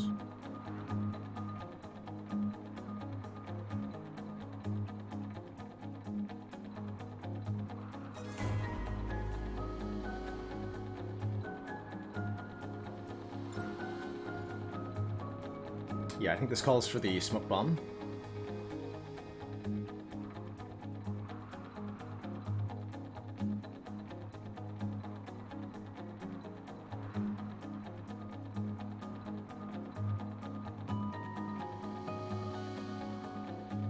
Time pod would get destroyed if I push this guy into the... and he hits the Alpha Leaper. If we already D4, I believe that destroys the pod. If we do that. So we sacrifice the reward of our reactor core, which we certainly don't want to lose.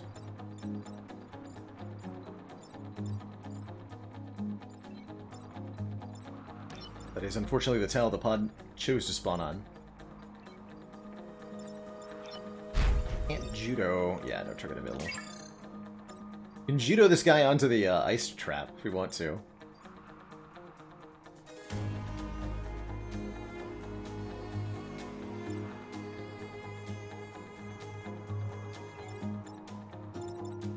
Already the E3.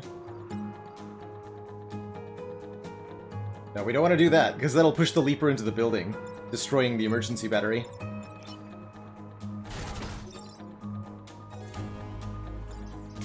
Be the bad times too. So many little interconnected pieces, despite the small grid. It's kind of fun. Yeah, I think it's gonna be deploy smoke bomb, like here or so. Cancel these attacks. Oh wait, that's a fire tile actually, or a forest tile. So if we shoot here, we'll do 2 damage to the Alpha Leaper, and we can kill it. And I can have the mech punch this thingy out of the way. That actually leaves our tank free to kill the centipede entirely. Ooh, I like that. I like that a lot. Go Paunch, doing 4 damage. Oh wait, but that'll cause me to damage myself. I do it in the wrong order there. This is why we make the moves, plan out the turn before committing anything. You can undo move until you actually use your weapon. Once you use a weapon, the undo move becomes unavailable. You gotta use the reset turn. But yes, exclamation point order indeed. So, artillery here, punch here, shoot here.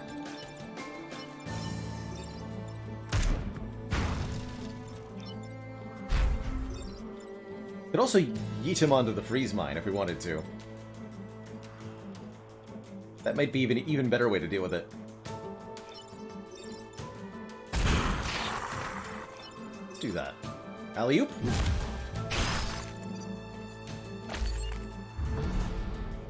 How's it going, Darkache?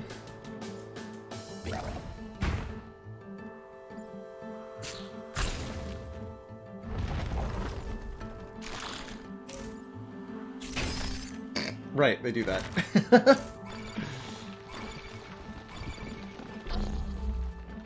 They do that.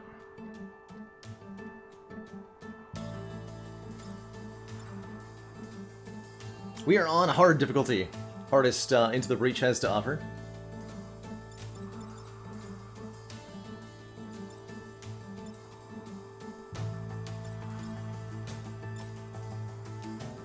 That beetle is actually helping me. If we just move out of the way, beetle knocks the alpha firefly into the water, killing it, and blocks the spawn tile.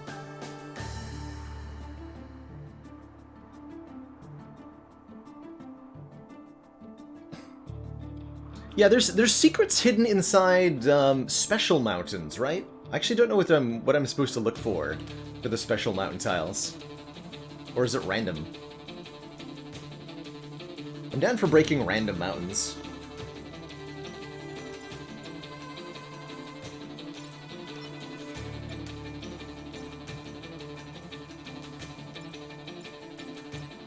But I think you have the way to know. You can only see it when it's cracked. Ah! But they start cracked.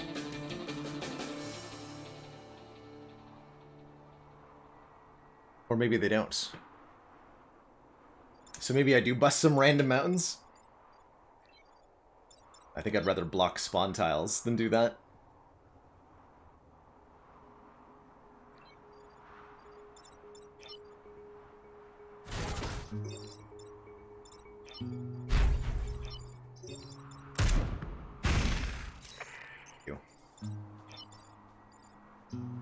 Let me just kind of hang out. They do start cracked, okay.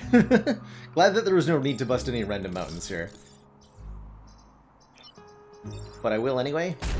Yeah, screw you, mountain. Thanks for leveling me up, beetle. Good job.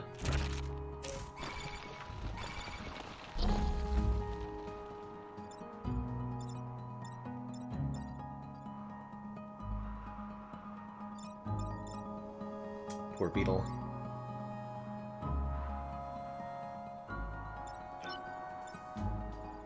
Never stood a chance.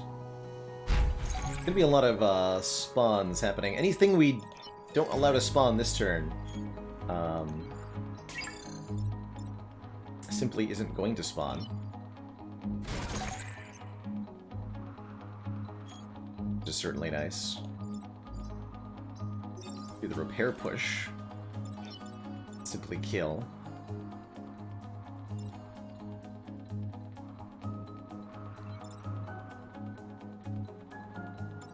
I don't want that Alpha Centipede to be freed, though.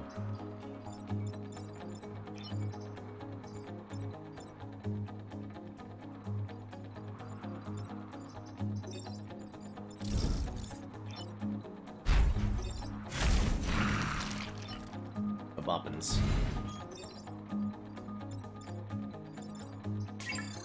So, we'll shoot at the random mountain. No blinky lights. How unfortunate.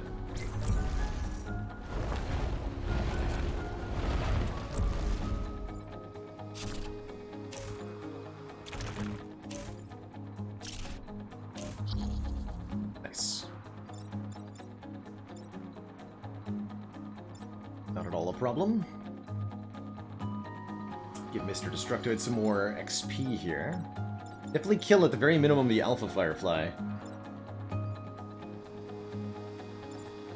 Oh yeah, we gotta end with less than 4 mech damage, that's right. That's easy enough to do. Okay, so we'll get 1 kill. And the objective.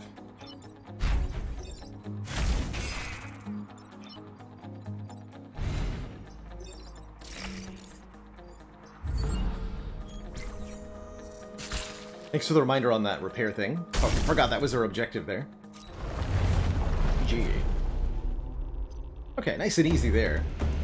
Freeze mines really do make for nice and easy missions. What's in the pod? Henry Kwan. Mech can move through enemy units and plus 2 HP, as well as yet another reactor core.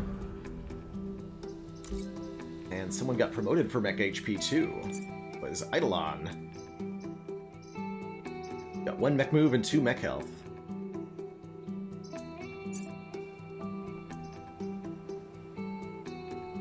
Push adjacent tiles.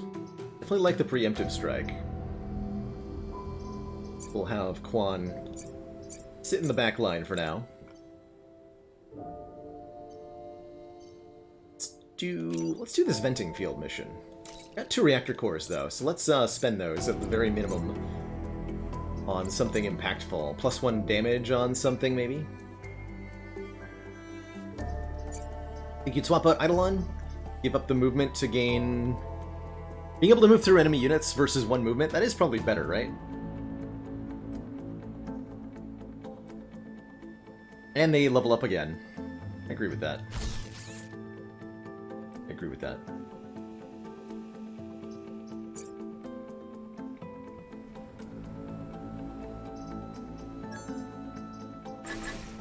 Let's have plus 2 damage on the artillery. Comes at the cost of some movement. But being able to do big damage should be fun.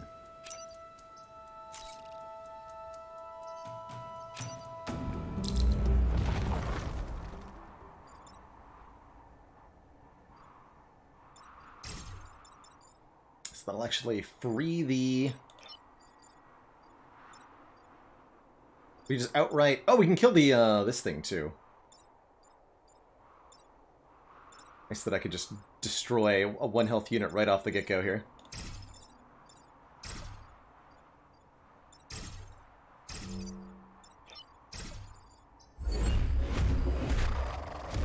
Squish.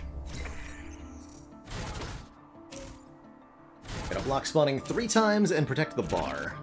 I think not a problem. Not a problem at all. Right?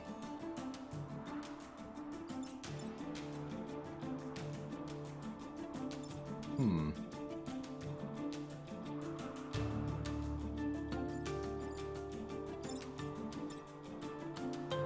Four, three, two, one. See it. Let's see attack order here. The mech goes first.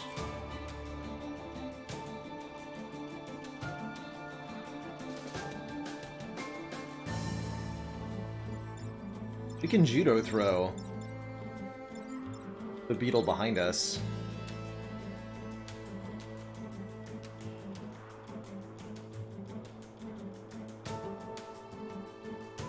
Actually, what's the attack order? This thing is doing a 1 damage attack. If we push it here and punch the beetle down, although I can't punch the beetle down. Can't get around behind the beetle. Oh, but I can drive through and shoot the beetle. Yeah! Oh, that's wild. Doesn't let me block spawning, though, which seems like a relatively important thing to do at this exact moment. Could turn off their attacks.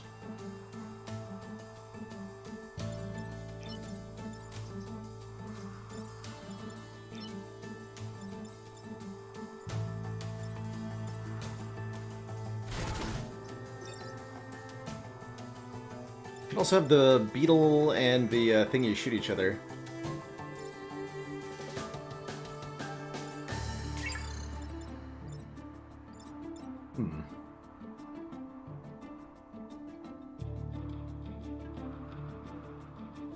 No, the beetle won't smash it to G4 because he'll go onto the 5 rank, not the 4 rank. So he'll go here if we throw him.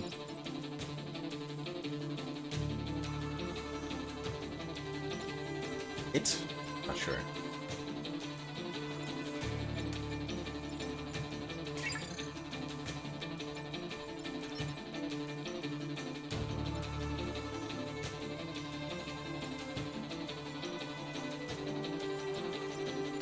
I'd like to do more damage to that, and I'd like to block spawning too, right? Destroy you. But ultimately we have 3 problems and 3 mechs with which to solve it.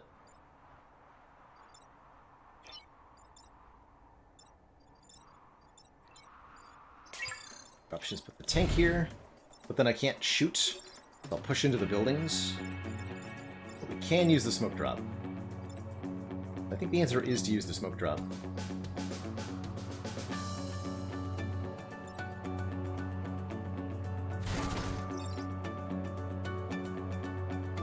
The solution's too fun.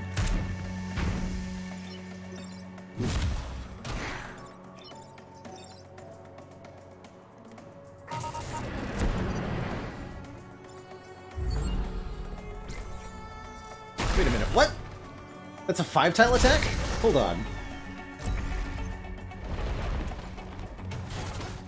I thought it went 4-3-2-1. It goes 4-3-2-1-1? I had no idea. Oops. My bad.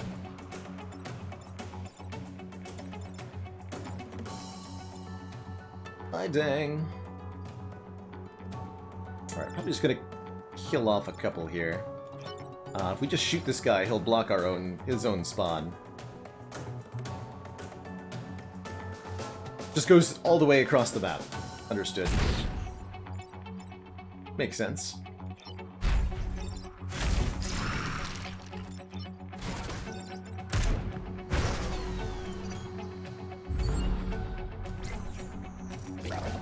Lesson learned.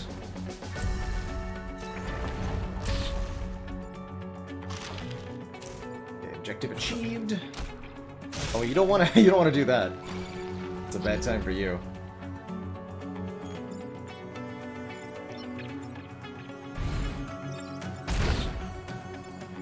A fun nerd.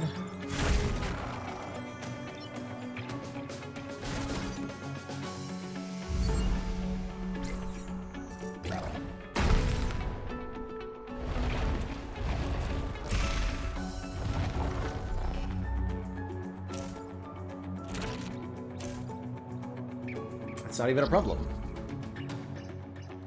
Okay, you've maxed out more mech, got more mech HP. Nice.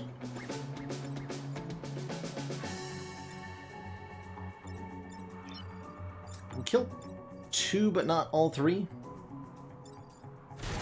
Okay with that.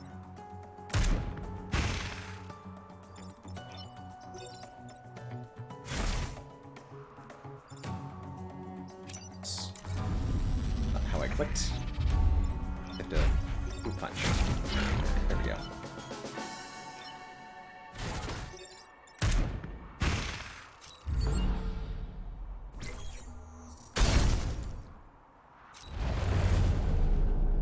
Victory! Yeah, apparently you can punch the air. It's allowed.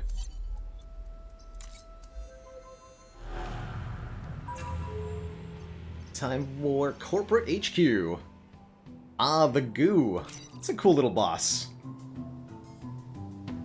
Goo is definitely a cool boss. So, the battle starts with a large goo on the field, which when killed will split into 2 smaller goos, and then those will split again. Kind of like, it's basically Slime Boss. In fact, it is Slime Boss. Cracked ice under smoke. Yes, there was a tile of that nature there. Hey, that's a good place to deploy, right? Question mark? Question mark.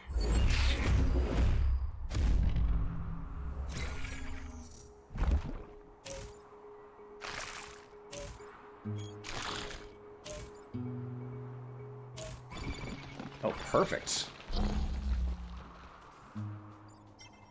These enemies have made terrible, terrible mistakes with their turn planning here. Just truly awful mistakes. Goo sure is a lot easier with a 4 damage attack, right? Isn't it?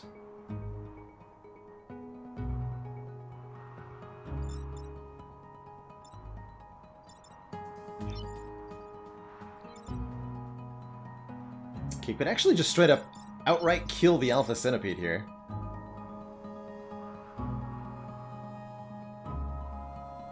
And then the artillery... Oh my god, and then if I artillery the goo, this kills the goo and pushes this guy onto the spawn tile and prevents the attack. Wow, what a turn.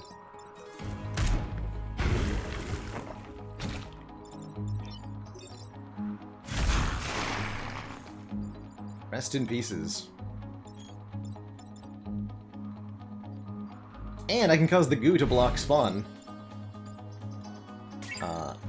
Jason for the bonus move. Easy. Easiest game I've ever played.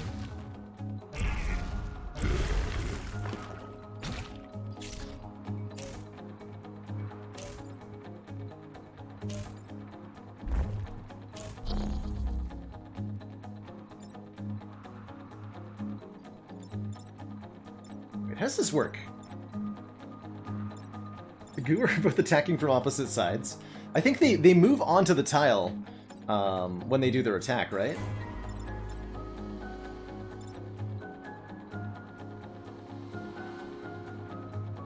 So one of them will kill the other, I believe.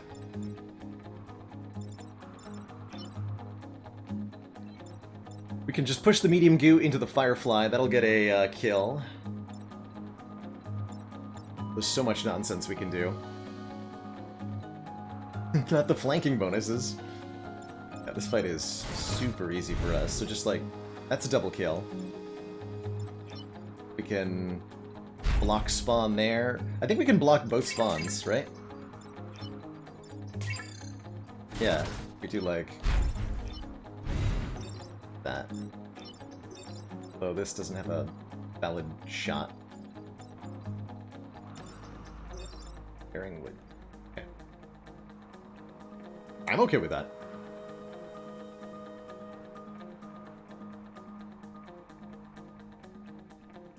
I'm okay with this.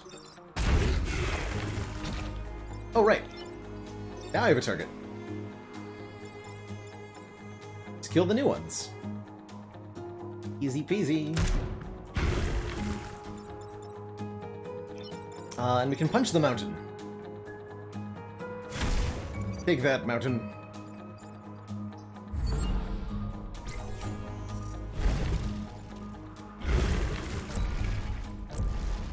Amazing. They both die from that. Because one crushes the other, and then the remaining one is on fire. Beautiful. Absolutely beautiful. Let us keep breaking mountains or something.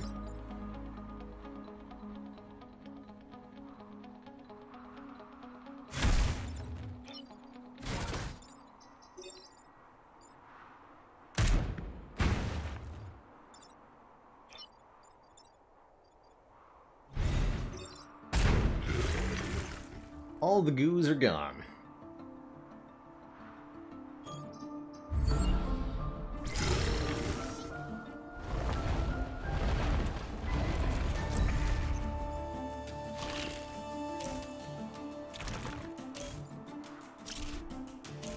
Okay. Actual problem. Ish. Ish. Couple ways to tackle this. We can kill the Alpha Scarab with a punch, push the Alpha Beetle twice to get him into the... Oh, no, that would still cause a charge, right? Yeah. Push the Alpha Beetle once, so he goes here. Push the Firefly in the opposite direction? Yeah, that'll work. Best of the best! Could have actually just killed that directly. He's max level though, so it doesn't matter.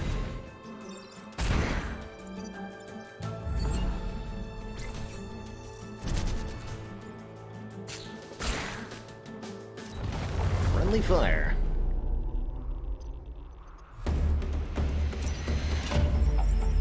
Cool, GG. 6 reputations, enough for at least 2 more reactor cores. Get more mech movement on that pilot. Let's see what's for sale here.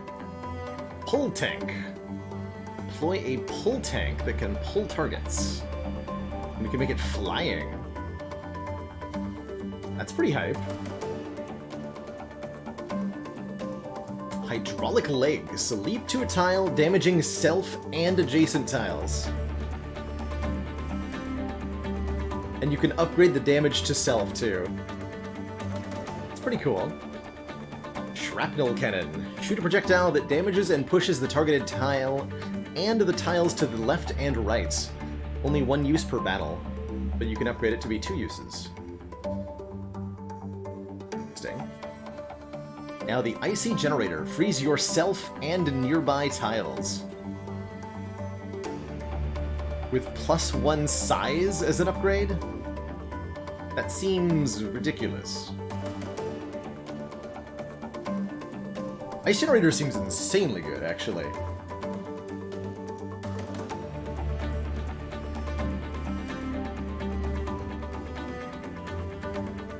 I almost want to, like, swap out the Vice Fist for that.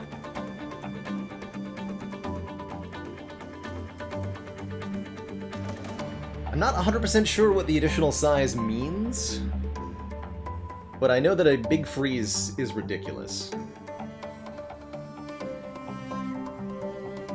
Zuthis can confirm that Ice Generator is ridiculous. Yeah, because freezing yourself can actually be an advantage. If your mech is in a precarious position where it's going to take damage, then the ice is actually going to protect you. And you'll free yourself.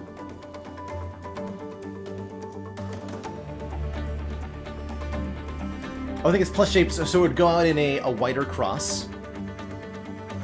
That's also insanely good. Yeah, I'm gonna buy that.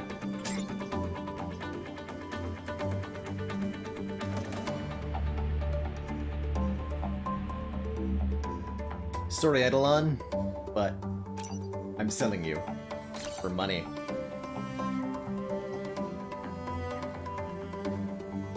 Yeah, get it upgraded to max is indeed the plan here.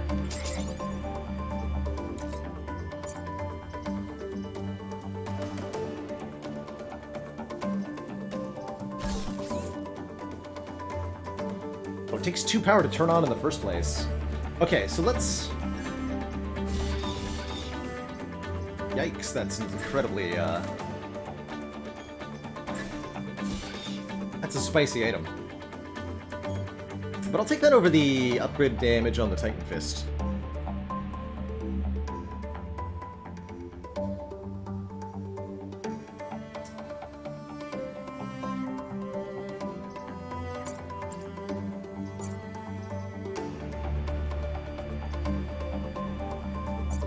Could give it to the tank.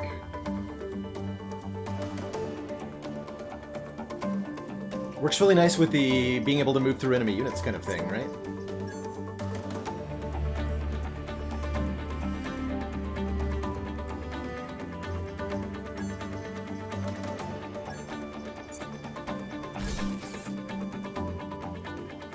I just don't have enough reactor power on them.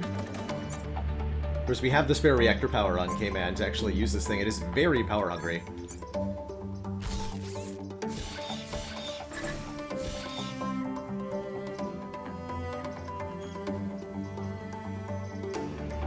Actually, the Judo Fist doesn't take power, so if I'm not going to use the upgraded Titan Fist, let's use the Vice Fist. Which saves me a point of... Saves me a reactor core here.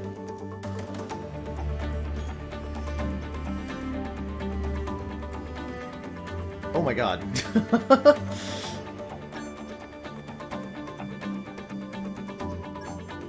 So it actually shows with the upgrades. So +1 size means... Nope, that definitely hits freaking everything. Wow, that is absurd. That's crazy. That's so crazy. Alright, let's use that on the final mission here. We are going to dive right on into the last, into the volcanic hive here. We do have one more reactor core to use, too.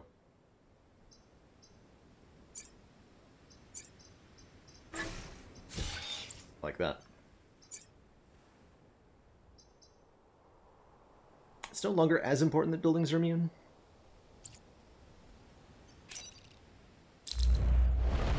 here it is, the final mission. Our goal is to deploy a Renfeld bomb, kind of thermonuclear device, to the Vec. How to deploy? Enemies have a lot of health. Start with that. Gonna be some serious hazards appearing during this mission, too. As there's a wild volcanism going on.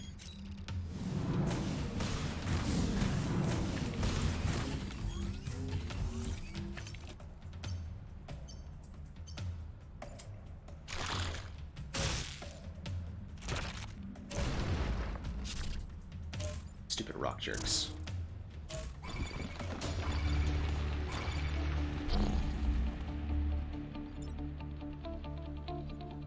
Turn into lava. I don't remember if that kills the Hornet.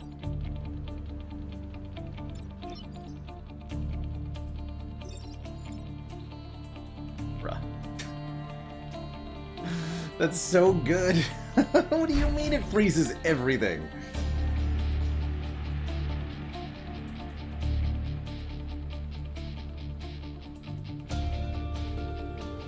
Yes, Thomas Joker, this is on hard mode, that's right.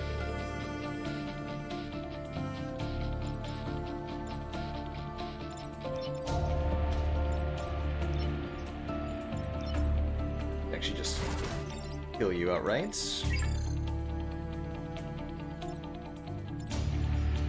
you're shooting randomly. Do I have any way to deal with that? I guess I could use the smoke to stop that attack if I don't want to use the ice yet.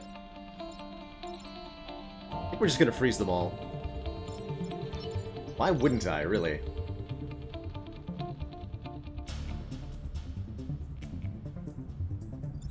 Although I might want to push one or more of them first.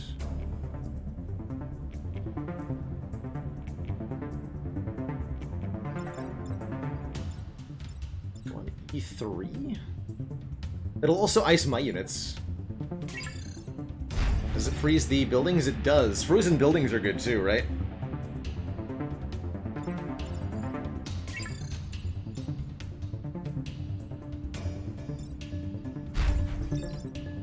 Because then they can't take damage. But I don't want to freeze my own tank.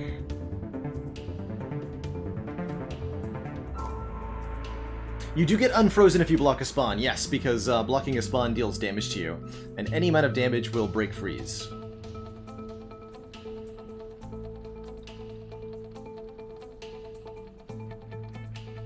Could ice the Hornet too. I like that.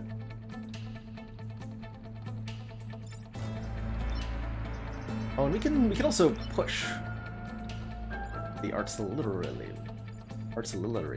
So we can actually block like all the spawns too. Oh, no, I want to kill with artillery. Tank can't move yet. No order here that works, right?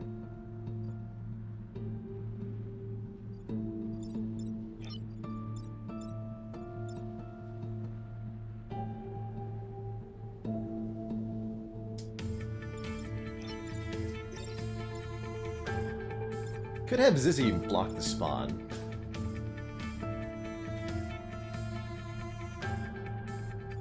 I'm just gonna do this. Oh yeah, I gotta free my own guy too. That should be my priority. Of course. How could I be so foolish?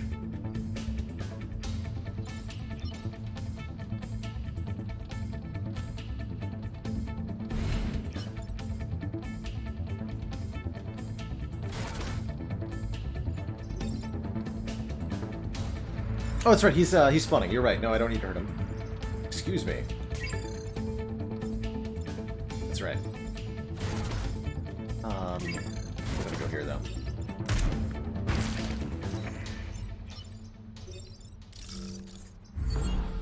We have one Vec threat to deal with on this turn.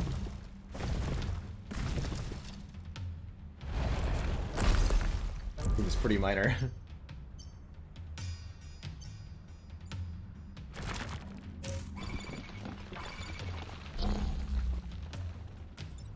Seems pretty minor to me.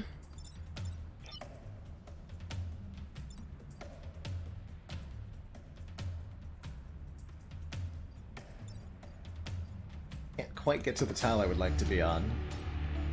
Deal with that scorpion leader. Could shoot him. Can't throw. Slightly annoying beetle can be easily dealt with. Wait. Easily-ish dealt with?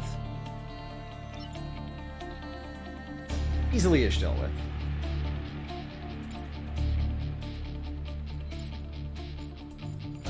I definitely bungled that, though. That's alright. Okay,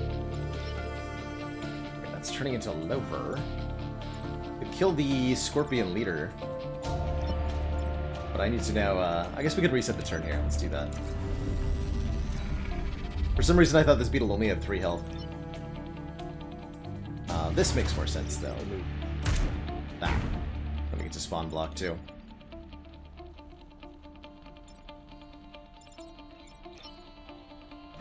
Let's get rid of you.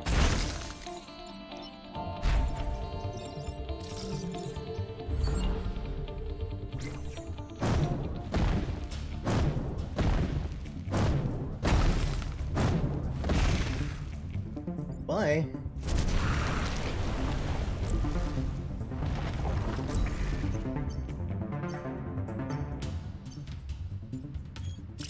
One spicy volcano.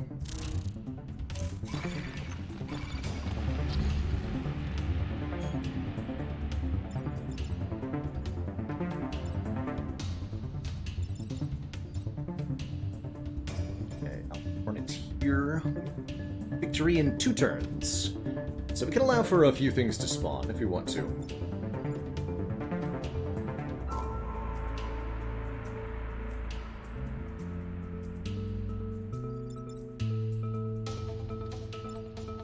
Can just move out of the way of this Alpha Firefly. Maybe Boomer can knock the Hornet out of the way. Anything fancier than that I could meaningfully do? I don't think so.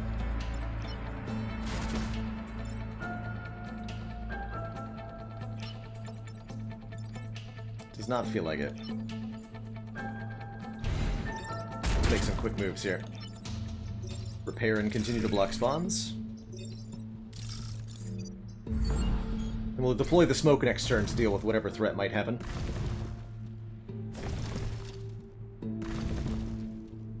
Hey Mumataz, hello and welcome. You're looking at the big comfy recliner. The big cozy chair. Heart and soul of the stream.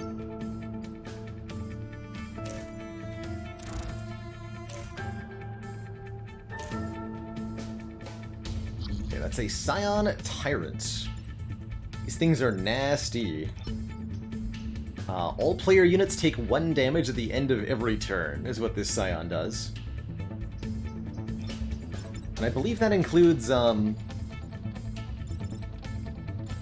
like, a bomb in the next phase of this fight.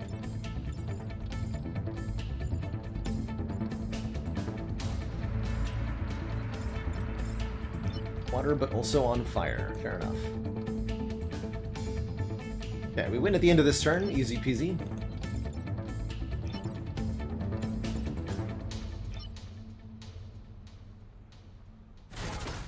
Let's kill the Scion to avoid the damage. Not that it really matters.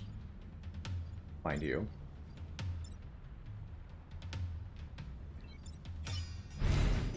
Knock this thing out of the way. Shoot the Tyrant. Just don't stand there. Seems fine. And we level up the tank. We take 9 XP. Seems challenging. Not gonna worry about it.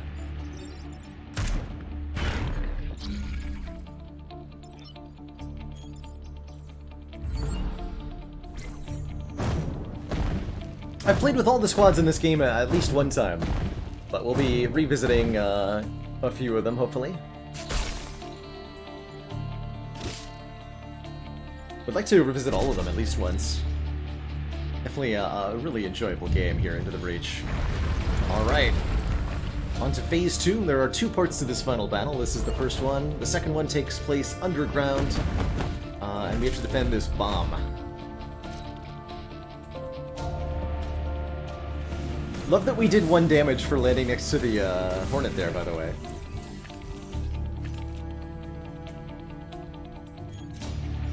Deploying a Renfeld bomb. Bend it while it primes, and it will destroy the hive.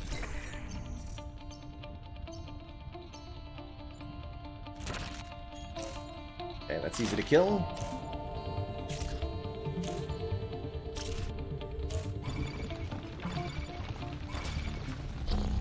Okay, lots of enemies. So this is a separate combat. We're back up to full health. We have another use of the ice generator.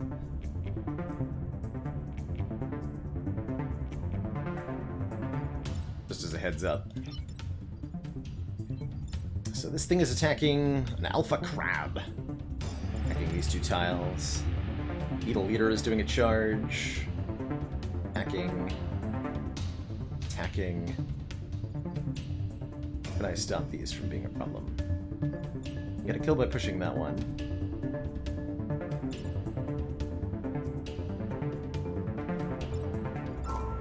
Kill by pushing that one.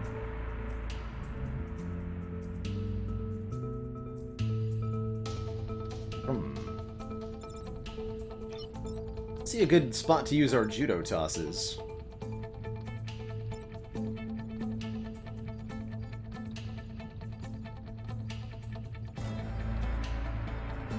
Could just freeze all of these right away.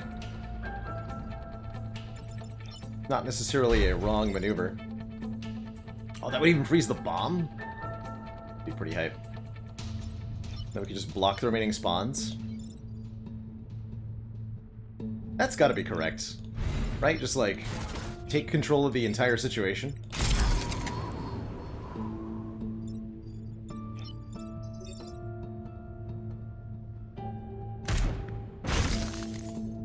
Break myself out, too. Yeah, that... this seems like it's a much easier situation to handle than before, right? And half the buildings are covered in ice. The bomb is frozen solid and will explode despite this. Easy peasy. Easy peasy.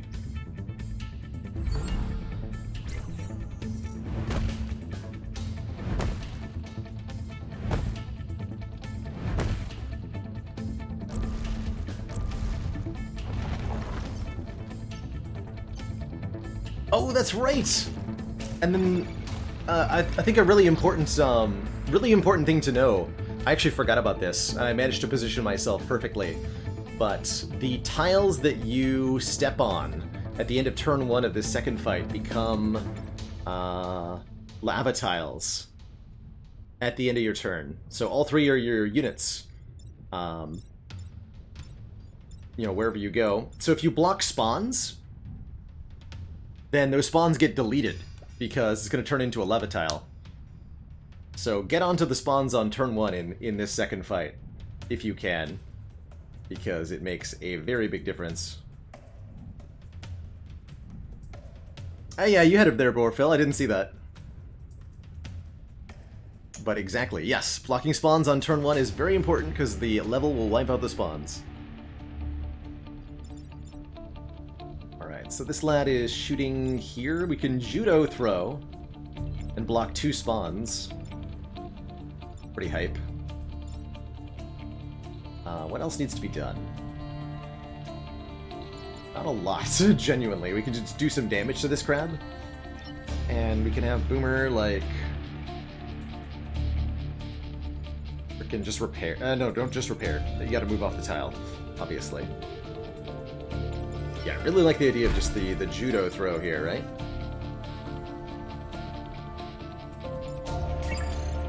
If you want to do some damage to the alpha crab first.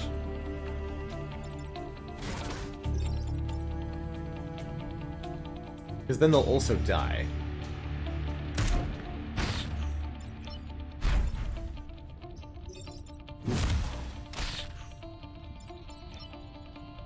And so now there's no enemies that we have to deal with? Wow, this freeze thing is OP.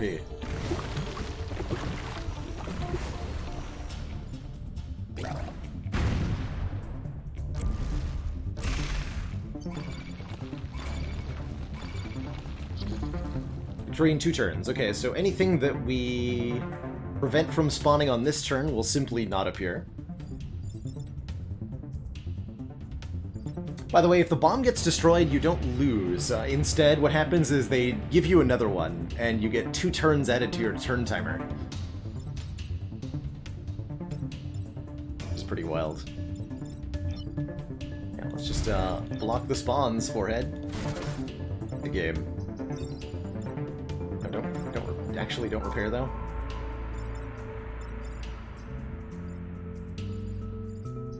Fine.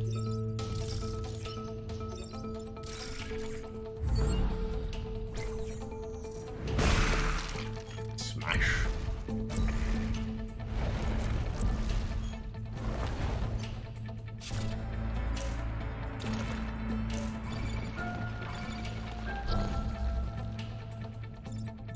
Just dodge the beetle, easy game. Alpha Firefly seems easy enough to deal with too, right? You can knock them into the fire. Everybody goes into the lava. As they should. Oh, Hit that tile, I have to be in line here.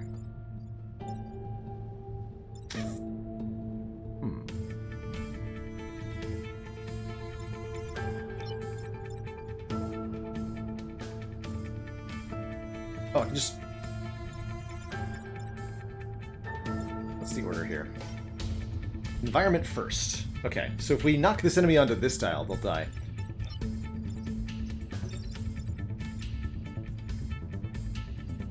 Although I still can't do that. Actually. Unless I judo throw.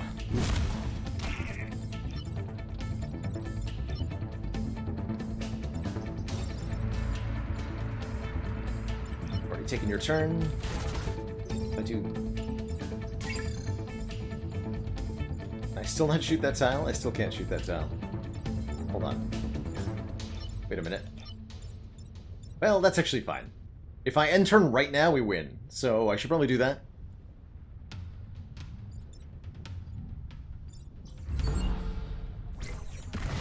Let's just do that.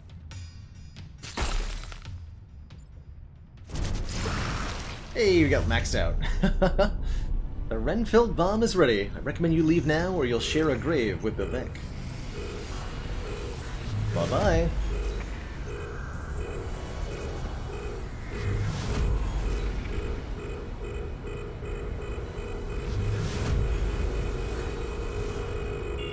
GG.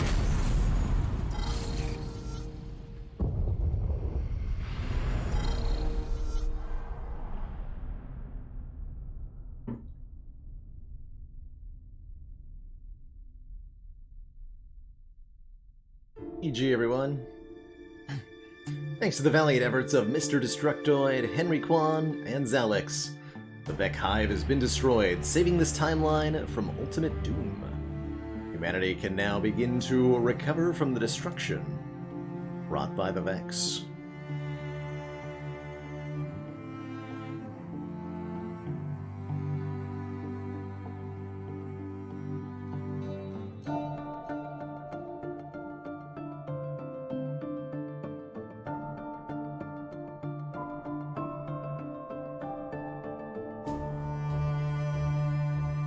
GG, everybody. 20,936 island civilian lives protected. Definitely less than the maximum. I think it's like 2,500? Certainly lost a few along the way, but that's alright. GG.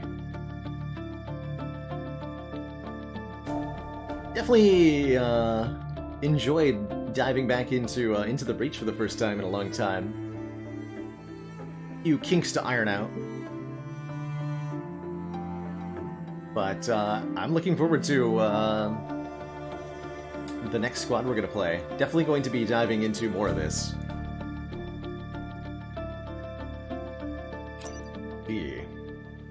Timeline saved. So we also pick one of our existing pilots to bring with us on to the next run. Mr. Destructoid, Henry Kwan, or Zelix.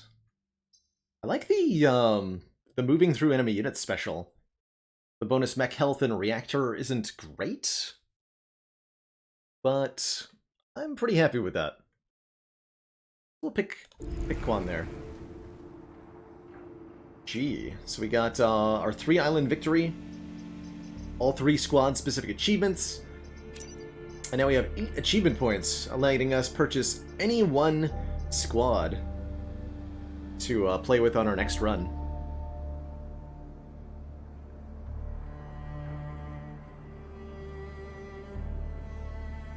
Yeah, this is the same developer as FTL, Subset Games.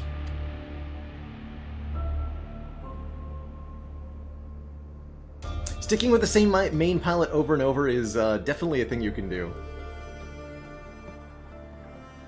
I would call this one of the easier roguelites, for sure. Easier than FTL, certainly easier than Spire. Chance for a Blitzkrieg achievement? I want to, I'd like to get most, or at least, yeah, all or at least most of the achievements. We did get the maxed out stuff. Have an individual pilot fight the final battle 3 times across multiple games. We'll try to keep our main pilot alive for a little while to do that. And then we'll have to try some of these challenge run achievements. Powering a weapon modification. Destroy every time pod discovered without failing any objective. Okay, that's the one I want to aim for first. GG, everybody. That is going to be it for Into the Breach today. A really awesome first run on the new save file. Going to be switching it on over to some Slay the Spire here with a fresh ladder start, since our Busted Crown ladder did unfortunately perish.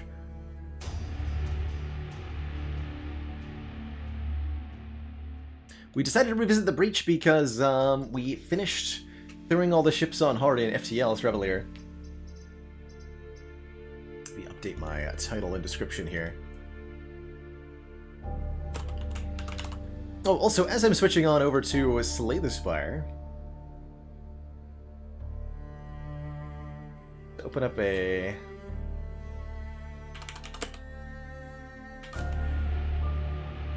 poll for which boss ladder we're going to start next.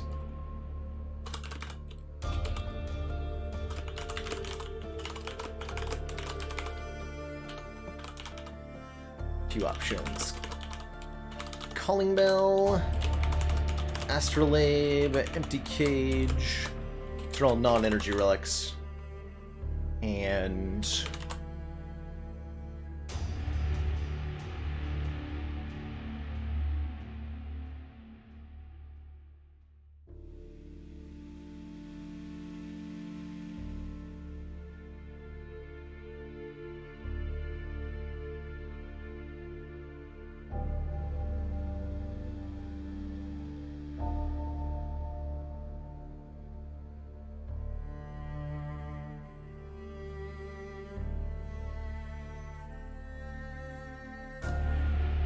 oh god, how long have I been muted for? Muted ladder, where Baylor has to win as many games as possible without speaking a word. Maybe that's easier than a regular ladder.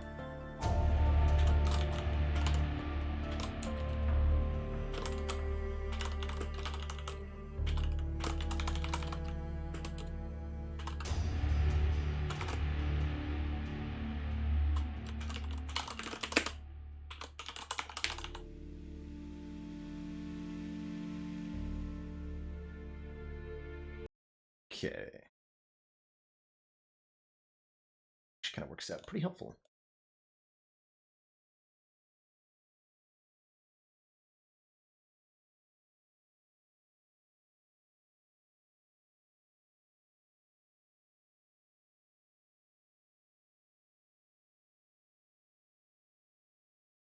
The entire stream. Oh no!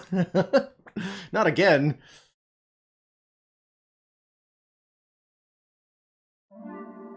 Not again.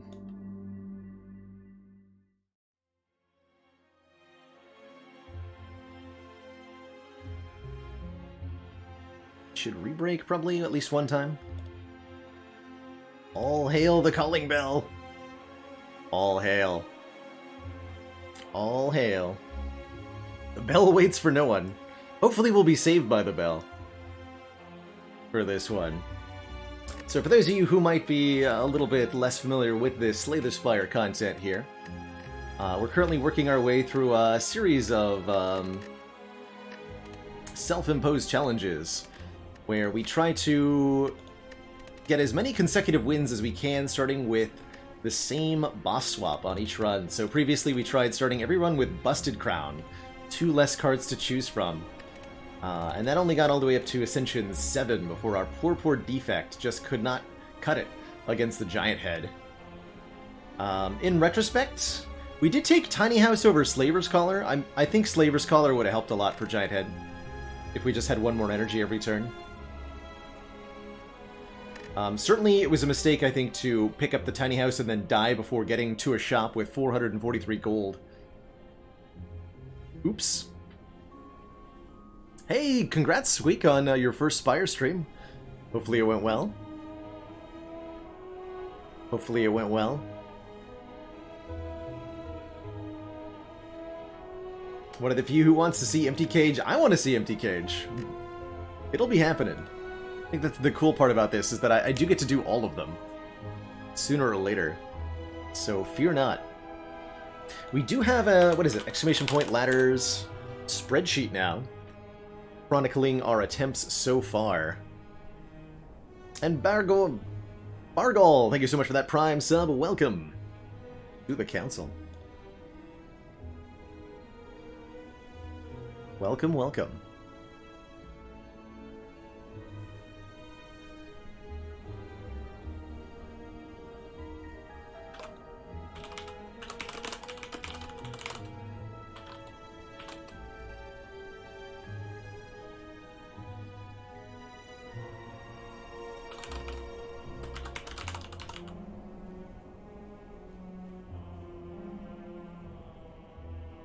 Evening, Janet. Yeah. And thank you for notifying folks on Discord that we're switching over to Spire Failing. Awesome. Red Fred, thank you so much for the 4 months. That tier 1 sub, just 2 more to that half year. Feel like you played better because you were talking through all of your plays. That is certainly something I've noticed with streaming, is that having to talk through, explain what I'm, the process behind my decision making, or talk through the plays, helps me identify errors I wouldn't have caught otherwise. Good question, Rob the Hungry. Between Sozu and Ectoplasm, I'm actually very curious to see which of those two will get further. Busted Crown Run did died again at Ascension 7, which is, I think, based on my limited experience so far, the Busted Crown ladder has been the hardest ladder challenge I've ever tried. This run just did not find any block. We took the one and only block card we were offered, a Leap, on floor 35, but we had to beat Collector without any block cards. Completely forgot to take the key from the final campfire. It happens to everybody at least one time. One of the big reasons I advocate for recalling at your second to last campfire is just, it's too easy to forget. It's too easy to forget.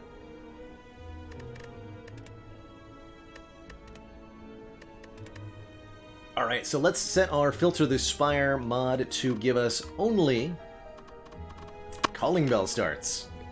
So every single one of these runs is going to start with the Calling Bell, giving us 3 random relics, as well as an unremovable curse. Specifically, it's 1 common relic, 1 uncommon relic, and 1 rare relic. And this is particularly cool because Calling Bell is the only way to start with an uncommon relic. There's no other Nia bonus that can give you an uncommon. And uncommons have some pretty cool relics in them, including all 3 eggs. So we could see like a toxic egg or a molten egg start with the Calling Bell. As well as Mummified Hand, Shuriken, Kunai, Ornamental Fan, and a host of others.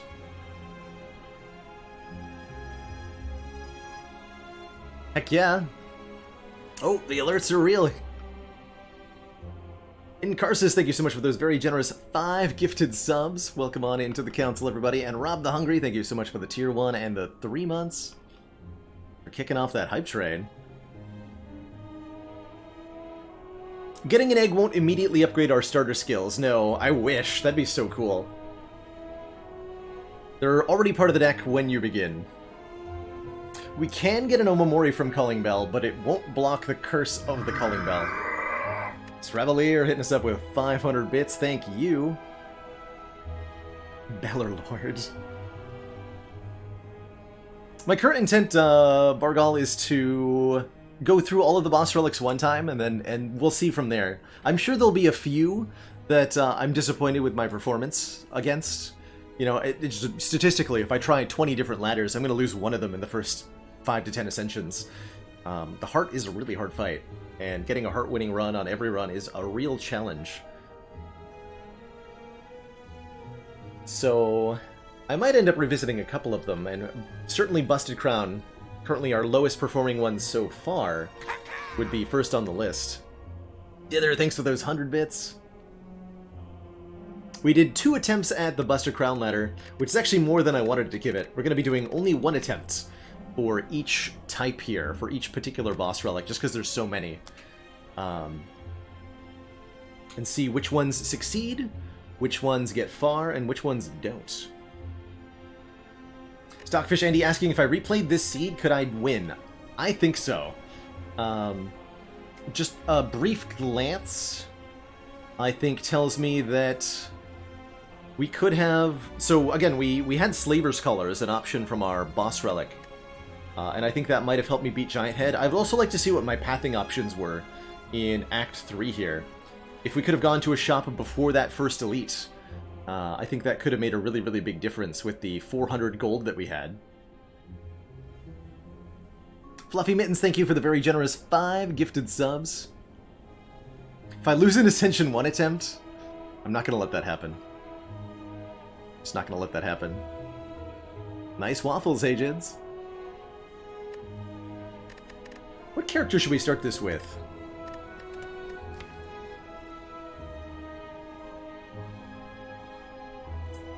I want Defect to be at the top of the Calling Bell ladder. Let's start with a Watcher run here on Ascension 1. With the Calling Bell. And go from there. Silent for the new buffs, gotta respect that. If I do lose an Ascension 1 attempt, then I'll gift out 20 subs. How about that? And try again. How about that? Whose starter deck do I think has the best special cards? So Neutralize is a really good card. Neutralize is the only, I want to say, starter card that's better than, like, a different class's common card. Neutralize being better than Go for the Eyes on Defect, just strictly better. But I'm not that big of a fan of Survivor. And Silent starter deck in general is pretty weak. Zap and Dualcast are super strong. We'll be watching. Oobla, thank you so much for the 666. Good luck on the bladder. Why, thank you, Oobla, for the generosity. Thank everybody for the generosity today and yesterday. It's like massive, massive support out of nowhere. But it's hard to argue that anything other than Eruption... Wow, that took 88 seeds. Hard to argue that anything other than Eruption and Vigilance. These things are too good. Too good. Although if you compare, say, Eruption to other Watcher Rathadries, it's not quite as...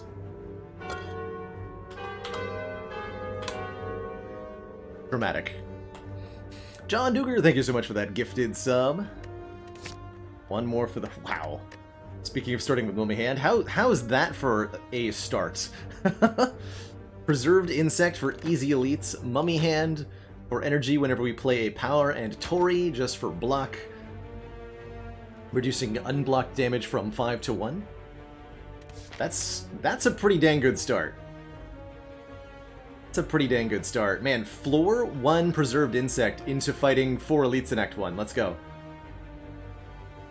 Let's go.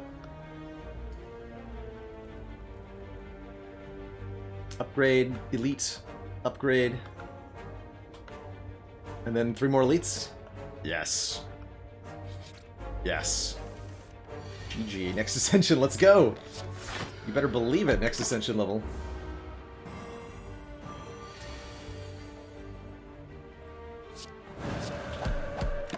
Glad we didn't get attacked there. Might have been a Tori play if we had.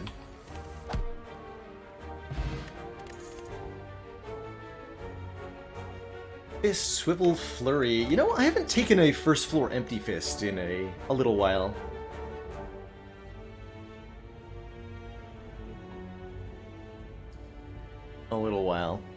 Yeah, if there's anything wrong with any of the alerts, by the way, I did just put them in, and I don't think I tested all of them. So if there's any little details that are off, let me know. I can fix them.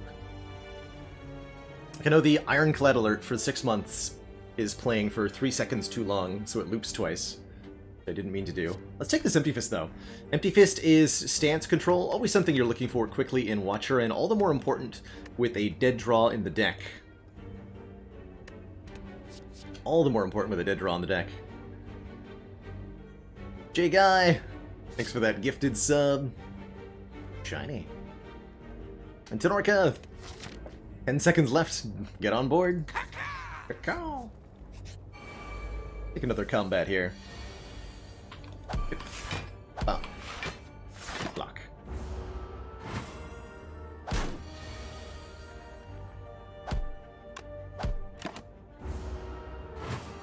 And Golem Moja sneaking in there with the 23 months, just one more until that 2 full years. Holy heck.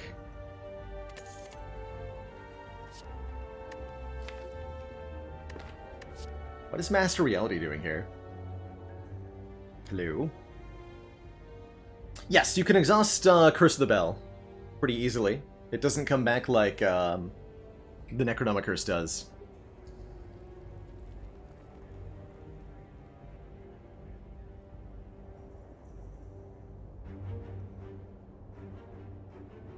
Master Reality Mummy Hand. I do really like Third Eye as a early take here. Gives us some block, and the Scry allows us to discard Curse the Bell. Good upgrade, too.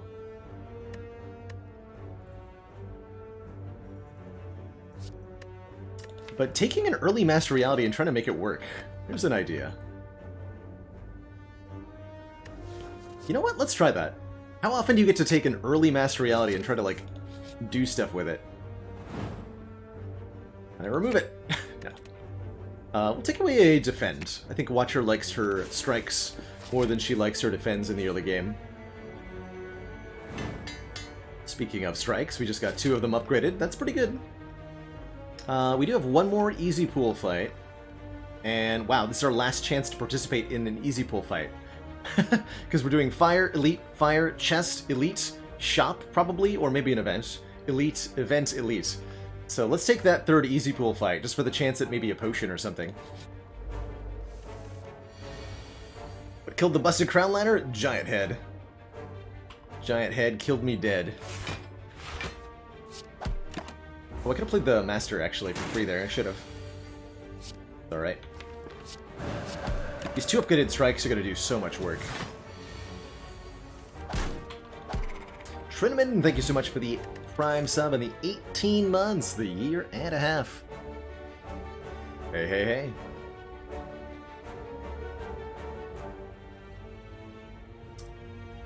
Well, here's a card that works with Master Reality. Deceive Reality creates a safety, which is upgraded 16 block for 1 energy and retains. That's pretty cool. The other two commons are fine, but they don't synergize with our Master Reality. Yeah, I'm really happy with the new notifications from Sir Theodos. Gonna be getting a couple more in too. These aren't the full extent of what I've got in the store, but super happy to be showing them off today. All right, let's upgrade. We make Master Reality free, which is energy generation with the Mummy Hands. But I think getting 5 additional damage on Empty Fist is probably the top priority. Yeah, that's gotta be the top priority. The upgrade on Eruption's not too bad either. For the 1 energy, but I'm gonna take the flat damage for now.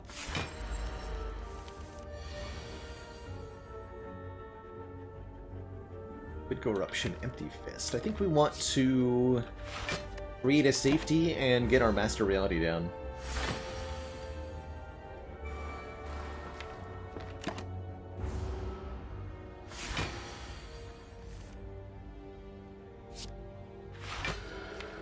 Do you have Empty Fist coming up? Perfect. Wakey wakey!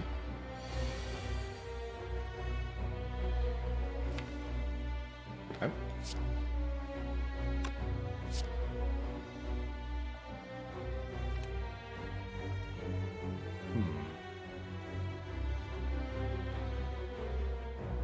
22. Goes to 36 doubled. Okay. Bit of an unfortunate draw order here so far. If we go Eruption, that puts us to 3 energy.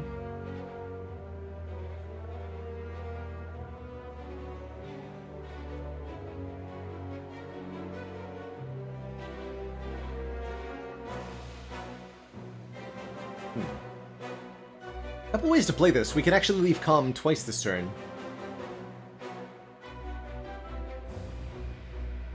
Like Eruption, then Strike. No. It's odd. Baronian, thank you so much for the Prime sub and those 3 months. And the subs are real today. All too kind. So we can full block pretty easily with Deceive and Safety. It's going to be an upgraded Safety. Eruption puts us to 3. We can go Eruption, Vigilance, Empty Fist, Deceive Reality, Strike. It only blocks for 12. Doesn't make any sense.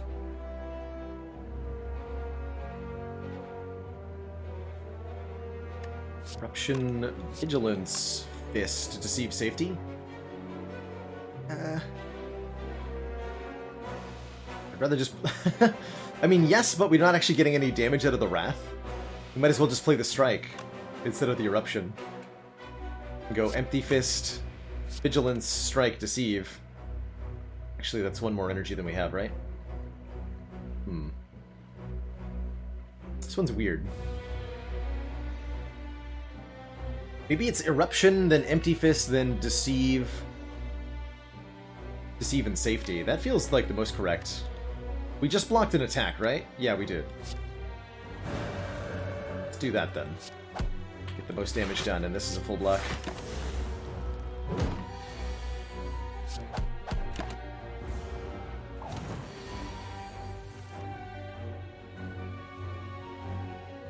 Ooh. Cannot full block this hit, though. 7. A little bit of a spicy exchange with the Lagavulin there.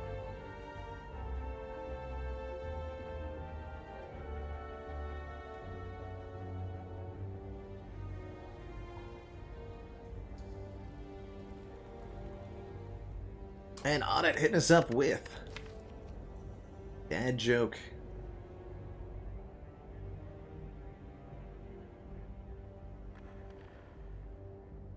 This one's terrible. Did you hear about the Watcher who was scamming real estate agents? It was part of her grand plan to deceive realty. Thank you. And goodbye.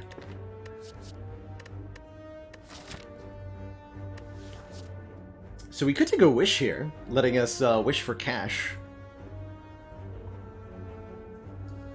Flying Sleeves for retaining damage card ain't too bad here. Like there's any good ones. Or another chance at third eye. This wish is not benefited by the... not benefited by the Master Reality, but is a really good card. I'm taking it. And it's also a card that Mummy Hand can make free, which is quite nice. So we'll sometimes get it into play for free. And worst case scenario, I can just play it for, you know, 8 plated armor.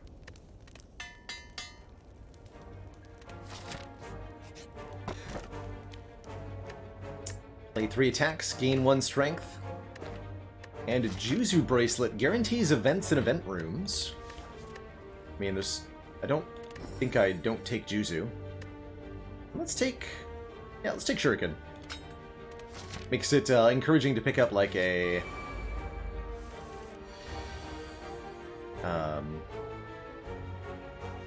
Words are hard. Flurry of Blows.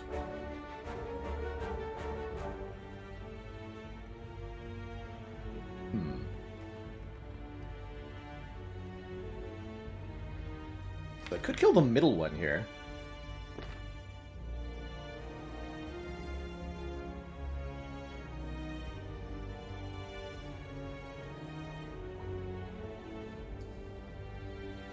We can go like Vigilance, Empty Fist Strike, try to kill one of the end ones.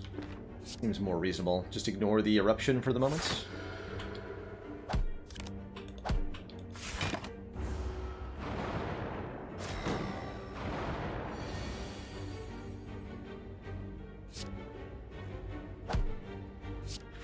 Block for the 4, and let Tori block the rest here for us.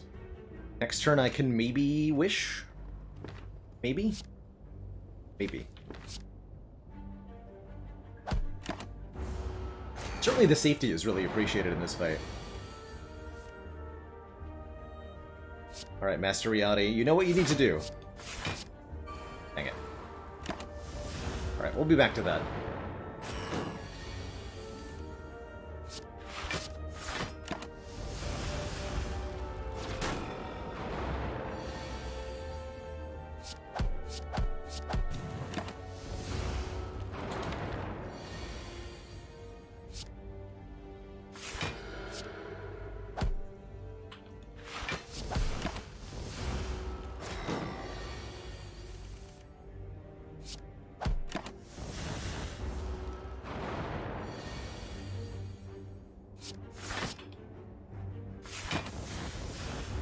Draw the wish next turn.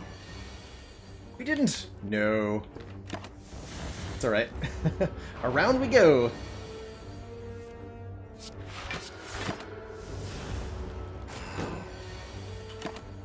Oh, I should have played Deceive there. What are you doing?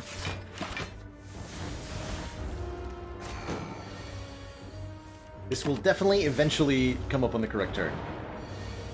Probably. There it is.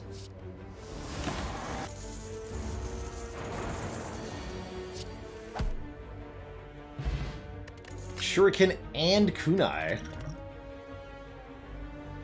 Okay.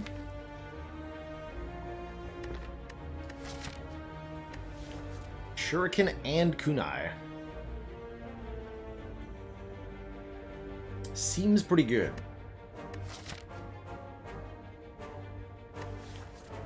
Fortunately, there's no zero-cost attacks in this card reward.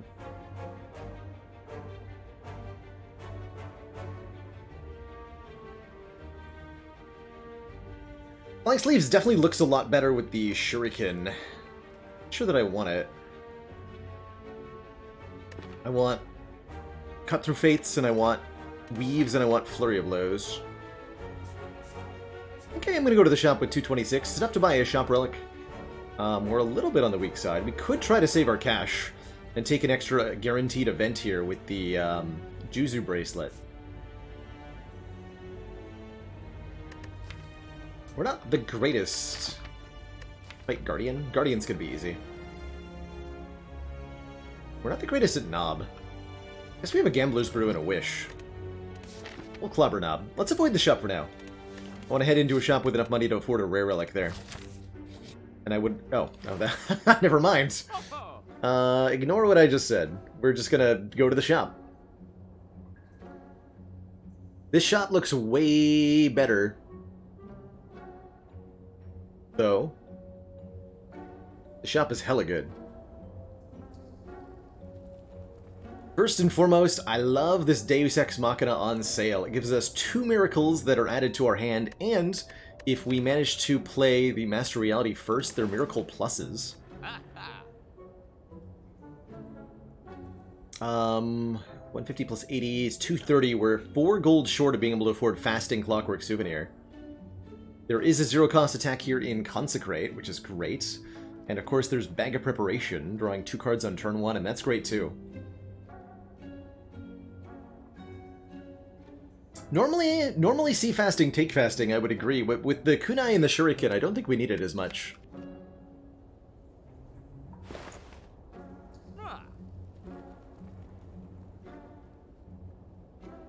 We do have perfect amount for Clockwork Deus Ex, that's true. Can't do Deus Ex and Bag of Prep, but could do Deus Ex Consecrate card remove.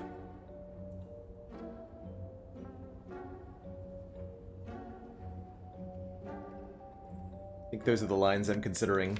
Really like that Consecrate. And I do like removing a strike too. JDK, thank you so much for the 13 months.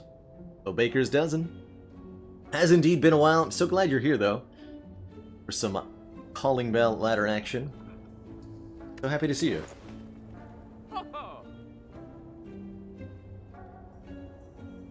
The follow-up could be good, too. When we get a Consecrate anyway? Yeah, but I would take, like, 5 of them, so I wouldn't mind more. Genuinely. Would not mind more of them.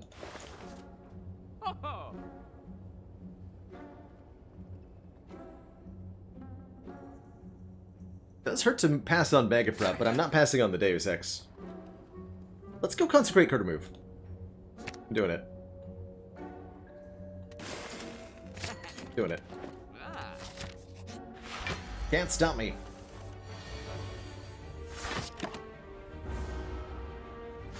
Omniscience for Double Wish is certainly an idea, right?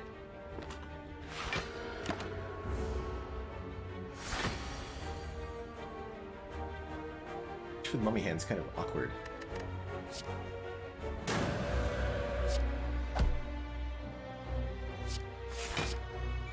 Nailed it.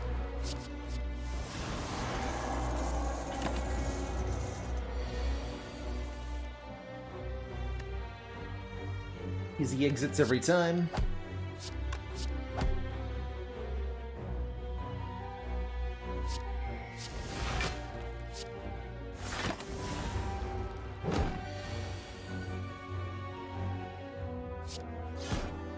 He exits every time. Oh, we just full block the stinker.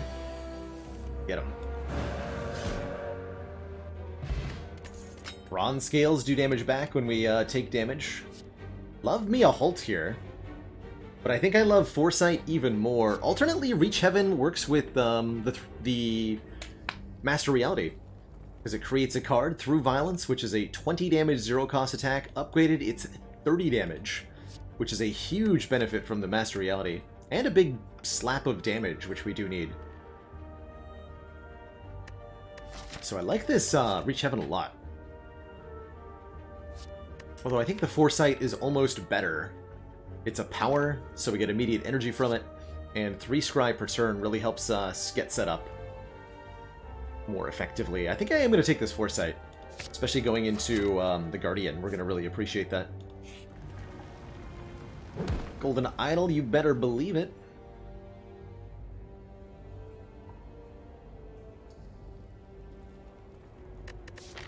Got another elite. I'm thinking about just taking the 18.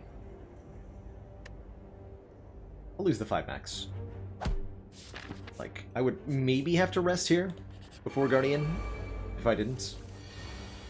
It is a bit of a maybe, though.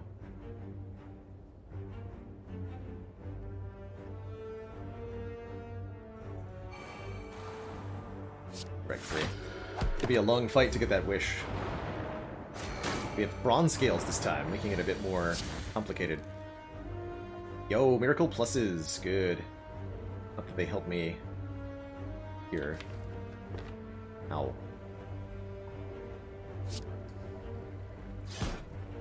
Could use the Gambler's Brew. I'm gonna try to hold that, though.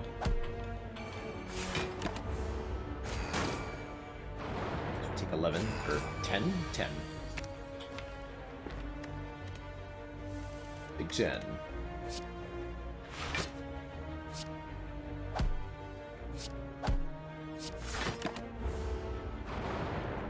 Fortunately, the miracles will make it very, very easy to play the wish when we see it.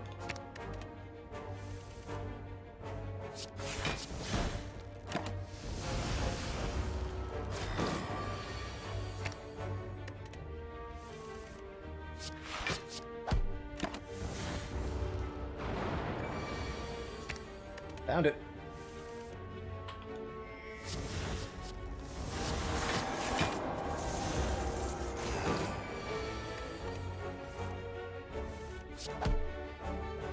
Knob nowhere to be seen. Bottled lightning. Let's start with anyone's skill in our opening hand. Hey, Prey adds a card to the deck. Works with the Mastery Oddity. Don't think it's quite what we want. Kind of interesting though. Insight pluses are pretty good. So bottling the Deus Ex is more turn 1 energy, but means that we don't ever upgrade the miracles. We could bottle Wish. That'd be kind of interesting. Is that a good idea? Probably not.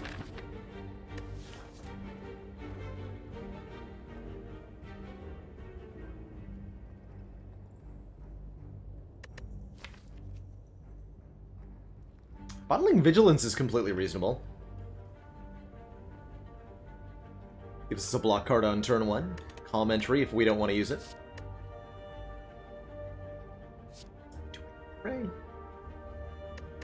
Don't want the Simmering Fury, I don't think. We got some, like, investment stuff at the moment. The actual deck is a little bit lacking. What if I take and bottle a Prey? Is that the way to go?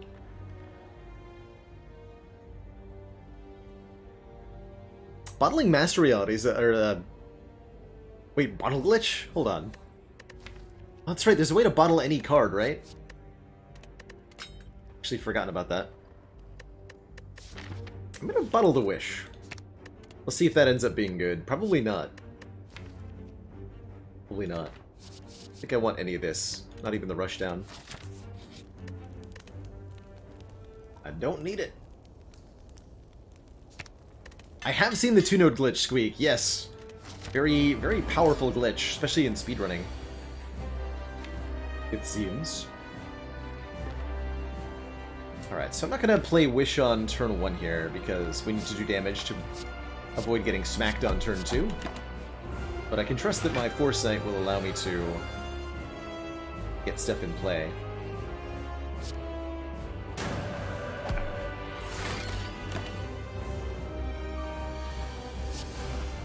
There it is.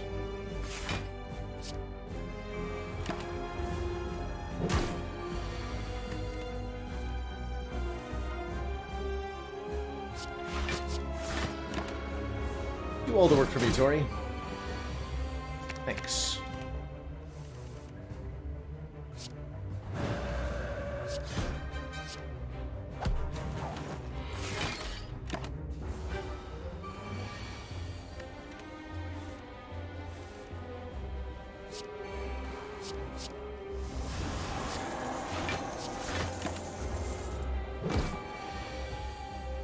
The turn we want to hit 3 attacks on. Fortunately. This, though.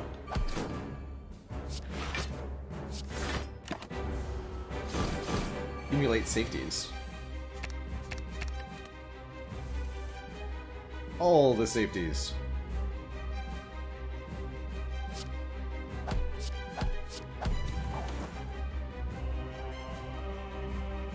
Section only does 4 damage. Go for it.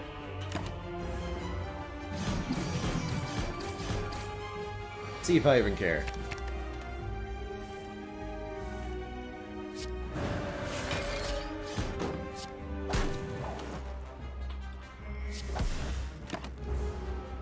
Bonk.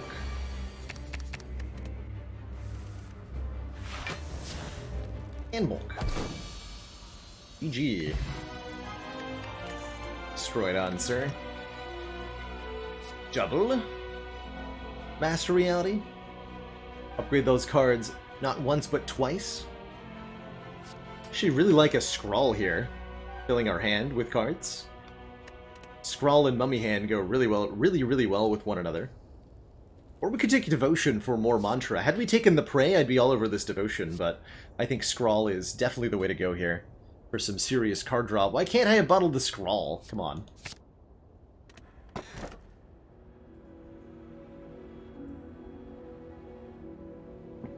Okay, some interesting choices. Astrolabe transforms and upgrades 3 cards. Cursed Key gives us more energy, but we get cursed when we open a non-boss chest. Or the Velvet Choker gives us energy every turn, but we cannot play more than 6 cards per turn. Definitely don't want a Velvet Choker when you have a Deus Ex Machina, because that's like 3 cards in 1. A Cursed Key this early is a little bit questionable. We definitely want to open at least 1 chest for the Matryoshka, and we have to get the blue key after all. So I'm leaning towards Astrolabe here. It's a no downside. We get to transform 1 strike and 2 defense? I like those strike pluses. I'm going to keep them.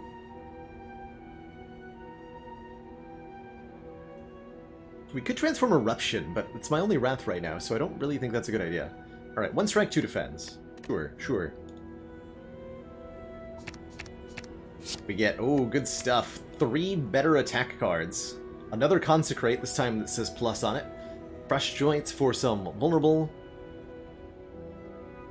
And Bowling Bash. Hit once per enemy in combat. Now we're starting to talk about the spicy times. Really good cards to go with our Flex Potions, too.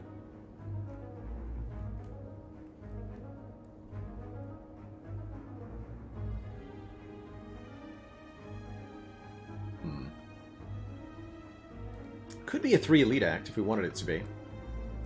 Probably go to a shop. We can, like, Juicer our way into a shop. Upgrades 1. Or we get 4 if we go up the left side with a guaranteed store. Like this way. Fire, Elite Fire, Fire, Elite Shop, Fire, Collector. Upgrades that we care about are the Master Reality is free if we upgrade it. The Deus Ex is more cards. Definitely want to get those upgraded both. The Scrawl upgrade is also an energy upgrade. So not taking an energy relic from your boss and then just like getting all the energy upgrades in your deck can allow you to operate as if you'd taken an energy relic. Double Ambrosia or Ambrosia and Kaka? Ooh.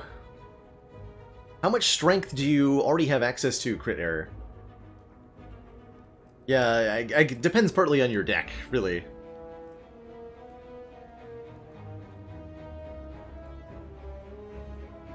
If you already have, let's say, 5 points of strength, you've got a Fasting already, you've got a Gurya or something, I would go with the Double Ambrosia. Otherwise, take the Cultist Potion, I think.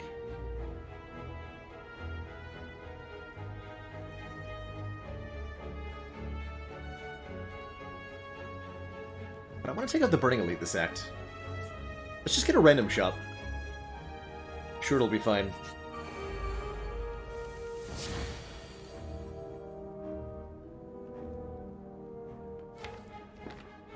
Alrighty, Scrawl.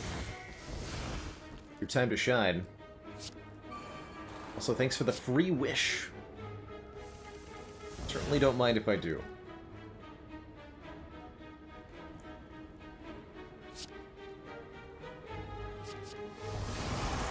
So both attacking for 10. Kill one of them. This does 20 plus 13, which is 33. Good eruption to kill one. And yeah, I should have played Wish before Scrawl. It was just kind of a brain fart there, quite frankly. Deceive and... oh, let's Foresight, actually, see what gets hit. Sweet. Free Foresight. Easy game.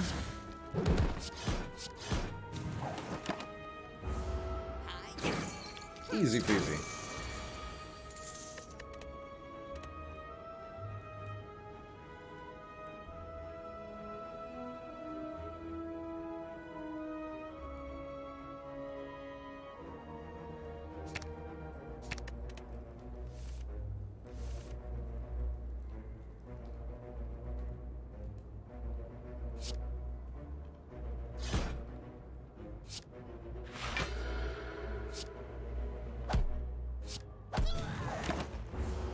Take one.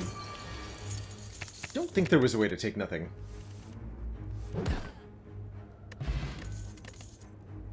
Hey, there's the cut through fate I want. Deal 7 damage, scry 2, draw 1 card. Perfect. Another excellent way to help the Shuriken and the Kunai do their thing a bit more reliably, especially with 0 cost stuff in the deck. Empty Body is also nice for some more stance control. And another card that says block on it, but I'm far more about the attacks right now.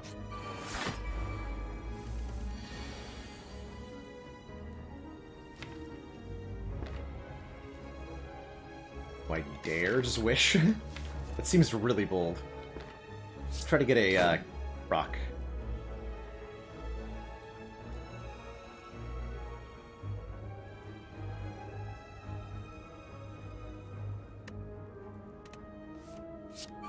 Dang it.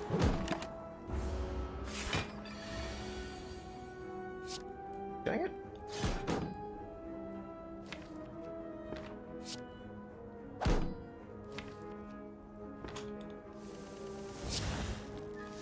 You do get Miracle Pluses, though.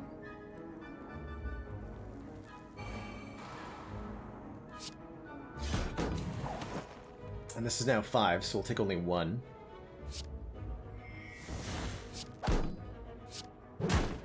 Could have killed on this turn, but we still gotta play the Wish.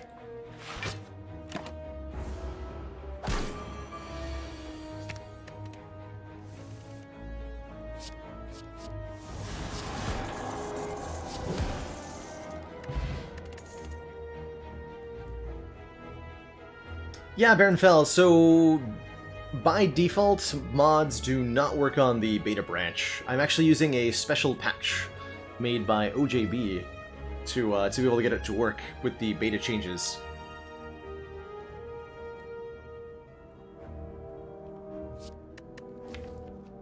Which might break again in the very near future, if there's another update. I don't actually know if this will keep working for me. But for mods to work, you'll need to play on the non-beta version.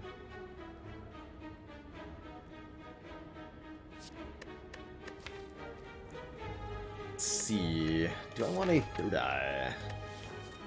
Thinking about Crescendo Plus, retaining Wrath Stance is pretty sweet. And it's a free card, which is definitely hype. Let's take the free card. Cards that say plus on them are very nice.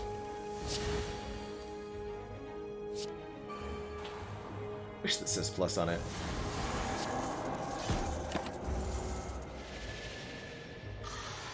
You want to know the cards that have been changed? There's an exclamation point patch notes command that'll get you brought up to speed. Or there was. Oh, it's just spelled wrong. I do have a link to the OJB patch. I'm a little hesitant to make it public because I actually don't know how stable it is, slash how well it works. Alright, that's a Gambler's Brew.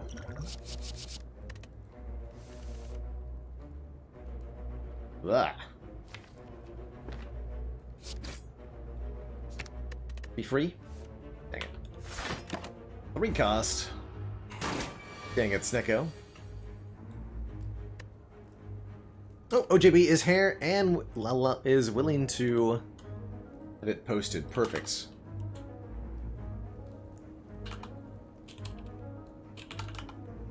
Actually, if you could post it, that'd be even better. I don't have the link for it off the top of my head.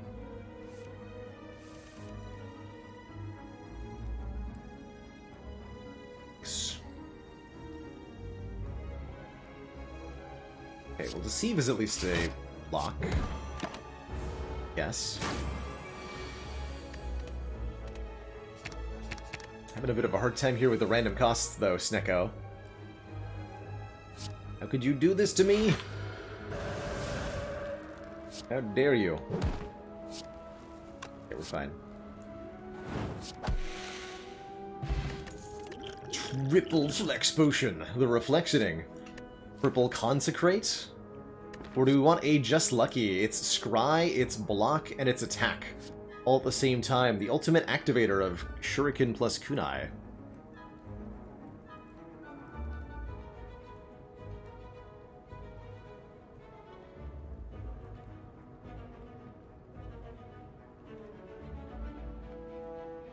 Ult ain't bad either, actually. Especially with the Crescendo Plus in the deck now. I think I want the Just Lucky, though.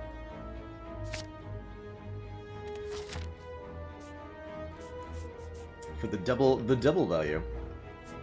I'm gonna take 2 events over 1. A book! Read the book. It's Nilrees, giving us random cards every turn. Wait! Yo! Nilrees Codex Master Reality? Now that's a cool combo. Whenever a card is created during combat, it is upgraded, and that includes these cards, which are going to be put into the draw pile. That is crazy. That is crazy good. More cards. Devotion, another Just Lucky. Foreign Influence is another card working with Master Reality. I think we said we wanted block cards, though. Right? So Halt would be one of the best? Halt is one of the best. Pick Halt.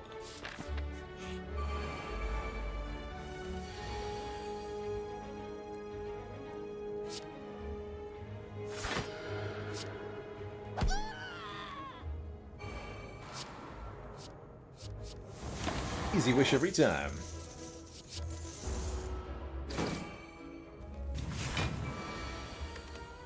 Yeah, I am getting attacked. That's deeply unfortunate. I'll block that. Not very well, not very well.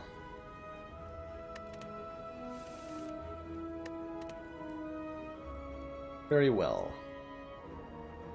I can at least kill the Mad Gremlin, huh? Oh, awesome. Thank you, OGB, for sharing that with everybody. So if you want to try to get your mods working on the beta branch, that patch there linked up in chat can help you, potentially.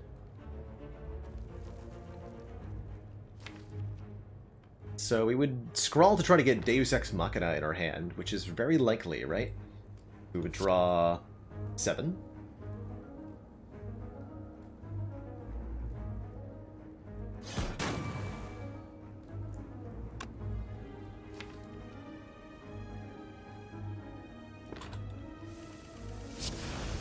Nailed it. Could also now play Master Reality if we want to make something else free.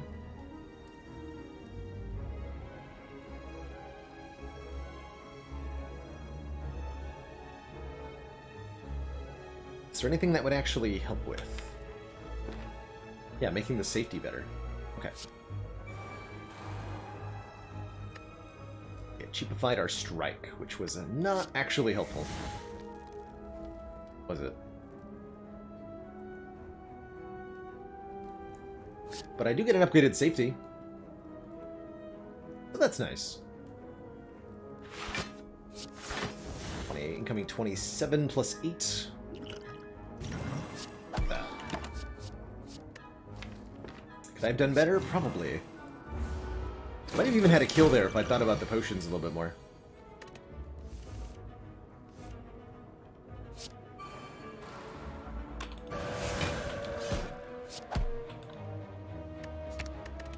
That's okay.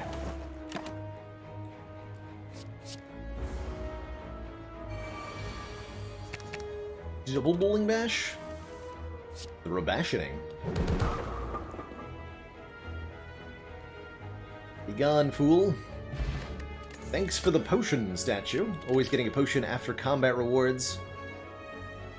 Do we want a blasphemy and slash or a talk to the hand? I'm pretty sure we want a talk to the hand.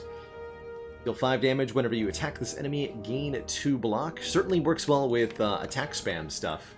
And anything that works well with Shuriken is going to appreciate this card too. Let's take it. Attack Potion also works with Master Reality, that's right. That's right.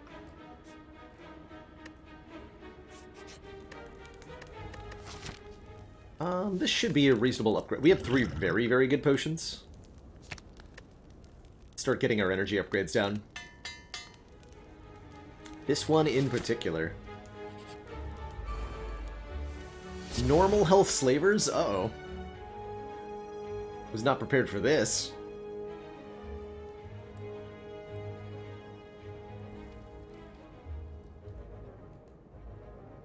Let's see, so this is what, 16 plus 14 is 30 damage. So we do have a kill on the back line if I use 1 flex potion here. I'm probably going to do that. What else can we find? Consecrate. Consecrate's quite hype. Doesn't help me block this turn, though.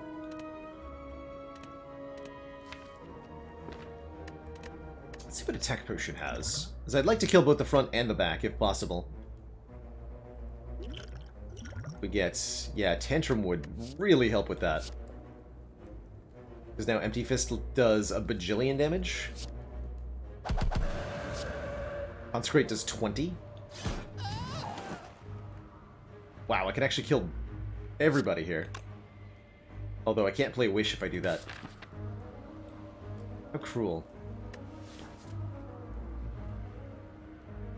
We'll take 7 to get a bunch of money.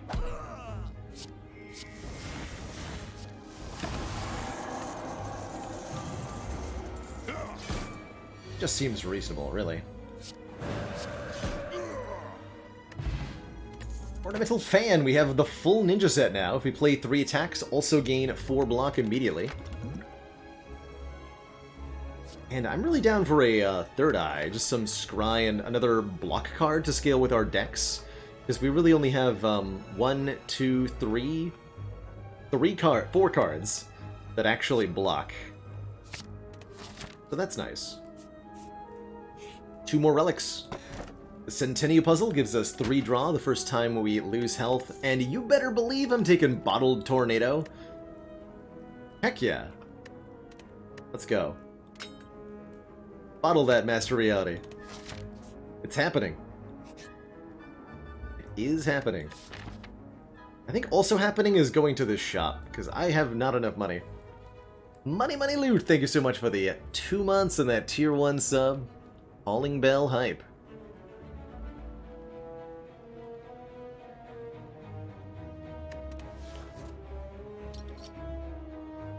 Oh, best of both worlds? Oh my god, Wing Boots let us go to the shop and then do Fire Elite Fire. Incredible.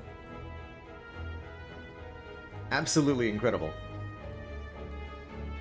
Also makes Blackstar like a really good take from our boss here, if we find one.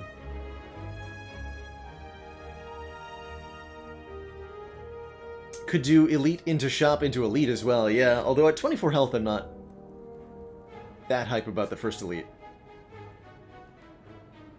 This would also be 2 jumps as opposed to only 1. I'm going to take this path.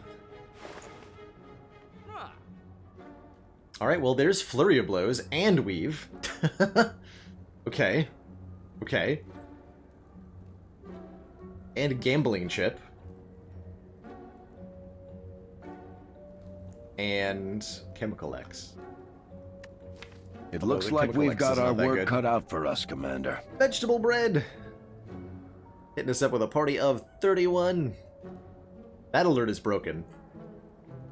Gotta remember to fix that one. Welcome on in, folks. You're catching the first run of the Calling Bell ladder. See how many times in a row we can win with Calling Bell as our start on each one.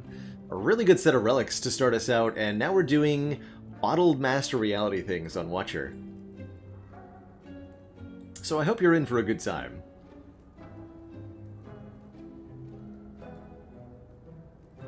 Wait a minute. Study is actually insane here, right?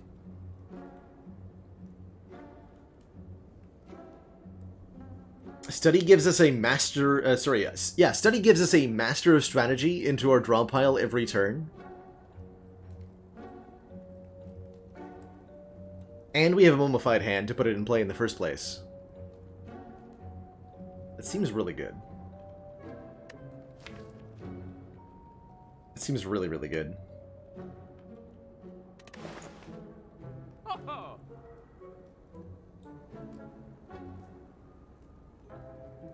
So let's see. How much Scry do we have?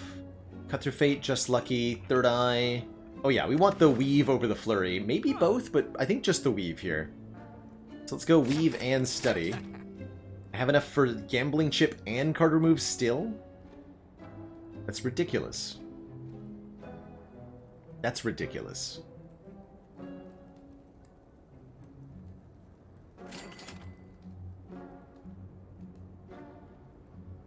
I'm removing this Eruption. It's stinky.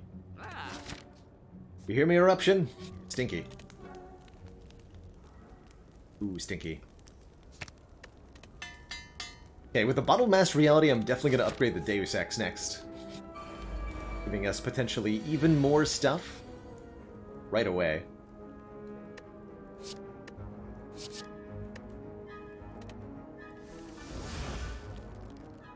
I've made a terrible mistake. Also, I was supposed to, I think, rest at that fire. Well, this certainly isn't what I wanted. I guess we could wish for plated armor here to block for a lot. And that's probably wise. With how this turn turned out. Yeah, that seems reasonable. We'll do that. We'll do that.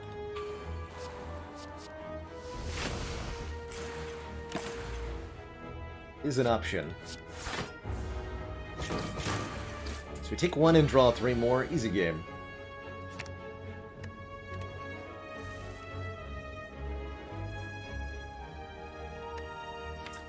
Discarded the Scrawl, hoping to play the Wish, basically. The anticipation was that I wouldn't be able to get the cards that were in my hand down along with the other stuff. Maybe that wasn't a good idea.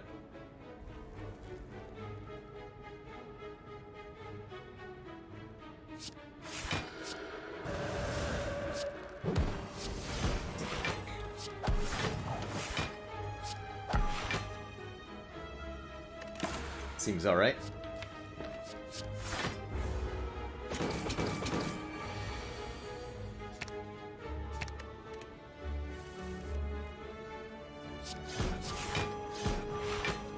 Two powers and 2 cards with costs. Oh, could I have made the Wish guaranteed free and the Scroll guaranteed free? No, I couldn't have. Because if one power... No, one of the powers is free. Yeah, I probably could have, actually. Didn't think about it that much, is the short answer. Not gonna need to, either.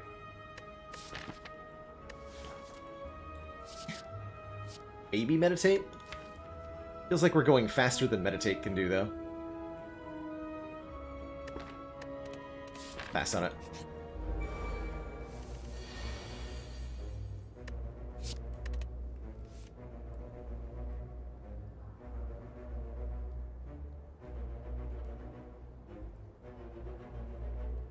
So this is play the 3 attacks and then make Wish free? Yeah.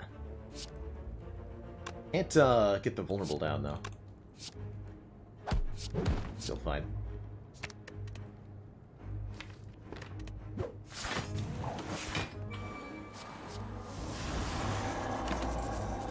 Never lost on A1, and I never will. Ever.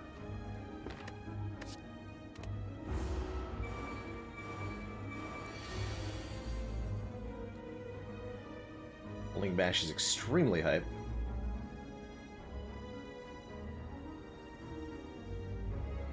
Way to take one here. And not the best.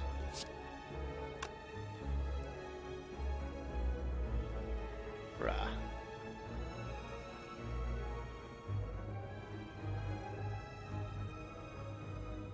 Oh, we have 3 attacks actually, so we're gonna block with Ornamental Fan too.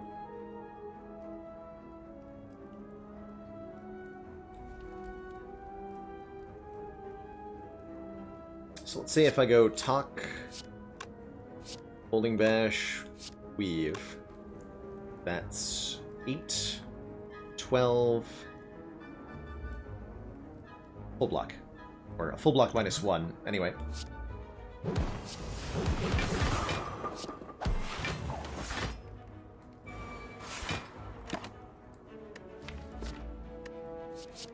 Sanctity. And that the Nilreese cards are guaranteed upgraded now is really cool.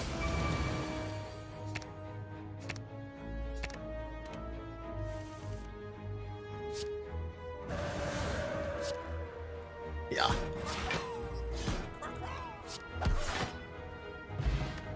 Root Juice for 5 max health, really good. Reach Heaven is more Master Reality synergy. Another chance at Meditate. I don't think Reach Heaven's quite what we're looking for, though. Not quite. Let's skip both of these. So right now the deck wants more ways to... Actually, just wants to get that stuff in play more quickly. We want to get the study down. We want to...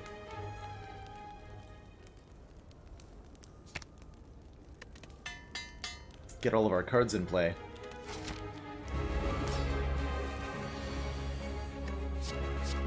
Keep that talk here. Hey, study, good job.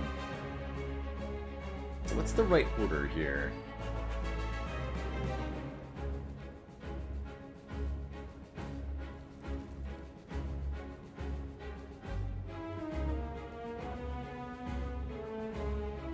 Talk to the hand and then study, right? And then if study makes crush joints free, Master Reality makes the wish free, and if it makes the wish free, then Master Reality makes the crush joints free. Yes. We guaranteed get everything in play here. And we even get to wish and then apply the vulnerable from the crush joints. I'm gonna go for the money here. Because I'm greedy. Carve plus. 2 attacks in 1 with a Ninja Relics is pretty good. Get all those Miracle Pluses needing to get put to work here. Take a peek at the top card. Looks like we might be taking a bit of a hit here. If we have to Stance Potion, that's fine. I was supposed to Just Lucky first. Getting the Insight down is perfect, though. And a nice big turn here. And now that we have Vigilance, we're allowed to Crescendo, although it won't kill anybody. Unless I also Potion.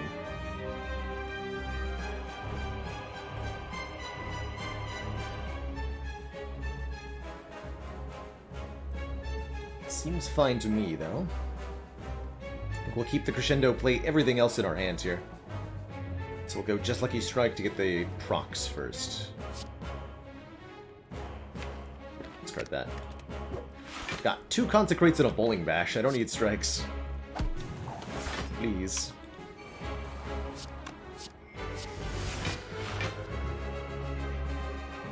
Okay, block 14, 7 left, take 11. Alright.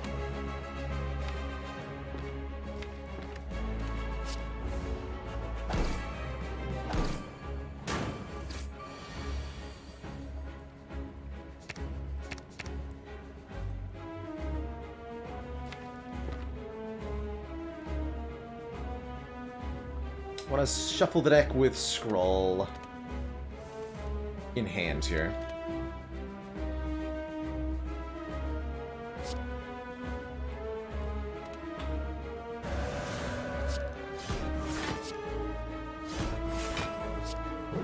order there. Not the correct order. It's okay. Pretty sure we have a kill anyway. I just play my cards all willy-nilly now.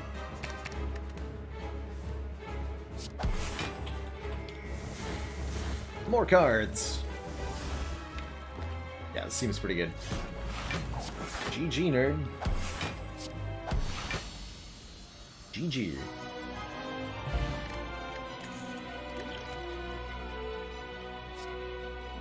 Technically, Alpha synergizes with, Master Reality. The other two are powers that give energy in different ways. Establishment gives a discount to retain cards. Deviform just gives us more energy every turn. We don't need either of those, because we're already scaling up with card draw and zero-cost cards. So I'm not interested in either Establishment or Deviform, and I don't think I'm interested in Alpha either. So this feels like a big old skip.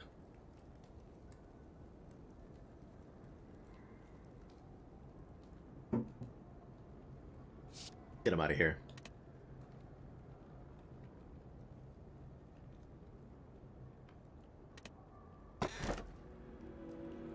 Get him out of here. More energy sounds good. Haven't seen him be running Alpha deck in a while now. I tried taking it on a recent Watcher run, and we literally never played the Omega in any fight, and then died to Heart. It's a sad time.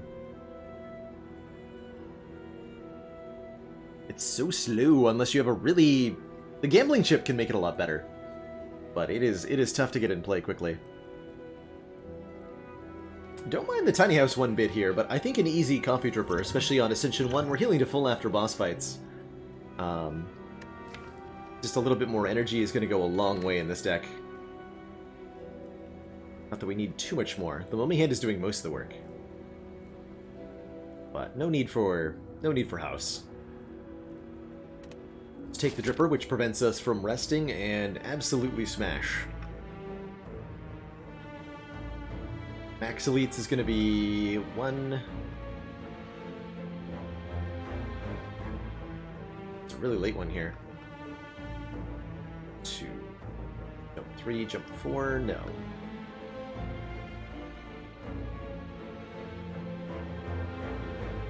Looks like Max Elites is 4. Even with wing boots. Seems odd.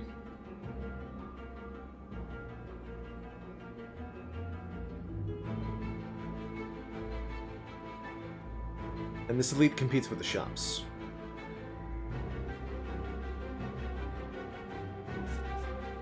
So if we go 1, 2, 3, 4, and then go to this shop.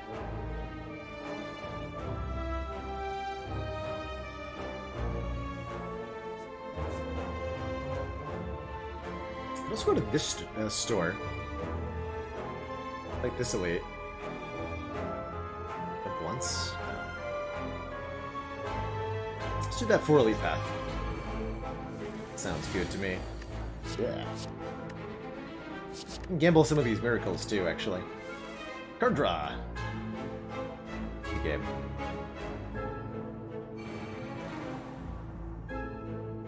Board draw.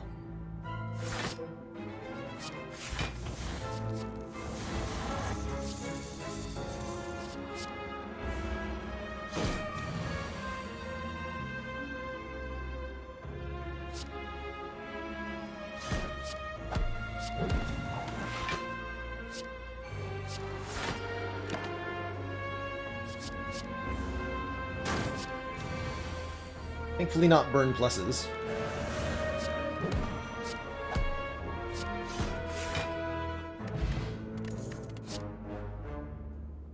Evaluate adds more insights, as well as being just a really good block card. So I'm kind of about that. Sash Whip for some Weaken. We don't currently have Weaken. Works with the Kunai Shuriken too. Or an empty body. Hey, yo, Merle. Definitely gonna take the Evaluate with Bottled Master Reality. Seems so nice. Seems so nice. Just need the Dead Branch. This could be a dead branch. Fight them, fight them.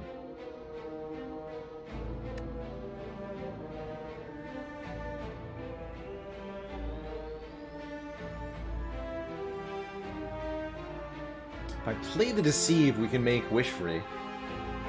That means not playing Consecrate, or not benefiting from Consecrate. It's okay. Oh, but then the Insight won't be upgraded?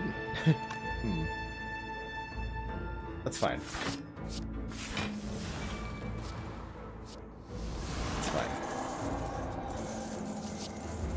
Put Third Eye Plus in the draw pile, please.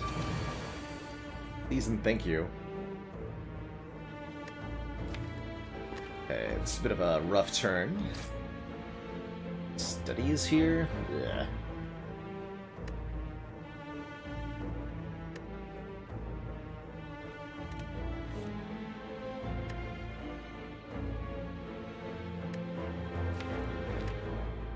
This is a really good stance potion for Wrath Stance. Lets me benefit from the halt. Lets me do a lot more damage. Yeah.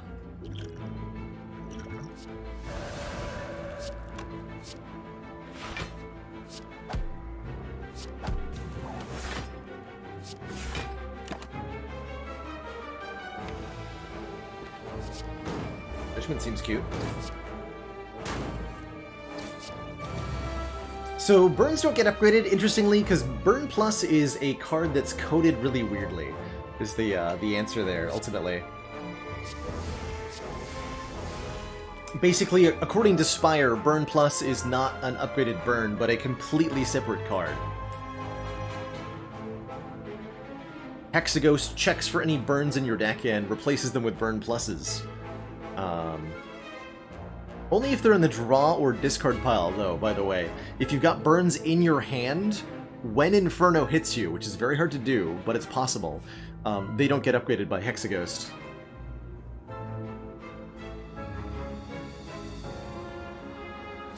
Kind of fascinating. Here's the Judgment. Good. Probably supposed to be talk first, huh?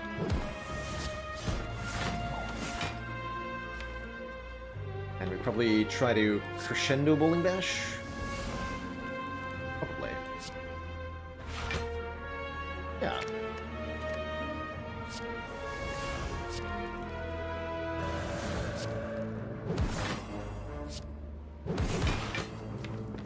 Judged. 60 gold and a Peace Pipe, allowing us to toke cards at rest sites. Second copy of Weave seems out of this world with the amount of scry that we have. Doesn't do any noise, no, that's right, Leskin. An intentional choice on my part to have silent alerts, kind of sneaky teak style. I do respond to every single sub, by the way. Thank you, Leskin, for the 16 months. Let's ring those bells. Stanky. But yeah, basically, you know, with over 500 monthly subs on the channel, there's no sound effect that I could make it play that I wouldn't get tired of personally, really quickly. So, let's get some cute new art and some silent alerts. And I'll still be here thanking everybody who subs personally.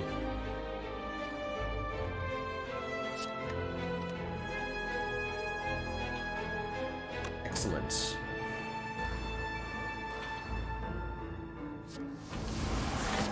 Actually take the one for the card draw here. Spiker? Yeah, I don't want a Ragnarok.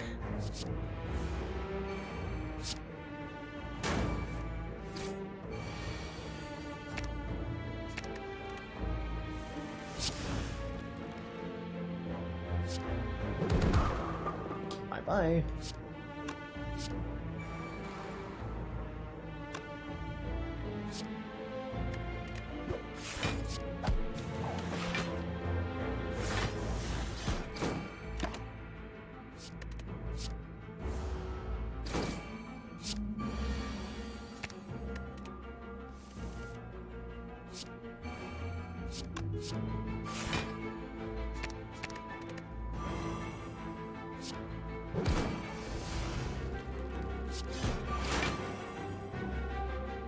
I think I get Ornamental Fan block first, right?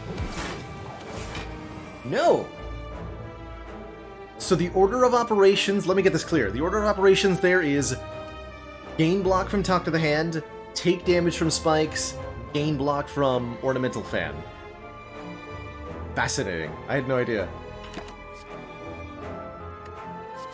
I guess that meant I could have played Weave. Glad I checked that, though. I had no clue what the order was. Apparently it's weird. So this shouldn't hurt me, right? Right. Yet another Third Eye Plus. I don't think there's such a thing as too many of those in a Wonder deck. And with 2 Weaves, we just want to, like, do that as our scaling. Forever. Excellent. Into Fall. Alt, Study, or Consecrate? Lose 1 Consecrate. I like that Halt, and I love that Study.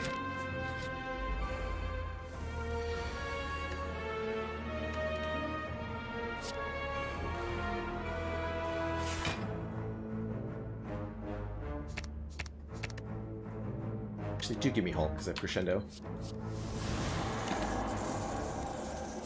Wallop plus? Sure. Don't mind if I do.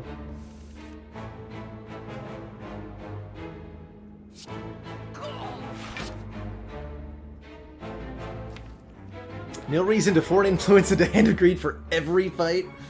I would have had to skip the Bronze Scales for that. Come on. Kidding me?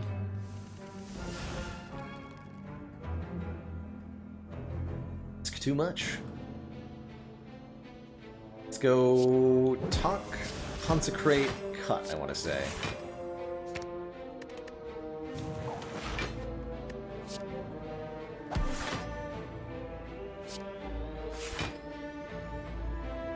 Six, full block, good.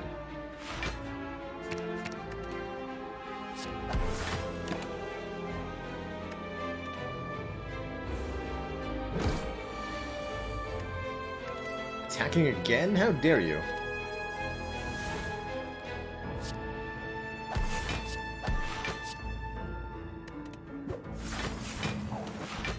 Let's Insight with the Weaves in hand so that we can have them in the discard pile, where they belong.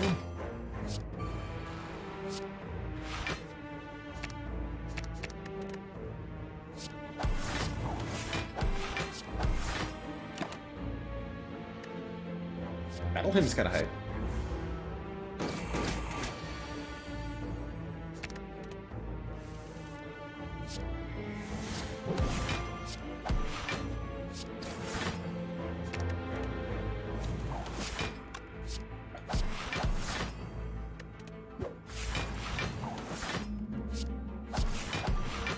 Being in Wrath might have helped this turn.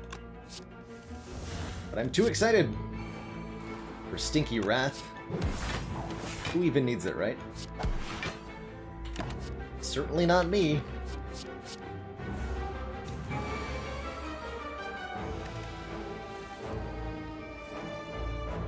Okay, now we can go Wrath. I love it. Just play your Wrath like it's a blasphemy. It's fine. Completely fine. Blurry here for... Ooh, but what about a Cut Through Fate Plus for more Weave action? Full Weave deck. Let's go. Let's go. We don't need Rat Stance. We just need Weave and a million Shuriken Brucks. It's true. We'll leave the Speed Pot on the ground. These are pretty okay potions. Maybe not the Essence of Steel. And I don't want a Windmill Strike. Thank you. Elite one of many.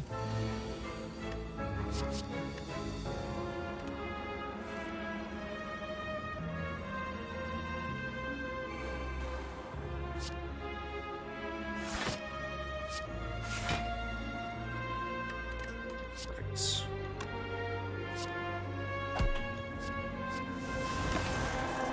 Take a damage. Conclude is pretty spicy here against Reptomancer's daggers. I think we'll take that.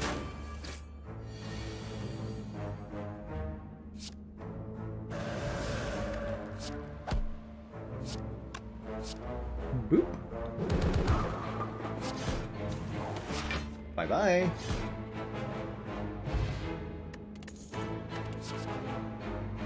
Blasphemy's here again.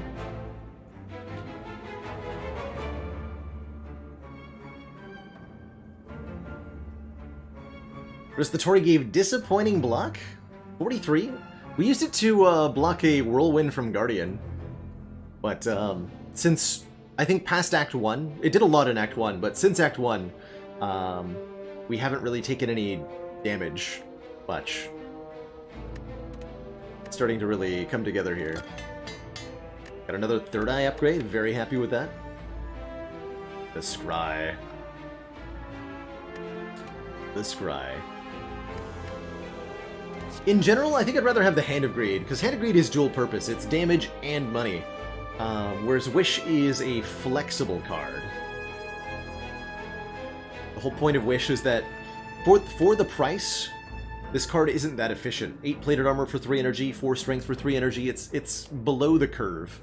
But the whole point of the card is that you get what you need. Oh yeah, you wanted to see that earlier, J-Mitch. Sorry I missed your Blasphemy beta request. It is the Snecko Eye being dragged into a trash can. Which is definitely heresy.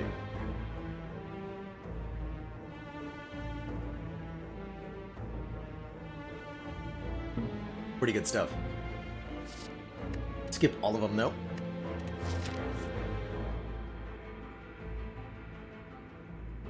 We're gonna go jump once, jump twice. That's right.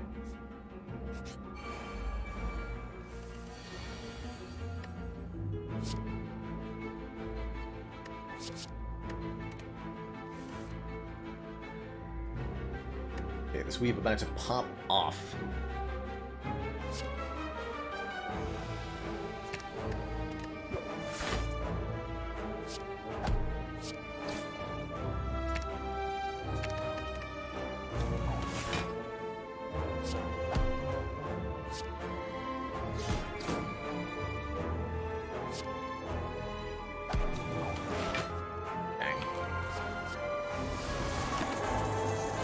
More weaves, let's go.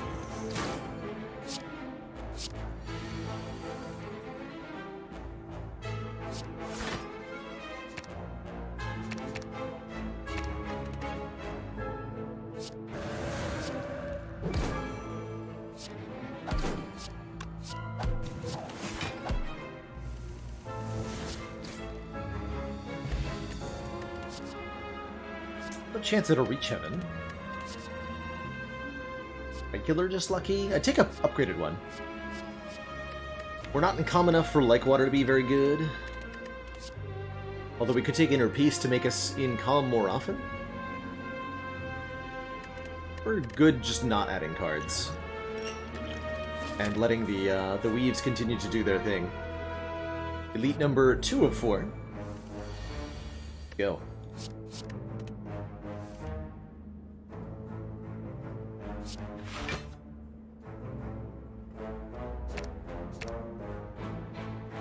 A little bit of a yikey turn next turn. In fact, instead of playing the halt, I'm going to let Nemesis hit me for 1 here to draw 3 more cards.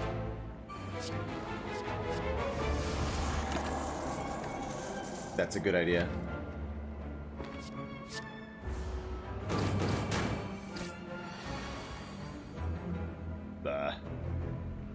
Still not my favorite draws in the world. We do have Liquid Memories, though. Which could get our third eye back, and that can be a big deal here.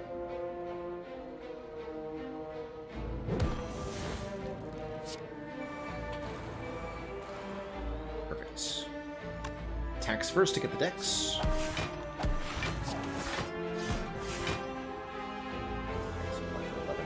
Let's Liquid Memories for that third eye.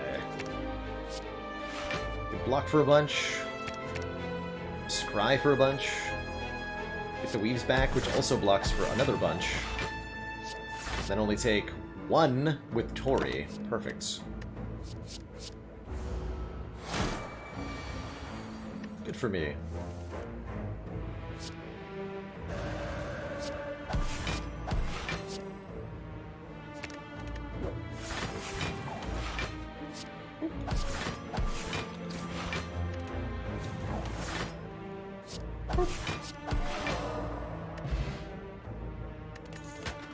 Thingy gives us Blanc on turn 1. Another Evaluate Plus. Could also take a Lesson Learned. It is a little bit late. Realistically, we're getting... Let's see. 1, 2, 4 upgrades out of it. That's not worth it. I'll take another Evaluate, though. The insights they add to the draw pile are crazy good.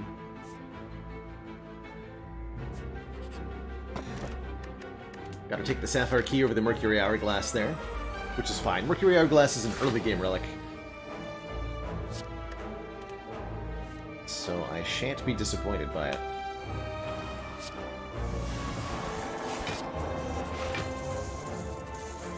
It's a good turn. Yo, give me more of those. Study Plus. Let's go.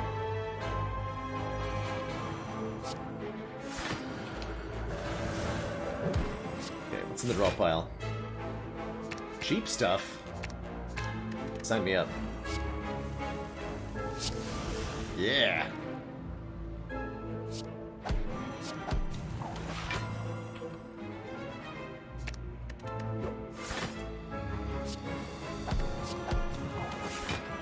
Beautiful.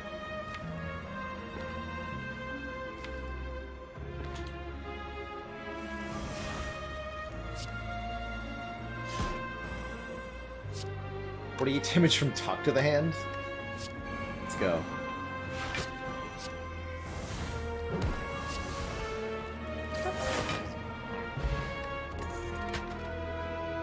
Kelcom, if we enter turn without any block, gain some. More Cut-Through Fates? Yes.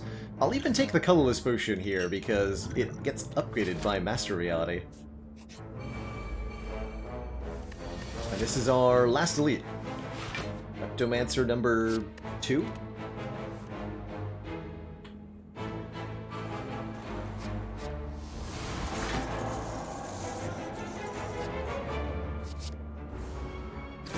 That wallop.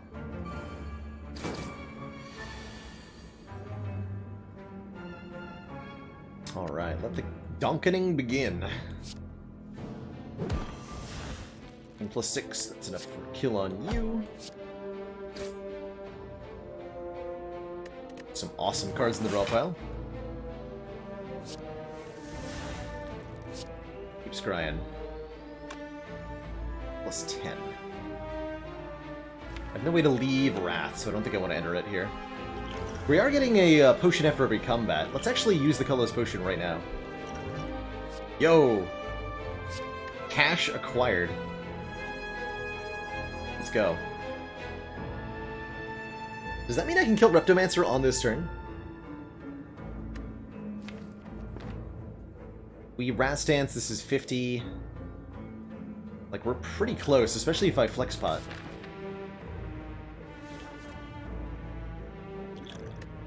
Doing it.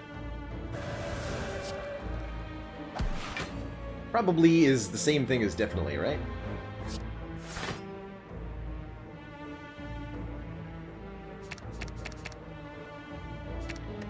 Okay, Bowling Mash will certainly get the job done.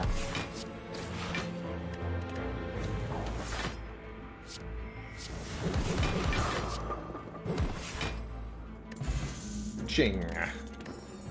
841 gold. It's, pretty good. Pretty good amount of money.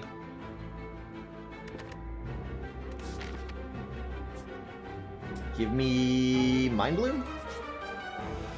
Oh, give me 333 more gold. We have $1,174 reduce. Good times.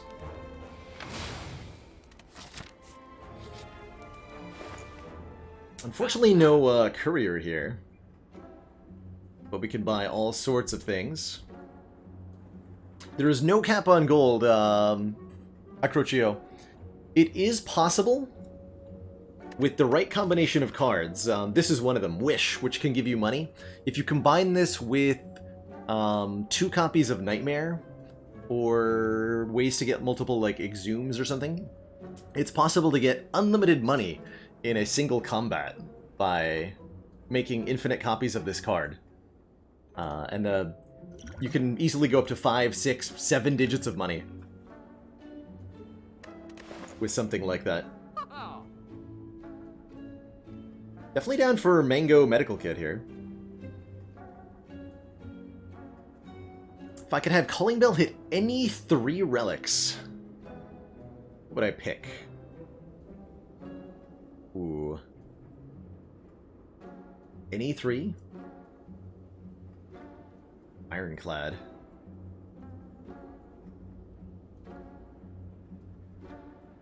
That's a hard one. Thinking like Red Skull, Pocket Watch, and one of the egg relics. Molten Egg or, yeah, probably Red Skull, Molten Egg, and Pocket Watch would be something to pick. There's plenty of others that would be really good too. Dead Branch, of course. Plus Bag of Preparation. Anchor, Horn Cleat, and Boat Thingy. Love it. The bell is 1 common, 1 uncommon, and 1 rare. So you have to choose your picks pretty carefully. You can't get all 3 eggs or multiple rare relics or something. Oh, there's an Ambrosia here, by the way. Enter Divinity in a potion. Upgrade the Stance Potion. Definitely take Mango. Definitely take the Medical Kit. Probably remove a card. Remove this regular old Defend. It's certainly not doing anything for us. I don't want the Strike Dummy. I could take Secret Weapon. Actually, Secret Weapon's really nice to get a Weave out of the draw pile. So we'll pick that up as well. Take the rest of this cash into our second shop. Call it a day.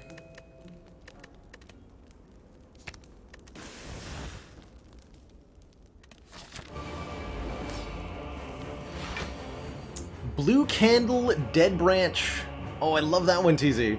Blue Candle, Dead Branch is a really good pair to get out of the Calling Bell.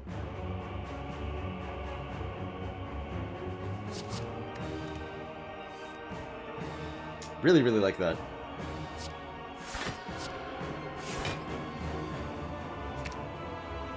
It's a beautiful turn next turn.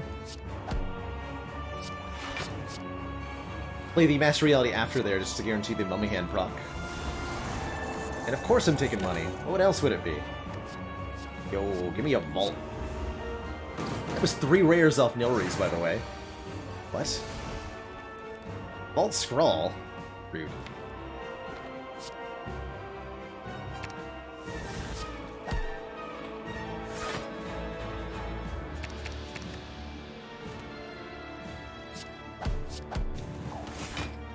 Let's just have like a really, really, really, really big turn, hey? That sound good to everybody? Sounds good to me.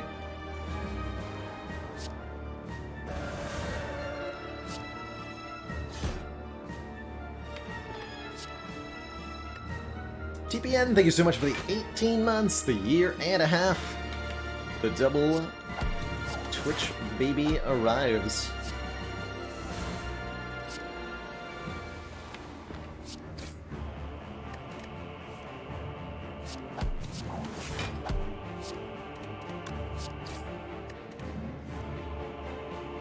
And then let's shuffle the deck without the weaves.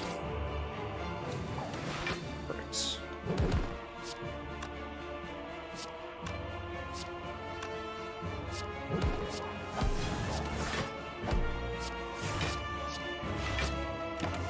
Still my turn, by the way.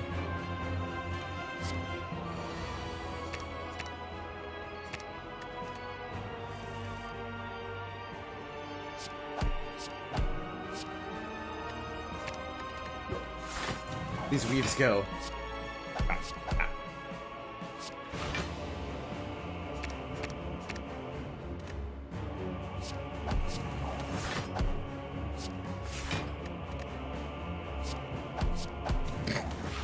Wow. GG, nerd. Is it still turn 1? No. Deck attacked us already. It's turn 2. Got him. Two thump, a deep pulsing dread can be felt throughout the room. Is this the heart of the Spire, the source of all these relic procs? Ready that stick, dealing a nice amount of damage. Have I been here before? Is this the Shuriken of the Spire?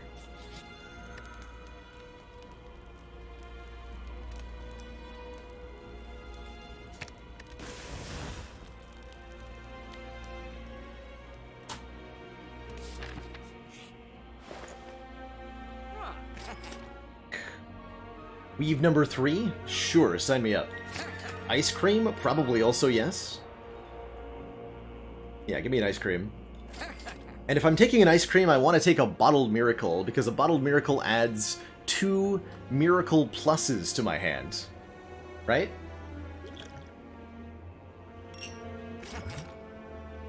Lose the flex spot. I like these 3 potions. It's pretty good. Gambler's Brew not bad either. One more card remove, and we're good to go here. Maybe one more halt?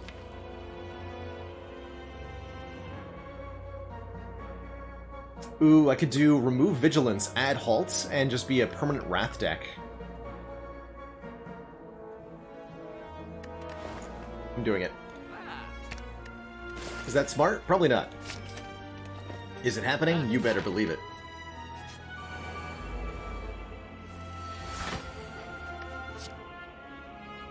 Better believe it.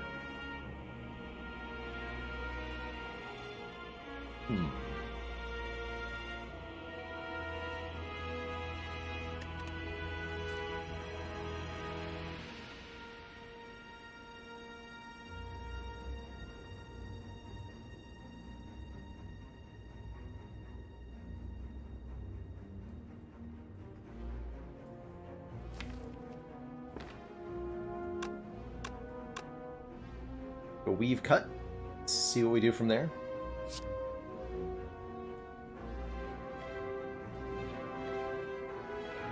It's actually almost fine.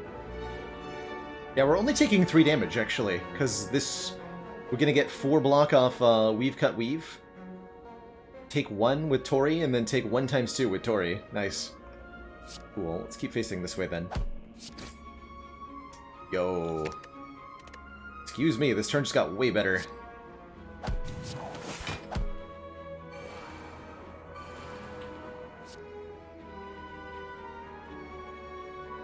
Wish for money. Just because I can.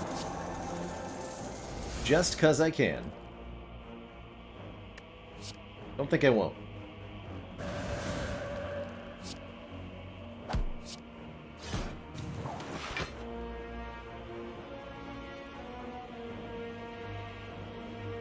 Hey, Mountaineer Jar, the one that lets you pick at the swamp relic is called Filter the Spire. You can find it on the Steam Workshop, and the exclamation point Filter the Spire command will find it for you as well. Or link you to it, anyway.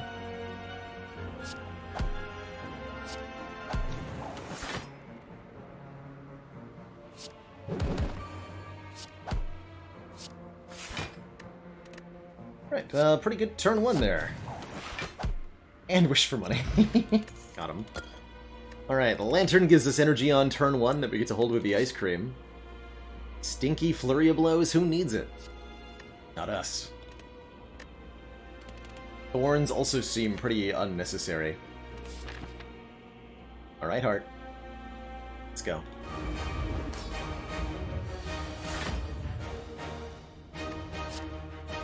Scrying seems good. Turn 1.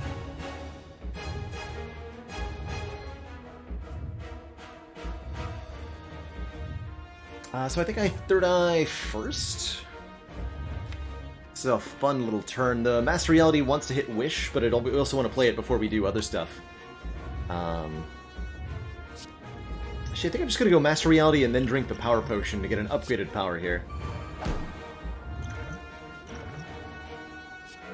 sight. Whenever you scry, gain 4 blocks as Nirvana. That's pretty hype too, actually. We scry a lot. But more scry at the start of each turn is also really valuable here.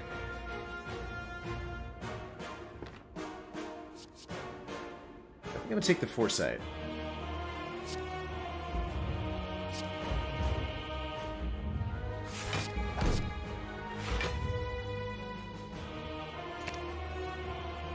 There's our Crescendo.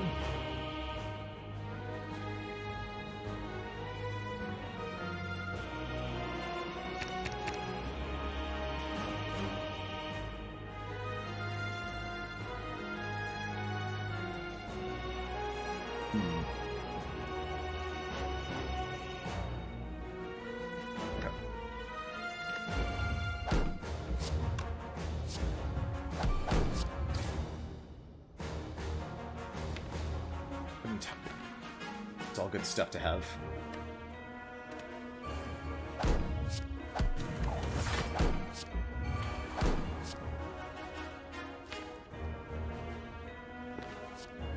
We like to wish for strength against heart.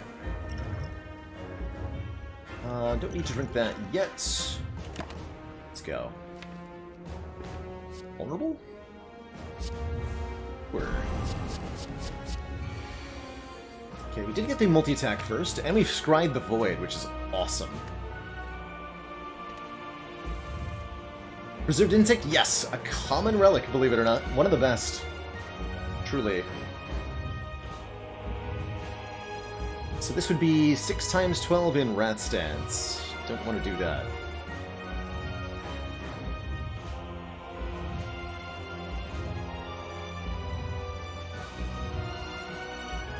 Oh yeah, we would have blocked the Beat of Death last turn. So maybe it was better to drink it. That's alright. Secret Weapon can fetch me a Weave, although I think I'm more interested in getting a Cut-Through Fate into my hand, because we're not blocking very well here.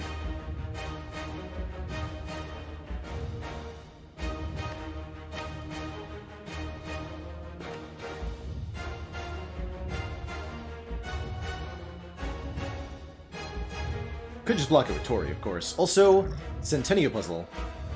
So let's actually just play Talk and draw 3. Yeah, that's more like it. Good stuff. Okay, we got Empty Fist. Let's enter Wrath, then.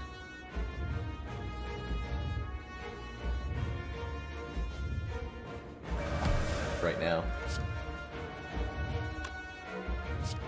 Which also lets me apply Vulnerable.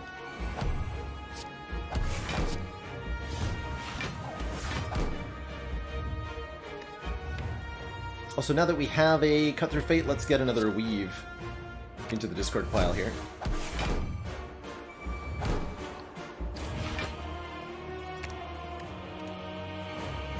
Yes. 1, 2, 3.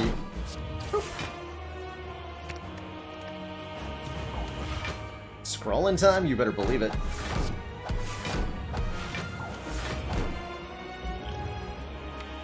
Want the biggest turn ever.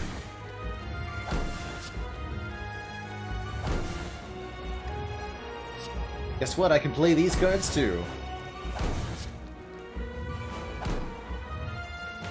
Easy game.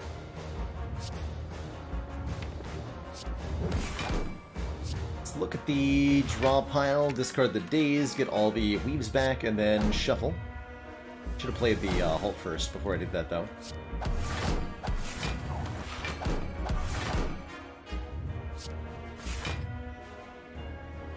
Nice hand next turn.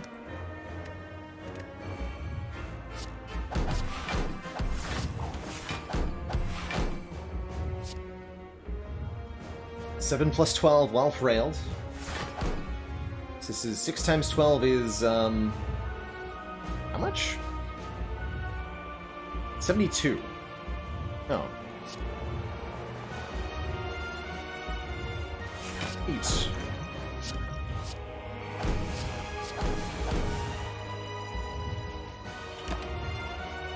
Leaving Wrath is for nerds or whatever.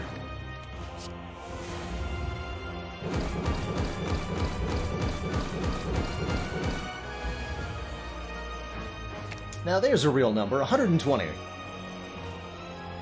I'd like to see me block that.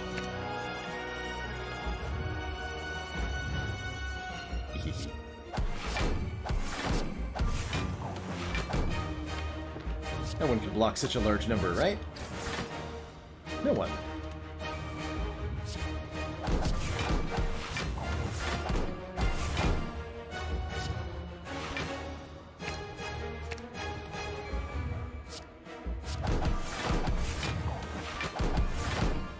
And I certainly wouldn't be able to do it while frail.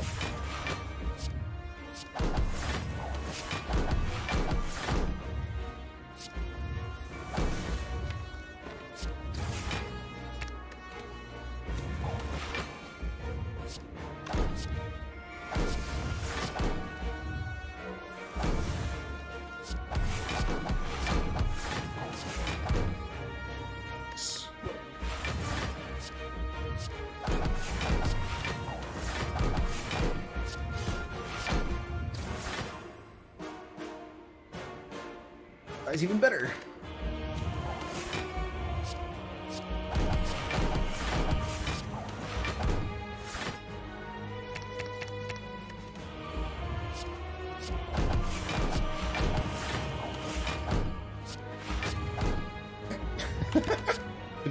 Good fight.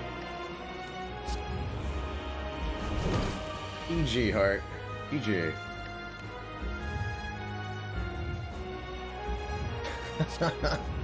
81 damage weave. Let's go. GG. That's a lot of relic procs. Dang. Dang. GG. GG, everybody.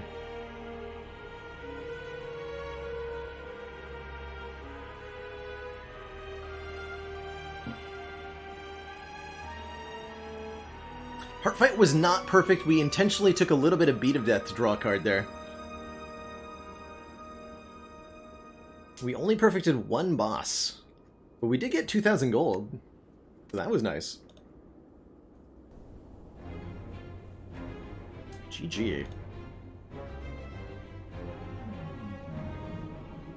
Has it been done? The Spire weaves. So shall I.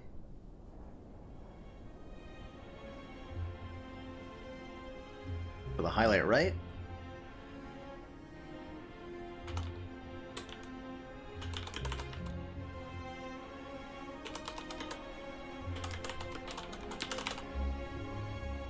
Sweet.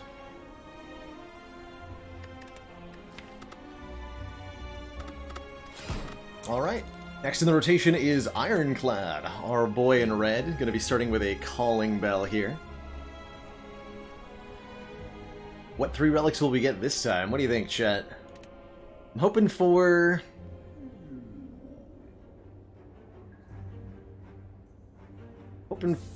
a... Hope for a Maw Bank. Oddly enough. Not sure why. But I believe. I believe in the power of the Maw Bank. Followed by going to no shops at all. Blue Candles here, as is Blood Vial. Replace Burning Blood with 2 health per combat instead of 1. Smarts. Blue Candle allows us to play curse cards at the cost of 1 health. Lets us get rid of the Curse of the Bell. And last but certainly not least, Shovel lets us dig for relics at rest sites.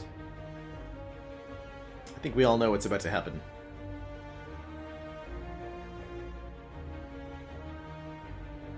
I think we all have a little bit of knowledge about what is going to transpire here. Let's see, I don't want to go to this early a shop, but I do like 1, 2, 3, 4, 6 relics. Is there a better path I can take?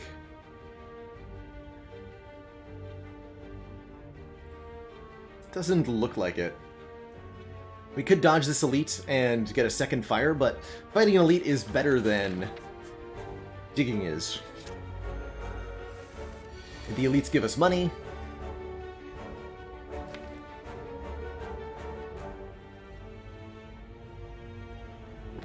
I draw 3 strikes next turn, this will be lethal. Could just take 4. Guarantee the lethal.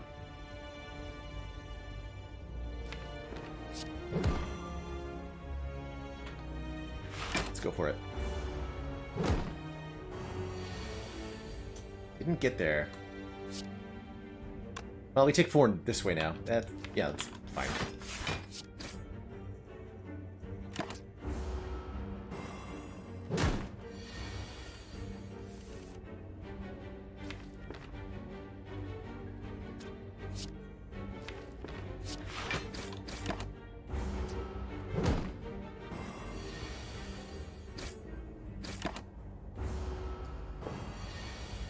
Hoping for Rupture shenanigans? Ooh. Me too. What about Perfected Strike shenanigans? No. I need stuff that's going to be fine without upgrades. Anger's good here. 0 cost, do 6. Helps our Act 1 be a lot smoother. Good against Slime Boss, too. But going to be moving forward with the assumption that I'm never going to upgrade any of these cards, because I want to dig more. Let's take the Anger. Anger's a awesome start for Clad. Love to see it. Always kill the small one first. I think it can be correct, King Smurf, to kill the large gray slime first, specifically. If you've got the little green one and the medium gray one, it can be right to go for the gray one first. It's almost correct, almost always correct to go for the small one first in the, if you get small gray and medium green.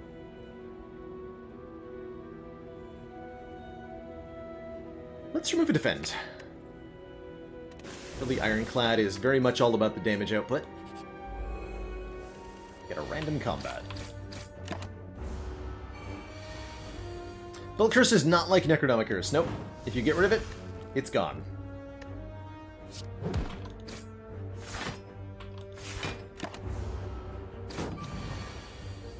And it stays that way.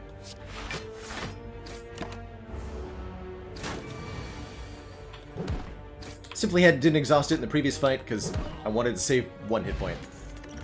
But most of the time, oh no, most of the time we will use these cards. We could have had 2 Perfected Strikes. Certainly don't want a Searing Blow with a shovel.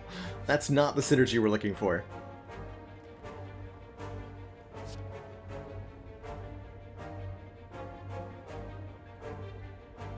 How's about... I don't want a Wild Strike either. I'm gonna skip. Feels bad, but I'm doing it.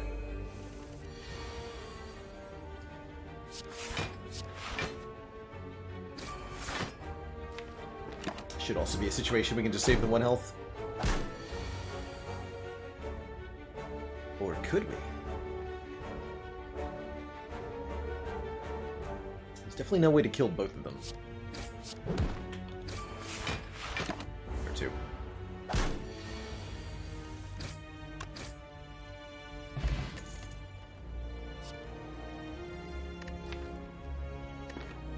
Offering? On floor 4, you say? Hard draw, you say? More Rupture shenanigans, you say? I'm in. I'm in. We don't really have that much to say. We do have the Blood Vial. And we do get our post-boss full heal, which is also quite significant.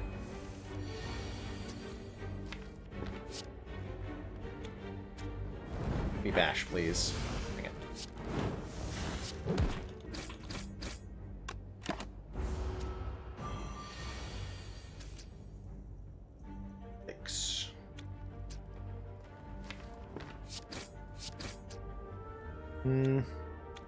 If I split now, it's gonna be bad. Take 13 here. We weaken next turn, they'd both have 33 health. Yeah, that's an unacceptable split.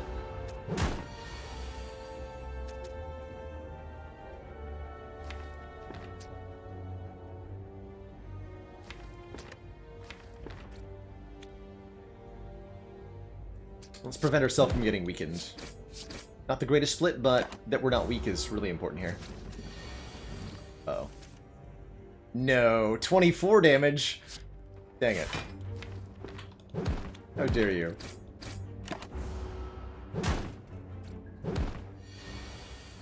Okay, at least I picked the right one. It's a painful combat. We do have the regen potion, though.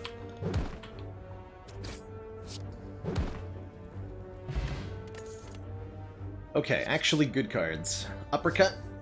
Not the greatest without an upgrade, but it hits nice and hard, applies 1 turn of weak and 1 turn of vulnerable. Good with offering, for sure, here. Headbutt lets us get back our angers. Headbutt's just fine. Or power through, if we want some block. This is going to be either headbutt or the uppercut, and I think I'm leaning towards the uppercut.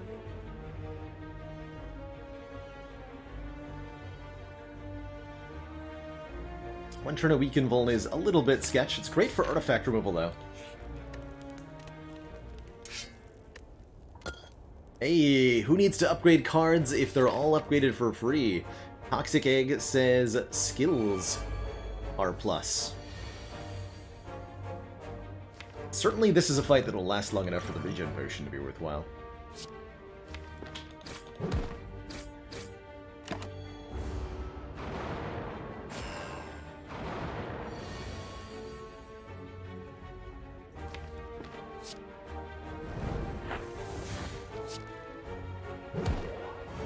She did not need to play the last strike last turn?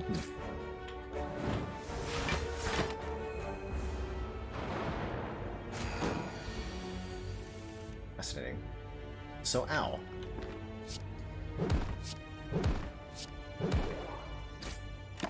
Or for the one that's not attacking us this turn, so that we can kill it next turn, maybe? Alas.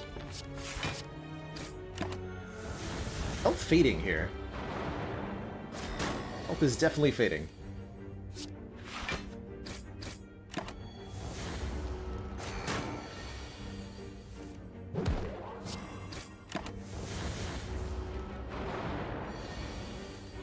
Oh no. Not again!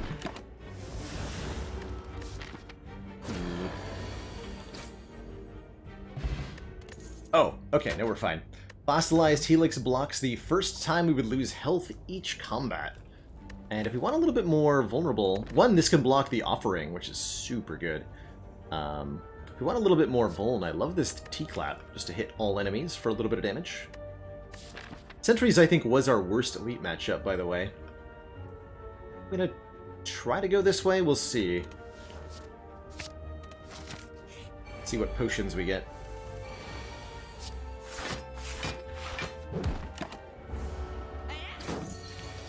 Yeah, the blue candle. The blue candle blocking is real.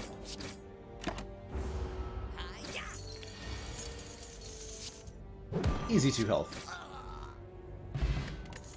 Bad for rupture, that's true. Dropkick. Got bash, thunderclap, and uppercut. Dropkick says if the enemy has vulnerable, gain an energy and draw a card, and I quite like that. Or pummel strike. Draws a card no matter what. But costs energy. Go with the dropkick.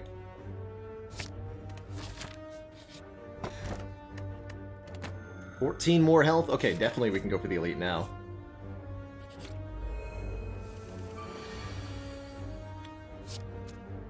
Look at it all. So good.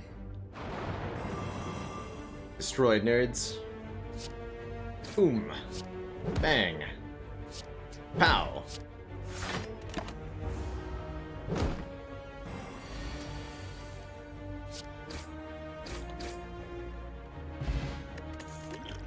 Alright, now we're rushing it. And there it is! Rupture! Whenever you lose health from a card, gain a strength. Upgrades to gain 2 strength. Taking it.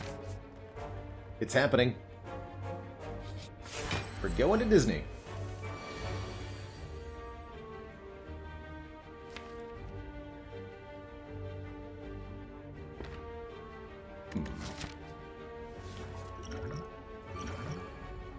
I don't think this is uppercut, dropkick, strike.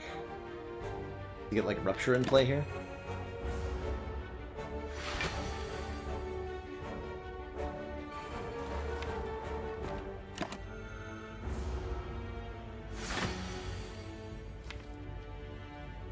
actually just not going to play the offering until after the first hit. I don't think. Ooh. Well, this is fine.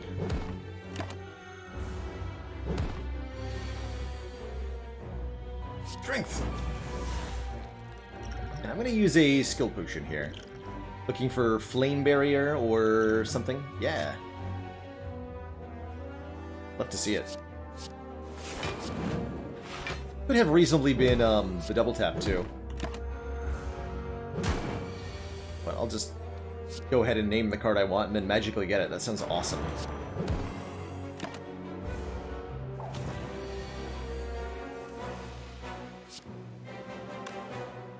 Okay, not quite a kill. We could use the Duke Potion, but it's not worth it to do that.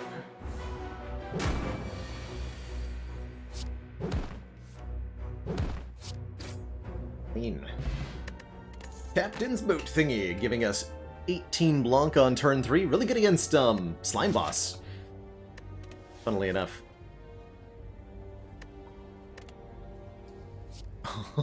Impervious Plus?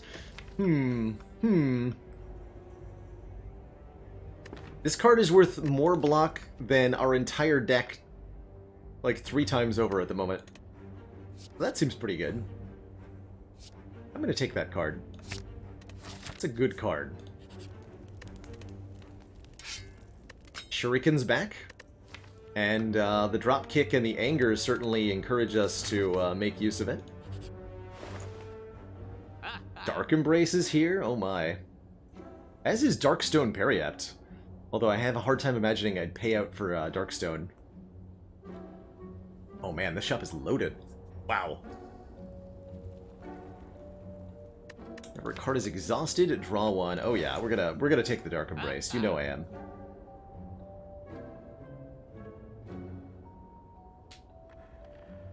An on sale Intimidate Plus is also pretty damn good here. 2 weaken to all enemies for 0 cost and exhaust, which might then draw us a card. I think the Sling of Courage is not bad. 2 strength in elite fights would certainly help make our elites a little bit cleaner going forward.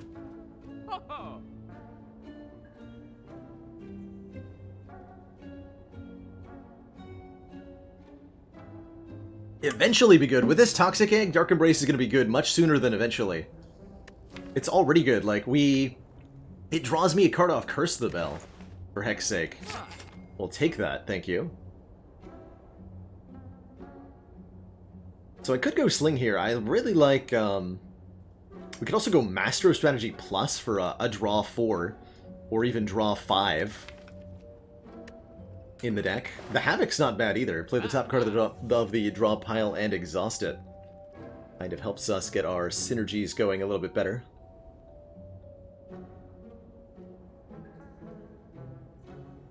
Although I'm leaning towards Intimidate Plus and a card remove.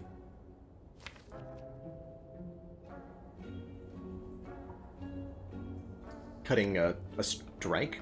Actually, no, cutting a defend. That's the kind of guy I am.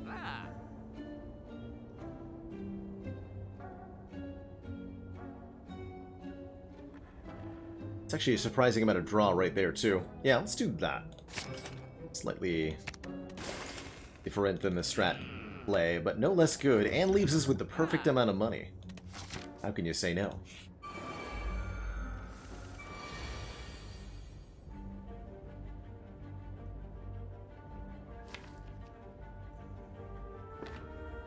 Not the turn I wanted to draw this. Okay.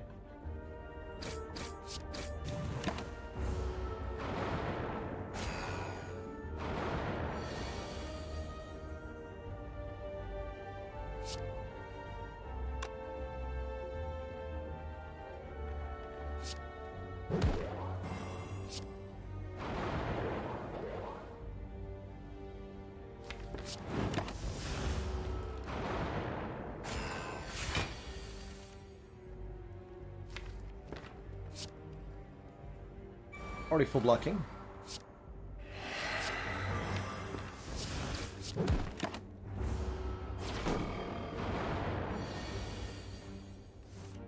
Dark Embrace also really good in this fight, hey?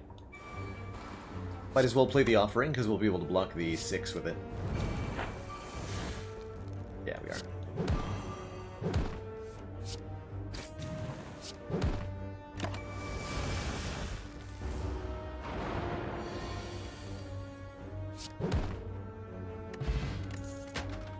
Boat number 2. Block on turn 1 now. Ooh, Rage? Whenever you play an attack this turn, gain 5 block. For 0 energy, we certainly are leaning towards attack spammy kind of stuff here, especially with Angers. So I think Rage Plus could really do wonders. Not a bad Pummel Strike either. The Power Through could do stuff too. Going Rage. Definitely going Rage. Definitely continuing to dig. And scoring an easy-peasy Pocket Watch. Oh my goodness. Whenever we play 3 or fewer cards during our turn, draw 3 extra cards at the start of the next turn. My god. The power. Sheer power.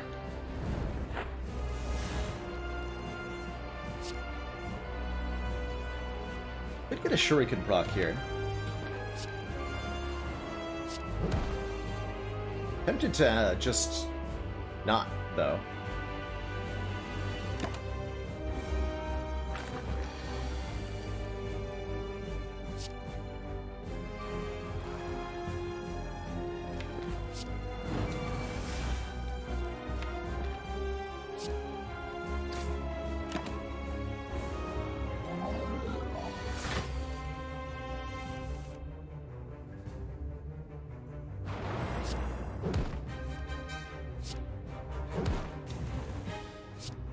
We can do another 24, which will not split Slime Boss. Respect. Respect for the man in the big hat. Only brings him to 74, and this version splits at 70 health.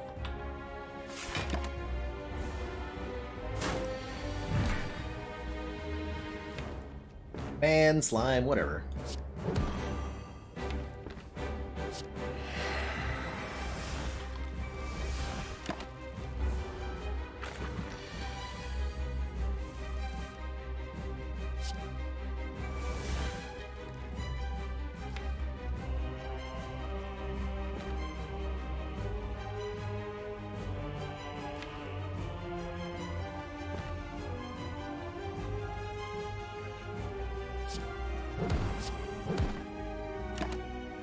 Activating Watch here.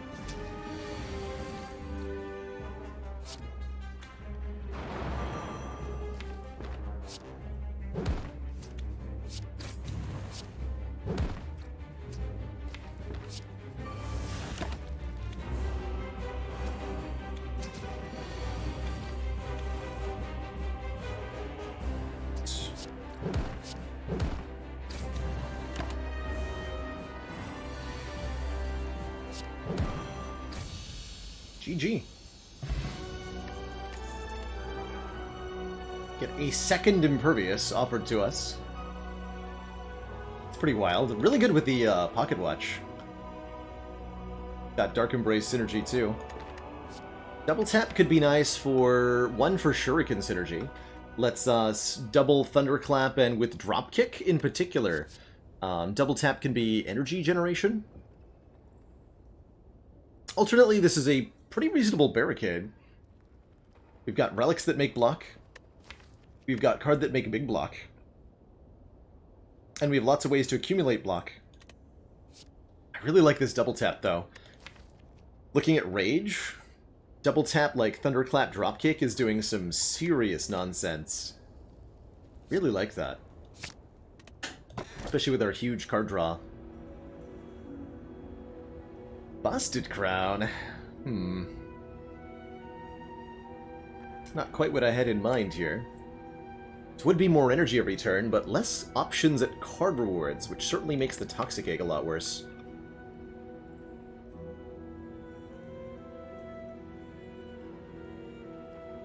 Got some creative ways to generate energy here. Could see this being a very reasonable empty cage for move 2. I think I would remove both defends, as insane as that sounds. If I took the empty cage here. To lean into the continuing shuriken nonsense a bit better. Or we can take Tiny House.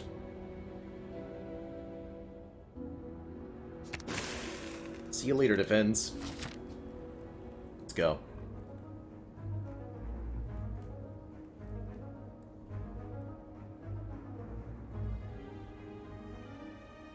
City up the middle there.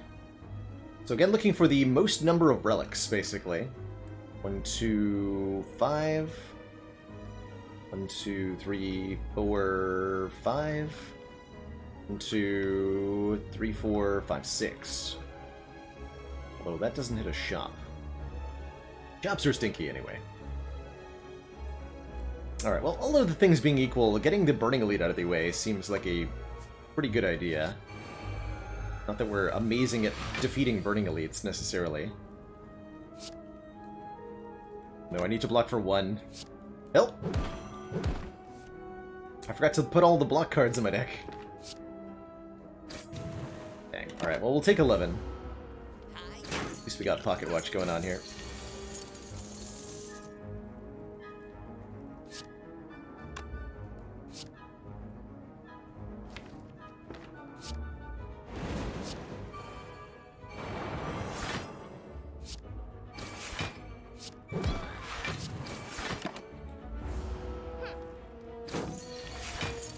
Good job, Rage. You did it.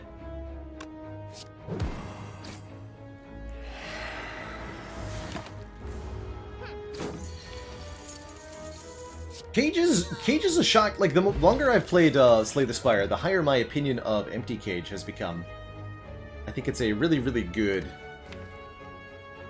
God, I love this second win. I think it's a really, really valuable thing to get some removal.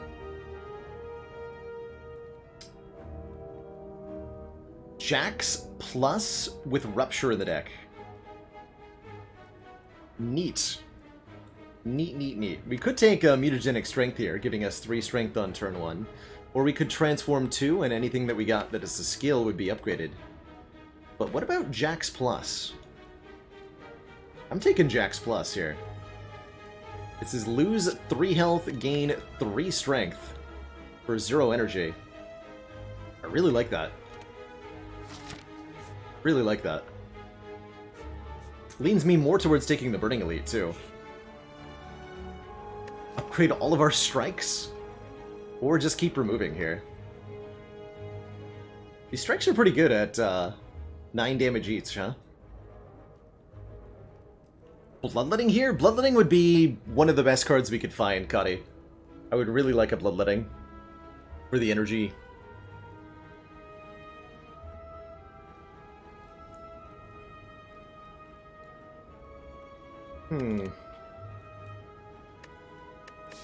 But realistically, I'm removing like 3 of these, minimum, by the end of the run.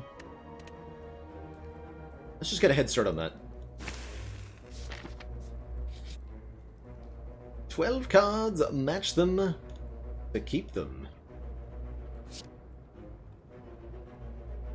Damn it. Ooh, give me another offering, please. You know what? I'll take a Jack of All Trades plus, actually. With a Dark Embrace in the deck, Jack of All Trades plus is fine. And we get the offering. Easy game. Alright, well, I think we got better. It sure feels like we got better. Sure feels like it. Another double tap. And another Master Strategy. Incredible. I think, based on what just happened, we now actually want to upgrade Rupture over Digging. Because this Rupture is crazy good now.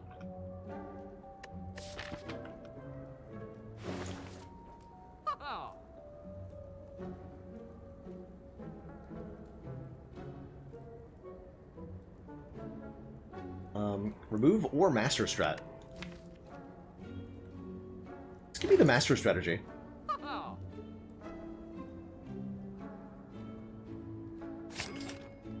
seems really powerful. Hey Uno Kid, yes, we are playing on the beta branch with the beta buffed cards. So this is the buffed 2-strength Rupture.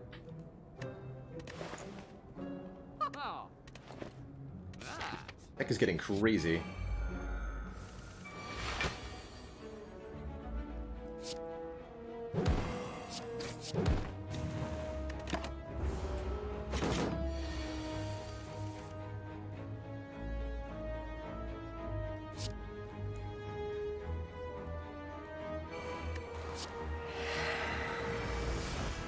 Yes. Yes. Let's go. Offering first.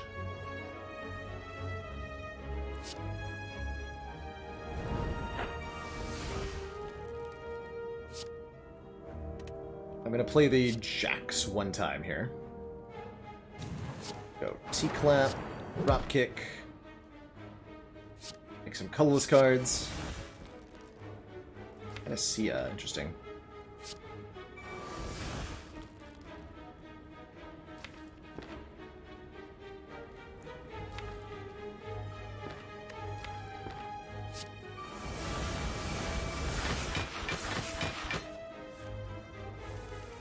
Blocking! You know what, I'll play jacks one more time. On this turn.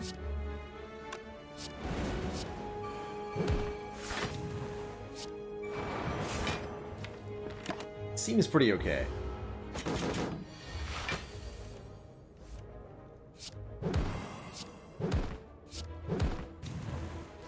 Good damage, though.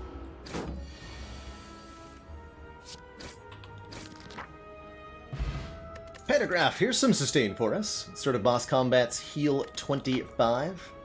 And if we want more sustain, how about we just eat all of our opponents with feed? Deal 10 damage. If fatal, raise our max health by 3.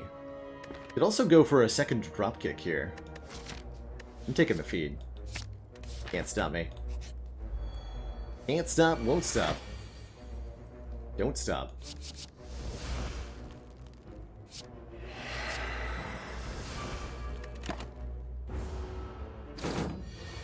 Get bombed on, friend.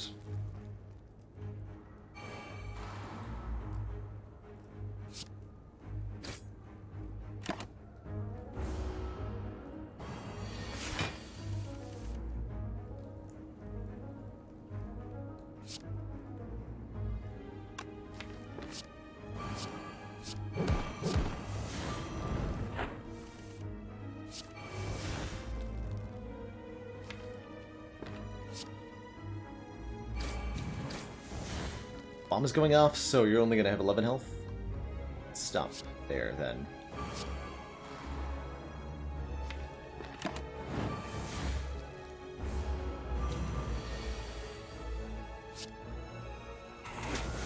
Nice. Sword Boomerang Plus certainly is a very effective strength scaling card in a deck that has Shuriken and Jax and Rupture. Pick that up. Feel good about it.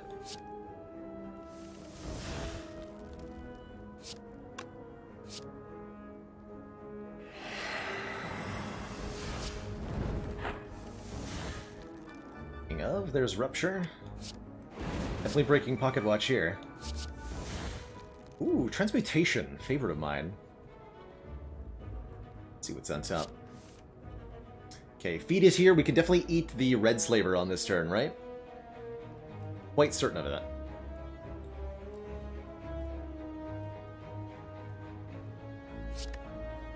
Jack of all trades cannot give us Jax. No, Jax, while having the same border color as colorless cards, is classed as a event card. So it's a bit different.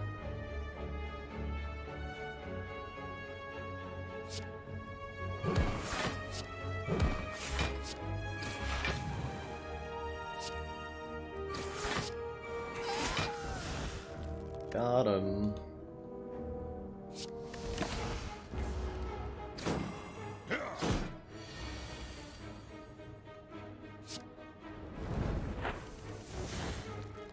Supposed to be... It's fine. not going to use the jacks here. I think we're done needing such things.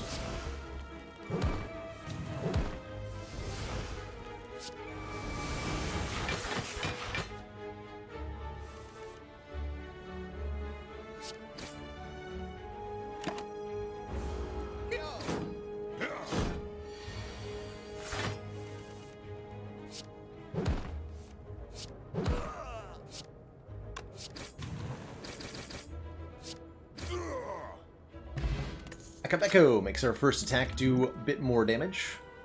An upgraded Thunderclap's kind of interesting. Could take Immolate for some AoE, but it feels like a little unnecessary, I want to say. Not quite what we're looking for. Maybe we don't need any of this at all. Let's skip it. Stinky nonsense. Charon's Ashes, oh yeah. We have so many cards in this deck that exhaust. Now, whenever we do so, we'll deal 3 damage to all enemies, which is very, very much cumulatively. Don't have any other damage relics to compare it to, unfortunately.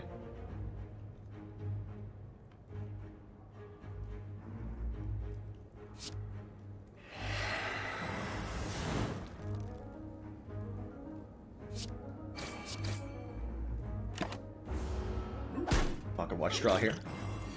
Over the Shuriken proc. Kind of competing factors there. Okay, second wind is really good luck, and actually pretty good damage too.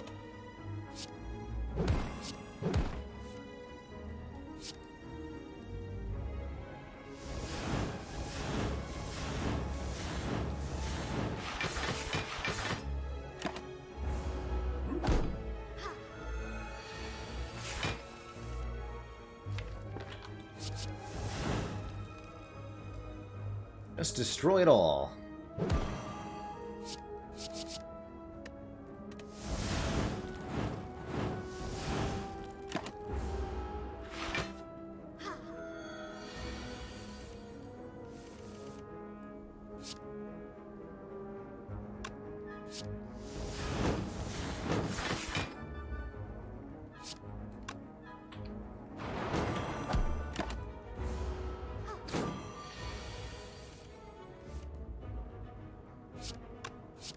I think if I jacks, I can eat her this turn, and I can't if I don't, so I will. Yeah. Or strength gain says spot weakness, although I'm not sure that I want that. I just want to upgrade Rupture. We should have genuinely more strength than we know what to do with if we do that.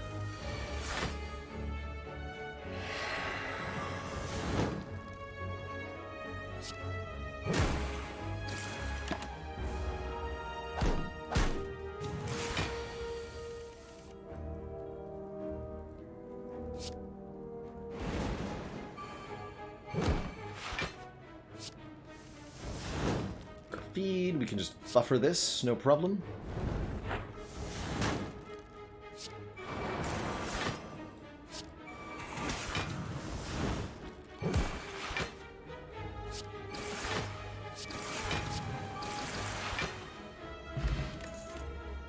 Second Dark Embrace?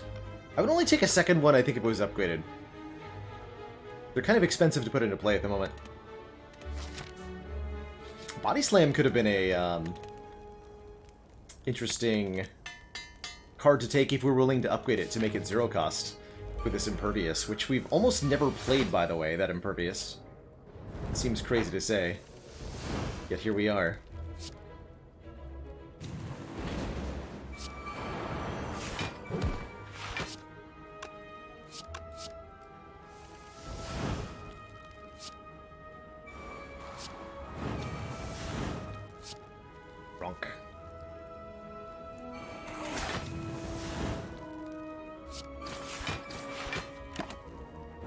Could have killed them both on that turn if I'd been willing to play the Offering. Dang. Really crushing through a True Grit that says plus on it? Sure. Exhaust is card draw. And it's block. A Oh boy, if I draw Rupture off this offering, come on. One time. Dang it. Still not bad, though.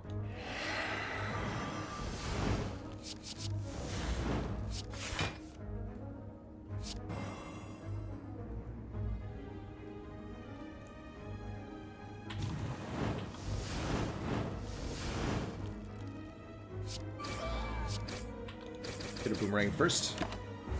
Got about Academic there.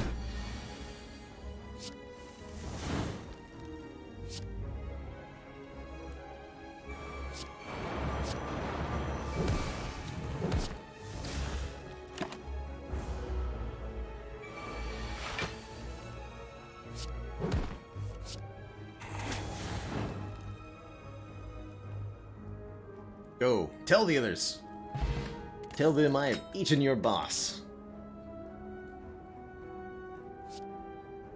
Well now, another double tap, a power through, or a fiend fire. Fiend fire is pretty ridiculous in this deck. Hitting a number of times equal to the number of cards in hand, exhausting a whole bunch, and potentially even drawing more. Power through with the second wind, also really good, right? Also very, very good. I'm taking it. And we're digging. Digging a dream catcher. That's good. That's good times. Oh, also Akabeko Fiend Fire. That's a thing.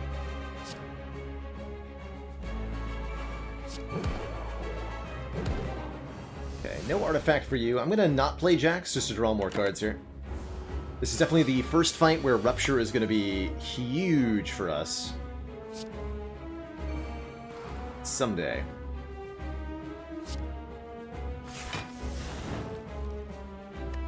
But not yet.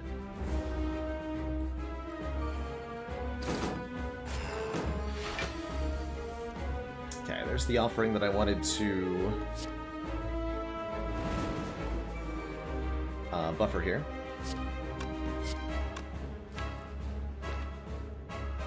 We're just drawing everything.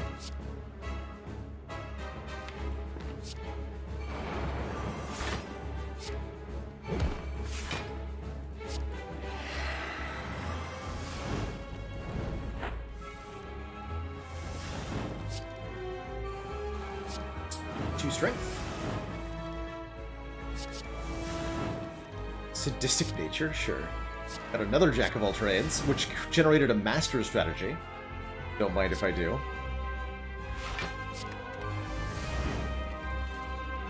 Two strength. This guy has an offering that I can get back.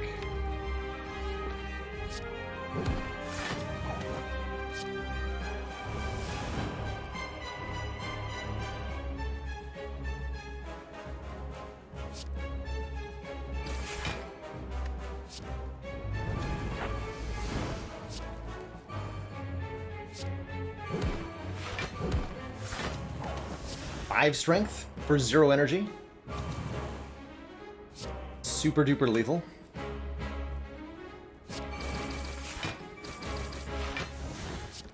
Raunch. This is what, turn 3? Get destroyed. GG, nerd. Corruption is here? Wait a minute. But all my skills are 0 cost anyway. Exhume could be ridiculously good too, and Exhume is 0 cost, unlike this Corruption, letting us get a card from the exhaust pile back. That's ridiculous. That's really ridiculous. I really like this Corruption, or sorry, the Exhume. NL Wasted Link asks if you get a second copy of Exhume. No, that's not an infinite, unfortunately. Used to be way back in the early beta days of Slay the Spire, 2018. You could use Exhume to target another Exhume, and 2 Exhumes was a very, very easy to get and very overpowered infinite, but it was too easy, so it was removed as an option by adding just a clause that's hidden on the card, but Exhume cannot target Exhume. So you cannot have one Exhume another, unfortunately. I'm still taking it, though. A pyramid. Pyramid? Want a pyramid? I mean, it might. Certainly retaining cards is real good. Especially with Fiend Fire. There's also totally free energy here. We can no longer upgrade at rest sites, but we're digging all the time.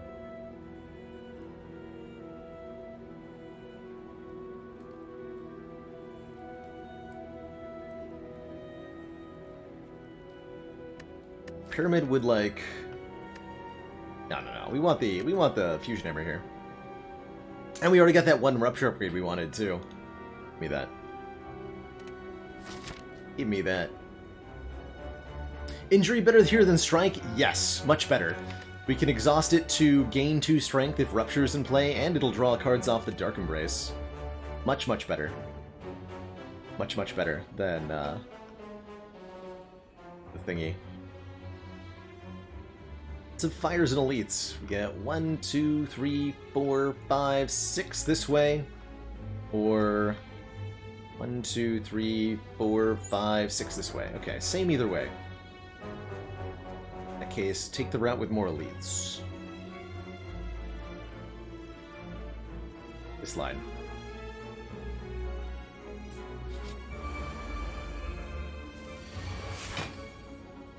Cold fusion hammer, love it.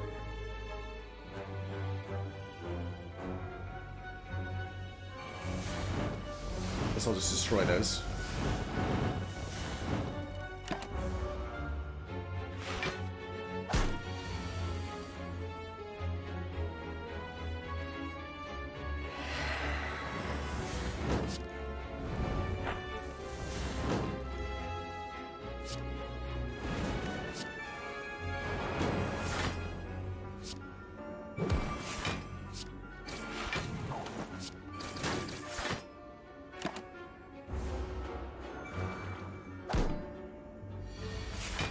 Hello, Cosmic Spy.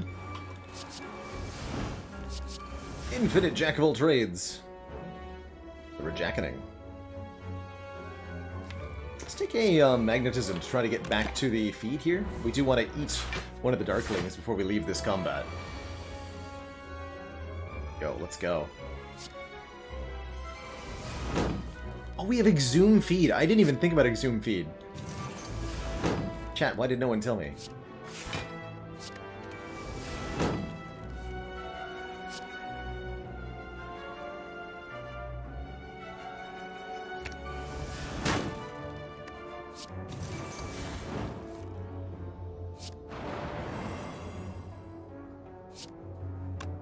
Someone did. Chat, why didn't I listen to you? Hand of Greed? Wait, I have to choose? Well, the Hand of Greed is lethal right now. I'm just gonna take the money.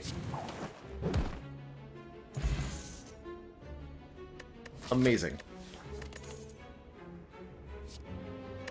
Armaments Plus. Yeah, there's not that many things to upgrade, actually. It upgrades feed sometimes, but I don't want to hunt for that. I really don't. So I'm not going to take it. I will super look at colorless cards, though. Master Strategy, Transmutation Plus, Apotheosis Plus, a real copy of Hand of Greed. I don't actually want the Hand of Greed, but I do think I want Transmutation. Transmutation's just hilarious as a card, and with the Charon's Ashes, this card actually gets out of control. So I'm going to pick that up. How do I feel about Apo?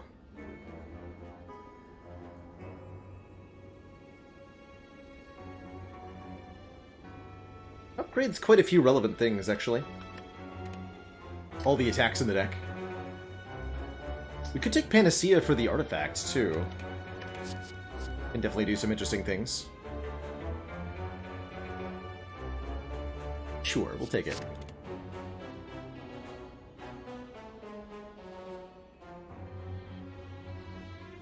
upgrade the strikes we refuse to upgrade in Act 2. It's true. True. And this will upgrade feed a lot more easily. Alright, we'll take the apotheosis here. So my goal is to eat 2 of these lads.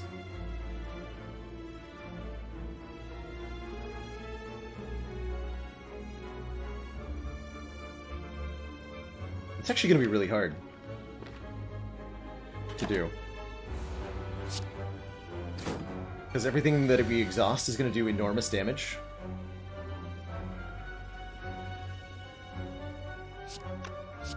Truly enormous damage.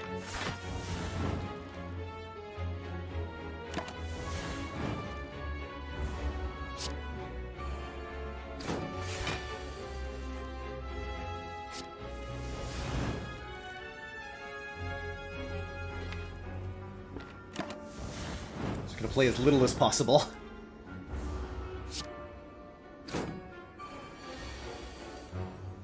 Good.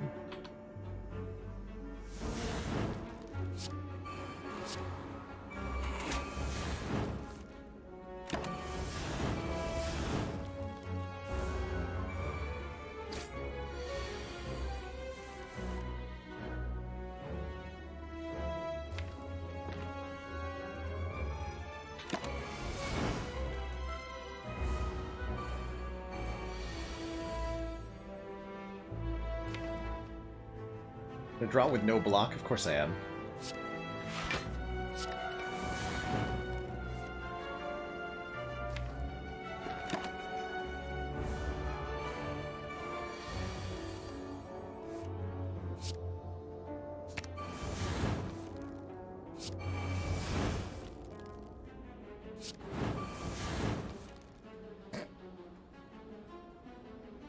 Ow.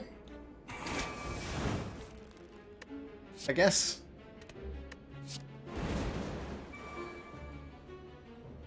So I think we actually avoid avoid damage by playing the Fiend Fire here, because the cards exhaust first, triggering the Ashes, and that should resolve the fight. Before, man, this is an average of 63 damage per combat? Jesus. Yeah. Don't actually take the damage there.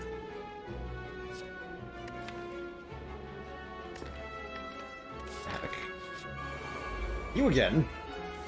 Did I just fight you guys? Come on.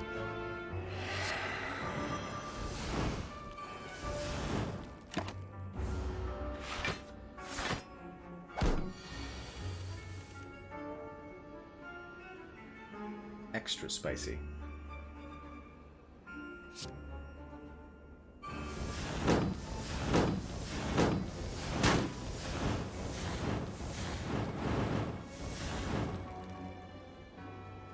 $512 damage now? From Charon's Ashes? Holy crap. Card is crazy. Relic is crazy. Card, relic, it's all the same, right?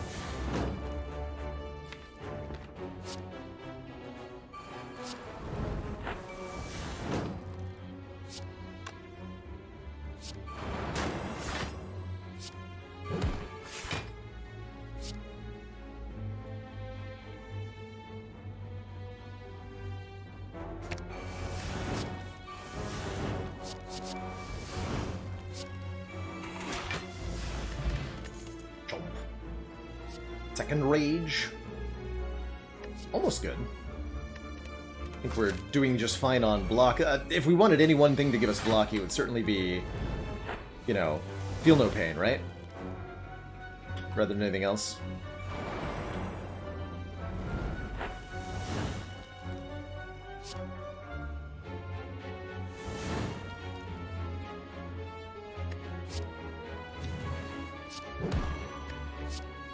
Cards. Double Apotheosis? Heck yeah. Upgrade all of my cards 3 times. Thank you, Transmutation. You're the best at what you do.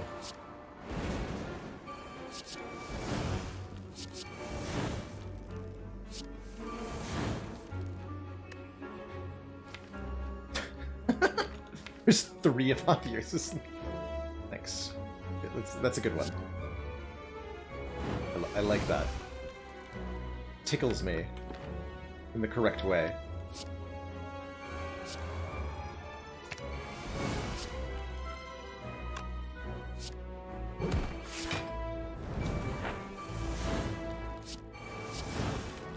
This does plenty of damage.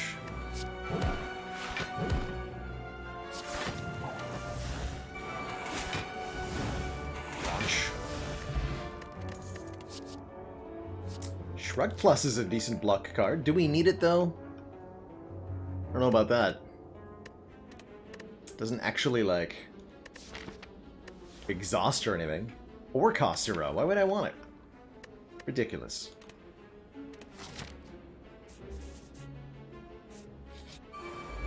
Ridiculous.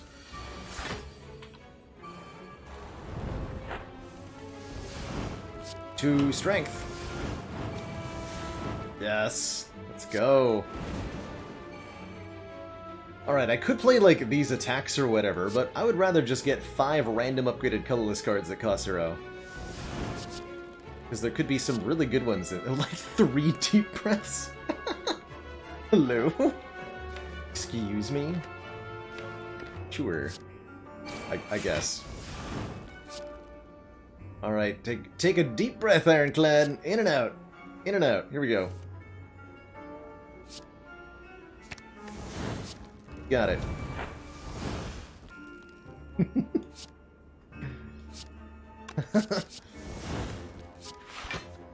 That's spicy. 13 times 9. Actually, it's 16 times 9. Which is too much.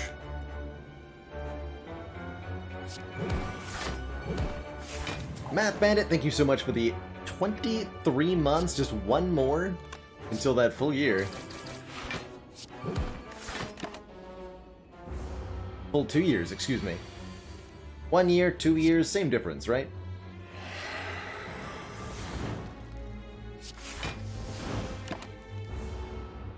Pocket watch go here. Upgrade and eat. Letter opener.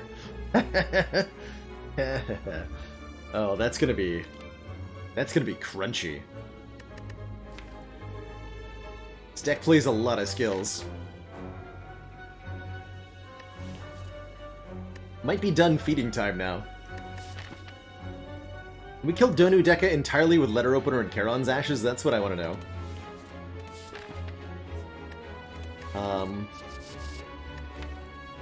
I don't want more Trigrets. Not right now. What I want is to dig! Calipers? Can now retain block? Oh boy. Sign me up.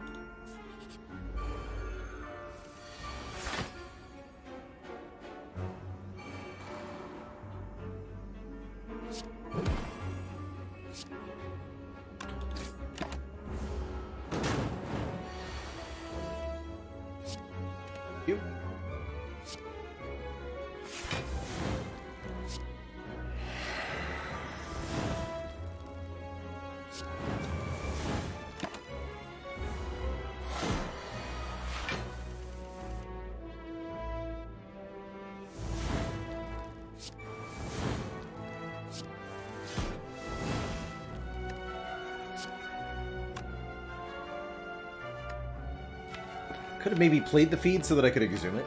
Didn't think about that. Just give me a ton of block to hold on to, I guess.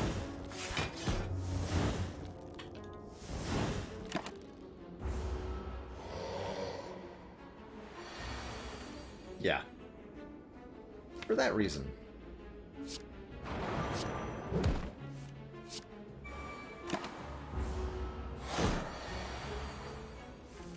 I got 3 for the pocket watch.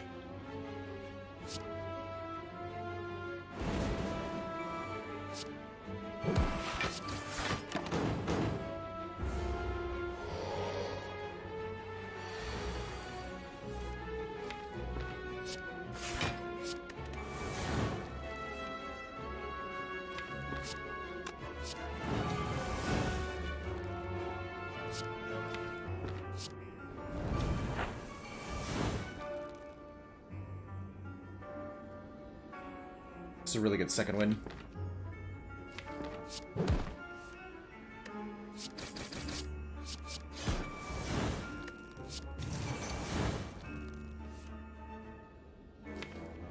We wanted to shuffle without Eid, that's right.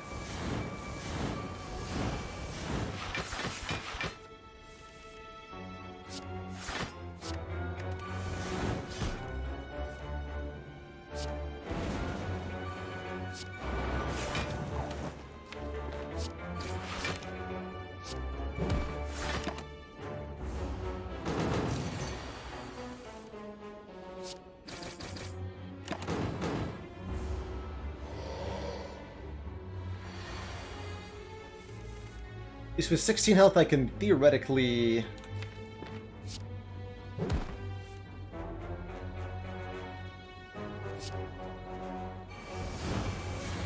kill on this turn. Probably not in practice, though.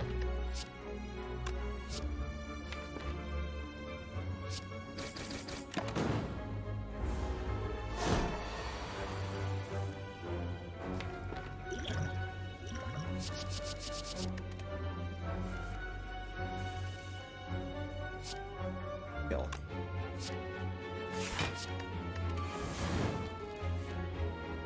Get it! Yes! The hunt is over. That's a tough one. For more weaken Vuln, add Shockwave to the mix. Heck yes. Body Slam plus not too shabby either, especially with the calipers, but we're not making that much block without a Feel No Pain. Oh, I would love Ink Bottle, but I cannot. Alas. Alright, Giant Head, prepare your butt to be devoured.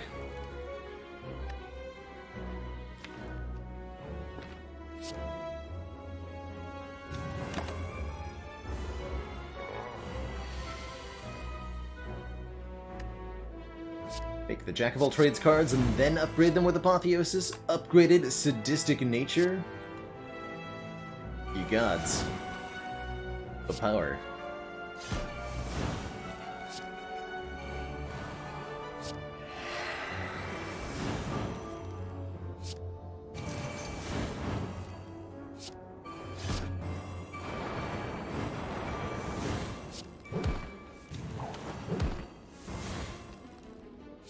Is this already too much? This might already be too much for Giant Head.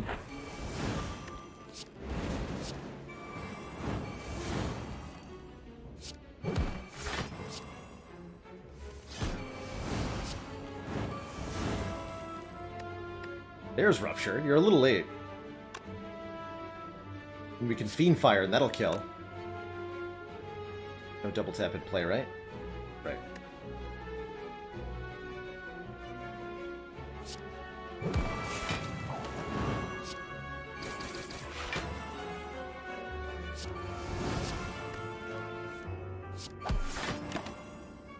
Get him, Swift Strike.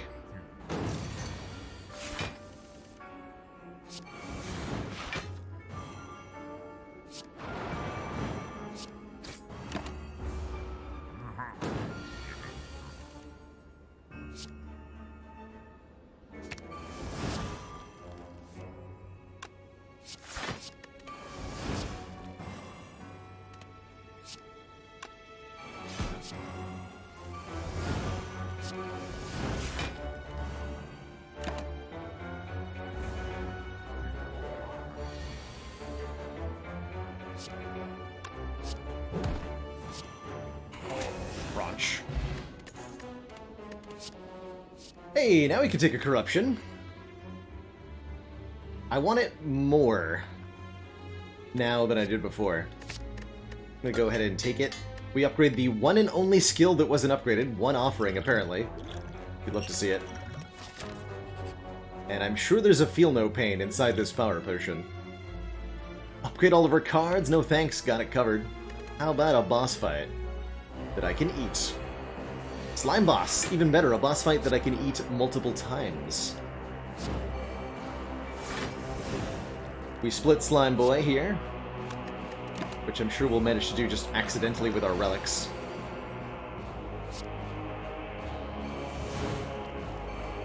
I guess that's... just got another Apotheosis. Easy. Never didn't have it. Or something. Yo, transmutation, let's go.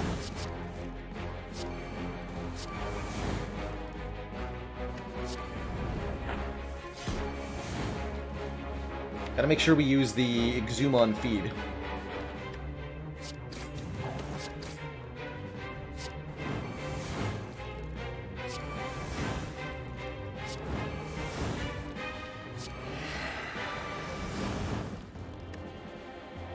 Yeah, that would be too much.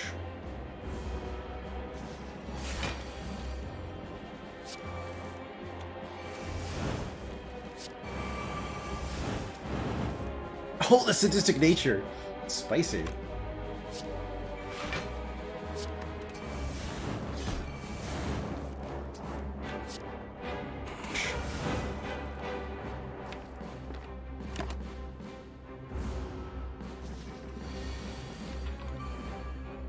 More. More.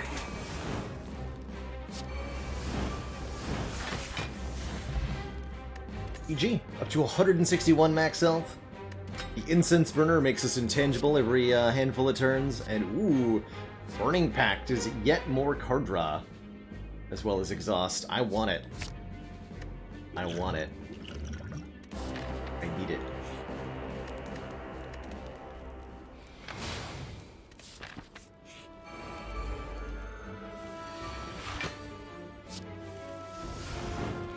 It's going to be really hard not to accidentally kill all of these guys. I'm going to do my best. Okay, we're just going to feed right away. There's definitely nothing that can change that.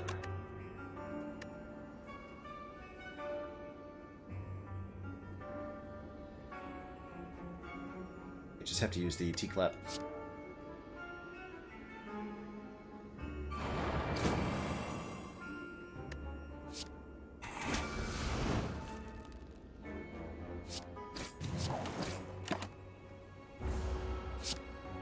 Anyone kept a dig counter? The game has 5. We've got the Relic Stats mod. So it is being tracked for us, which is pretty sweet. Fun fact, by the way, I believe Apotheosis, when it says upgrade all your cards, that should include the feed that's in the exhaust pile, right? Yes, that does upgrade the exhausted feed. It's pretty cool.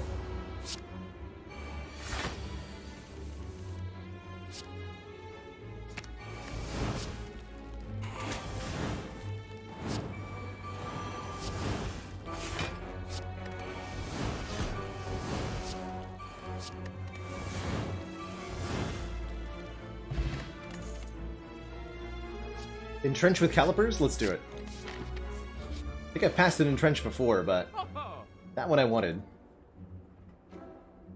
The relics here are a little underwhelming. The boot. The orichalcum, as if I'm ever going to have no block.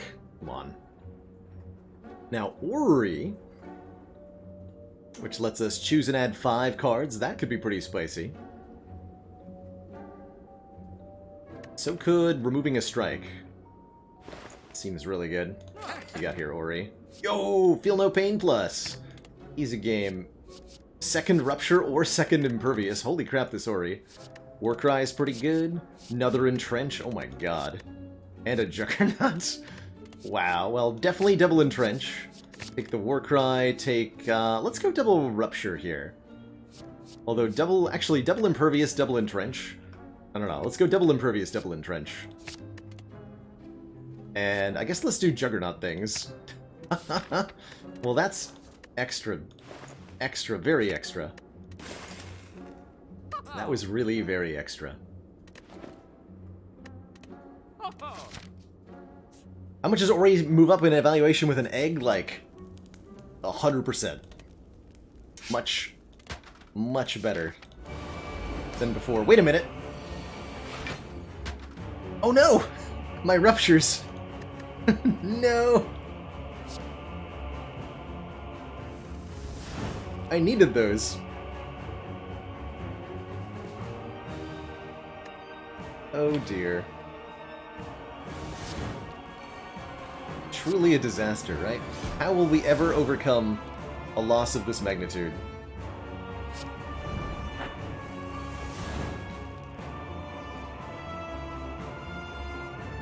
There's no way to know.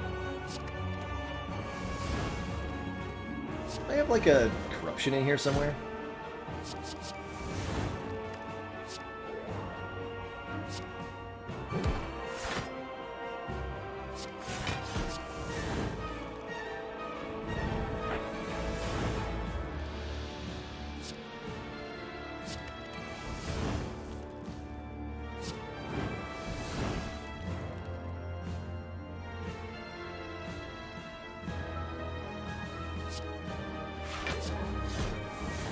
Easy artifact every time.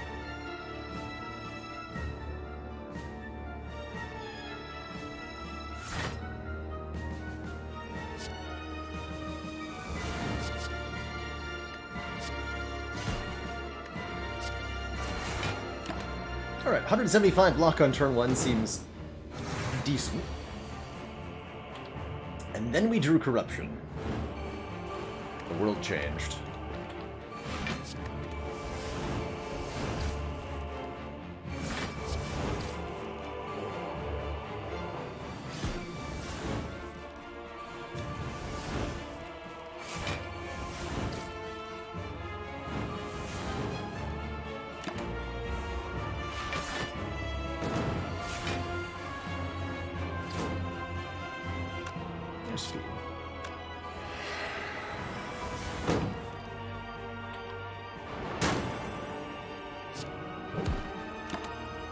A mediocre turn there.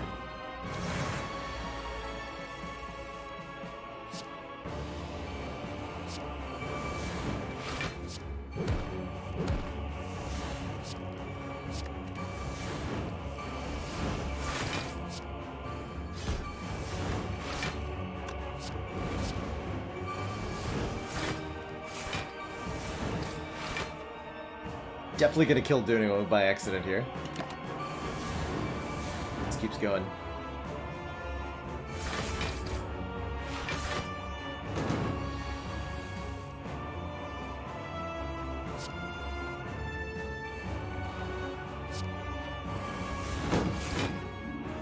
Huh.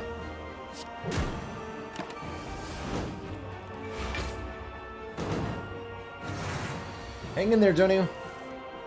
Yes! Delicious. Delicious. No. GG. Two thump, a deep pulsing dread can be felt throughout the room. Is this Heart of the Spire, the source of all of this digging? You ready your digs. Picking up 1,244 relics. That's a lot of relics.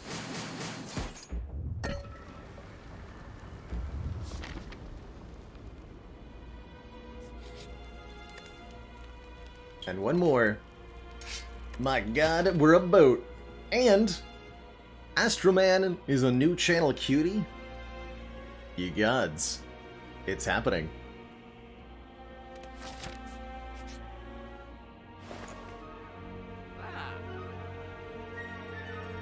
Oh dear. Second Dark Embrace, Orange Pellets, Red Skull.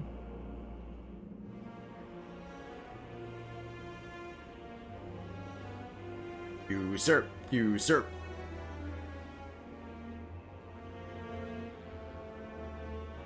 Oh, great question, Link Bananas. For streaming, I think I personally prefer the Spire way of doing difficulty, as it makes it a lot more easy to compare between people. Their accomplishments. Or actually playing the game, like as just a single player experience, I think the Hades customizable difficulty is really, really cool. But for streaming, I really like the way that Spire does it. I'm taking another Dark Embrace, you know I am. Who wouldn't? Somebody who's not Baylor, that's for sure. Just cut another strike card here. We could pick up, like, upgraded skills. Or sadistic nature. But let's just cut a strike. I guess we'll take the flame barrier. Sure, flambe is pretty alright. By the way, Ashes has so far dealt 1,048 damage. Compared to Letter Opener's 127, which is still a lot. An average of 69 per combat. Nice. All hail Astroman.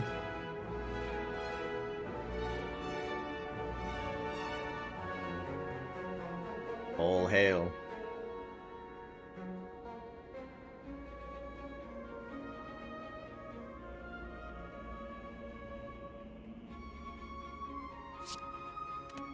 The weak doesn't get applied. We do get to dropkick at least. Might take some damage here. Do have a pantograph. 71 health out of that. 50 out of the blood vial.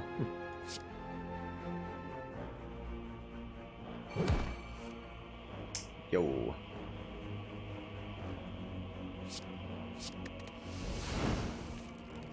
Yes, let's go.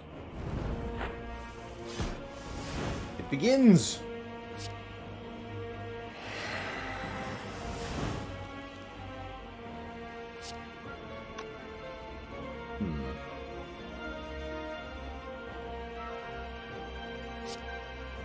This is free to play, actually. We have the rod, right?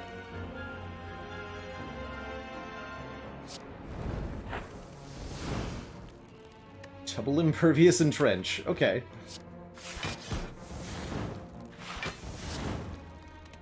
I block. Oh wait, I was supposed to use that to get feedback. Oh no! Oh wait, but it's fine though.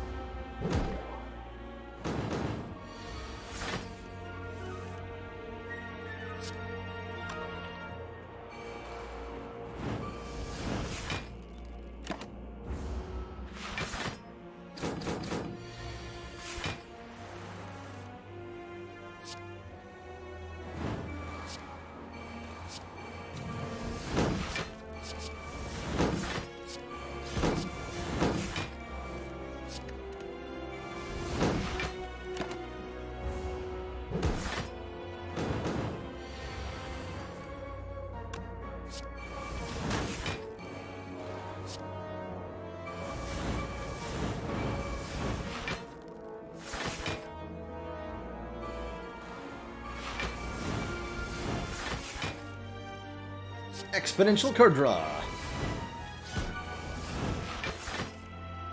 Didn't think that through. Don't have enough energy to play feed. I do have enough block to go to 999, so that's pretty good.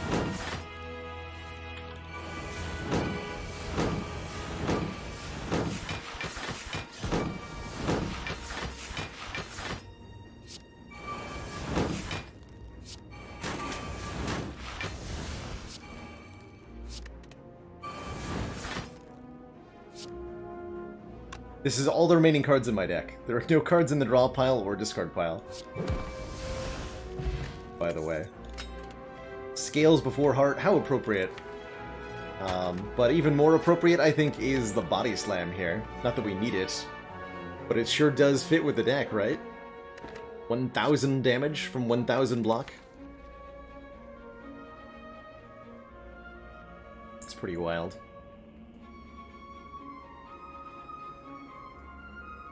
Who needs it? Not us! Not us. Oh, Panacea turn 1, let's go. I think we wait for the power potion until we find our apotheosis? No, that can't be right. Just an easy barricade, of course. Obviously. Could even have been dupe pot barricade? Oh my god. The turn 1 is real here. Let's freaking go.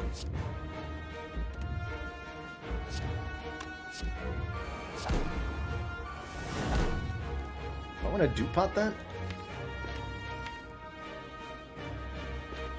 Kind of. I want to dupe pot Feel No Pain, actually, right? Yeah, I do.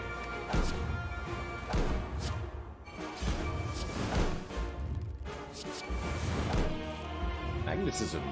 Okay.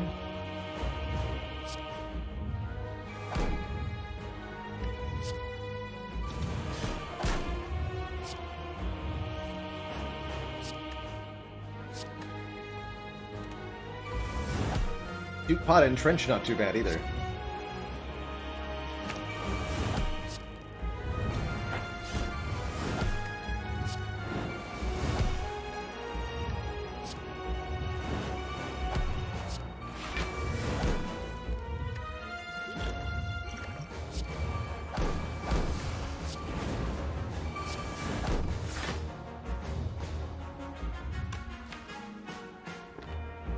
There is another offering in the drop pile. I'm going to try to get to it.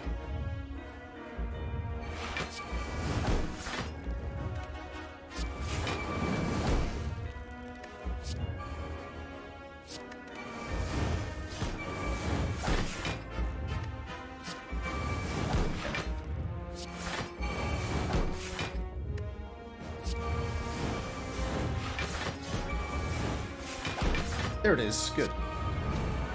So I can go double Thunderclap, double Dropkick.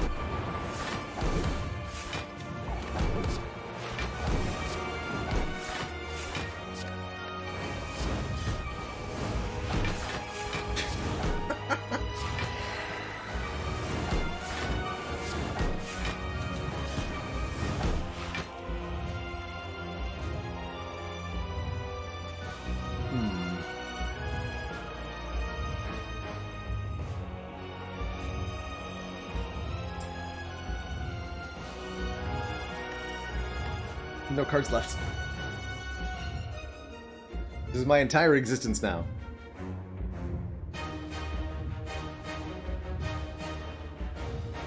I could play Fiendfire and then we actually lose the fight. So I'm not going to do that.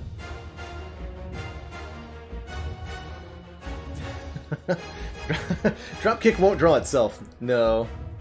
Unfortunately.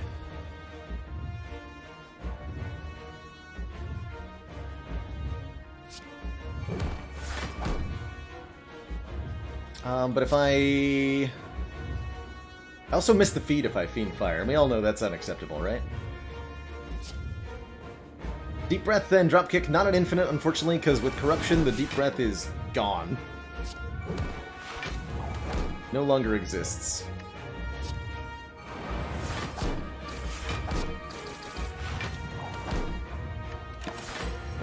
We'll let that one settle there. Finally Anger's Day? No. It's Status Cards Day. Is what it is.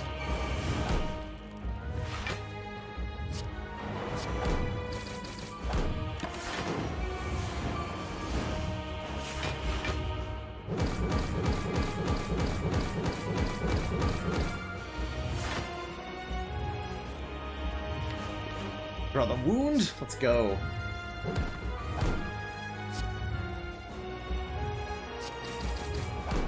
Go. Get angry. Moreover, get hungry. GG. GG. Didn't even let Incense Burner go off. Tragic.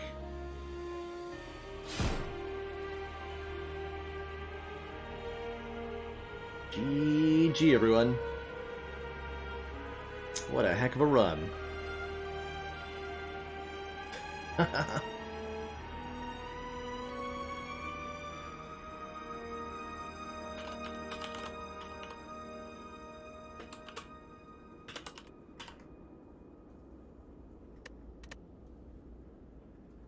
GG, everybody. Charon's Ashes, final score, 1,280 damage. An average of 75 per combat since we got it. Wow. Letter opener, not too bad comparatively. Doing 217. Anything else with stats? 20 damage blocked by Tungsten Rod. 50 health from Blood Vial, 81 health from Pantograph. Kind of comparable there. Bronze Scales did 36. They tried. They tried. Boot ladder when? Every ladder is boot ladder. You believe. GG, everybody. Alrighty. That is gonna be where we wind things down for the evening, but I wanted to say thank you so much for joining me. Some really incredible generosity today and yesterday. So hyped for, one, the new sub alerts. I'm just really excited to be here, hanging out with everybody. We'll be back tomorrow, not later than noon Eastern Standard Time, with some more Slay the Spire action.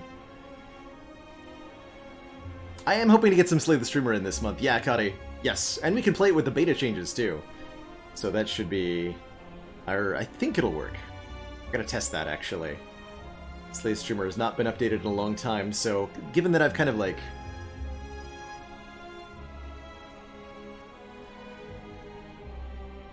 cheated the mods onto the beta branch, it may break. We'll try it, though. We'll try it. We'll try it. Good night, Koro, Kadi, Jeditogenin, Borafil, Vandalhurt, Zuthis, Frogzar, everybody else. Thanks so much for watching. Ta-ta for now. I'll see y'all next time. Let's get a lovely raid on over to Jessica Munchdown. Very, very old friend of the channel. Very talented Spire Slayer, and they're doing some A20 hearts right now. Let's go. Show your Baylor waffles if you got them. Otherwise, just say hi. Thanks so much for watching. Ta-ta for now. And I'll see y'all next time, everybody. Toodaloo.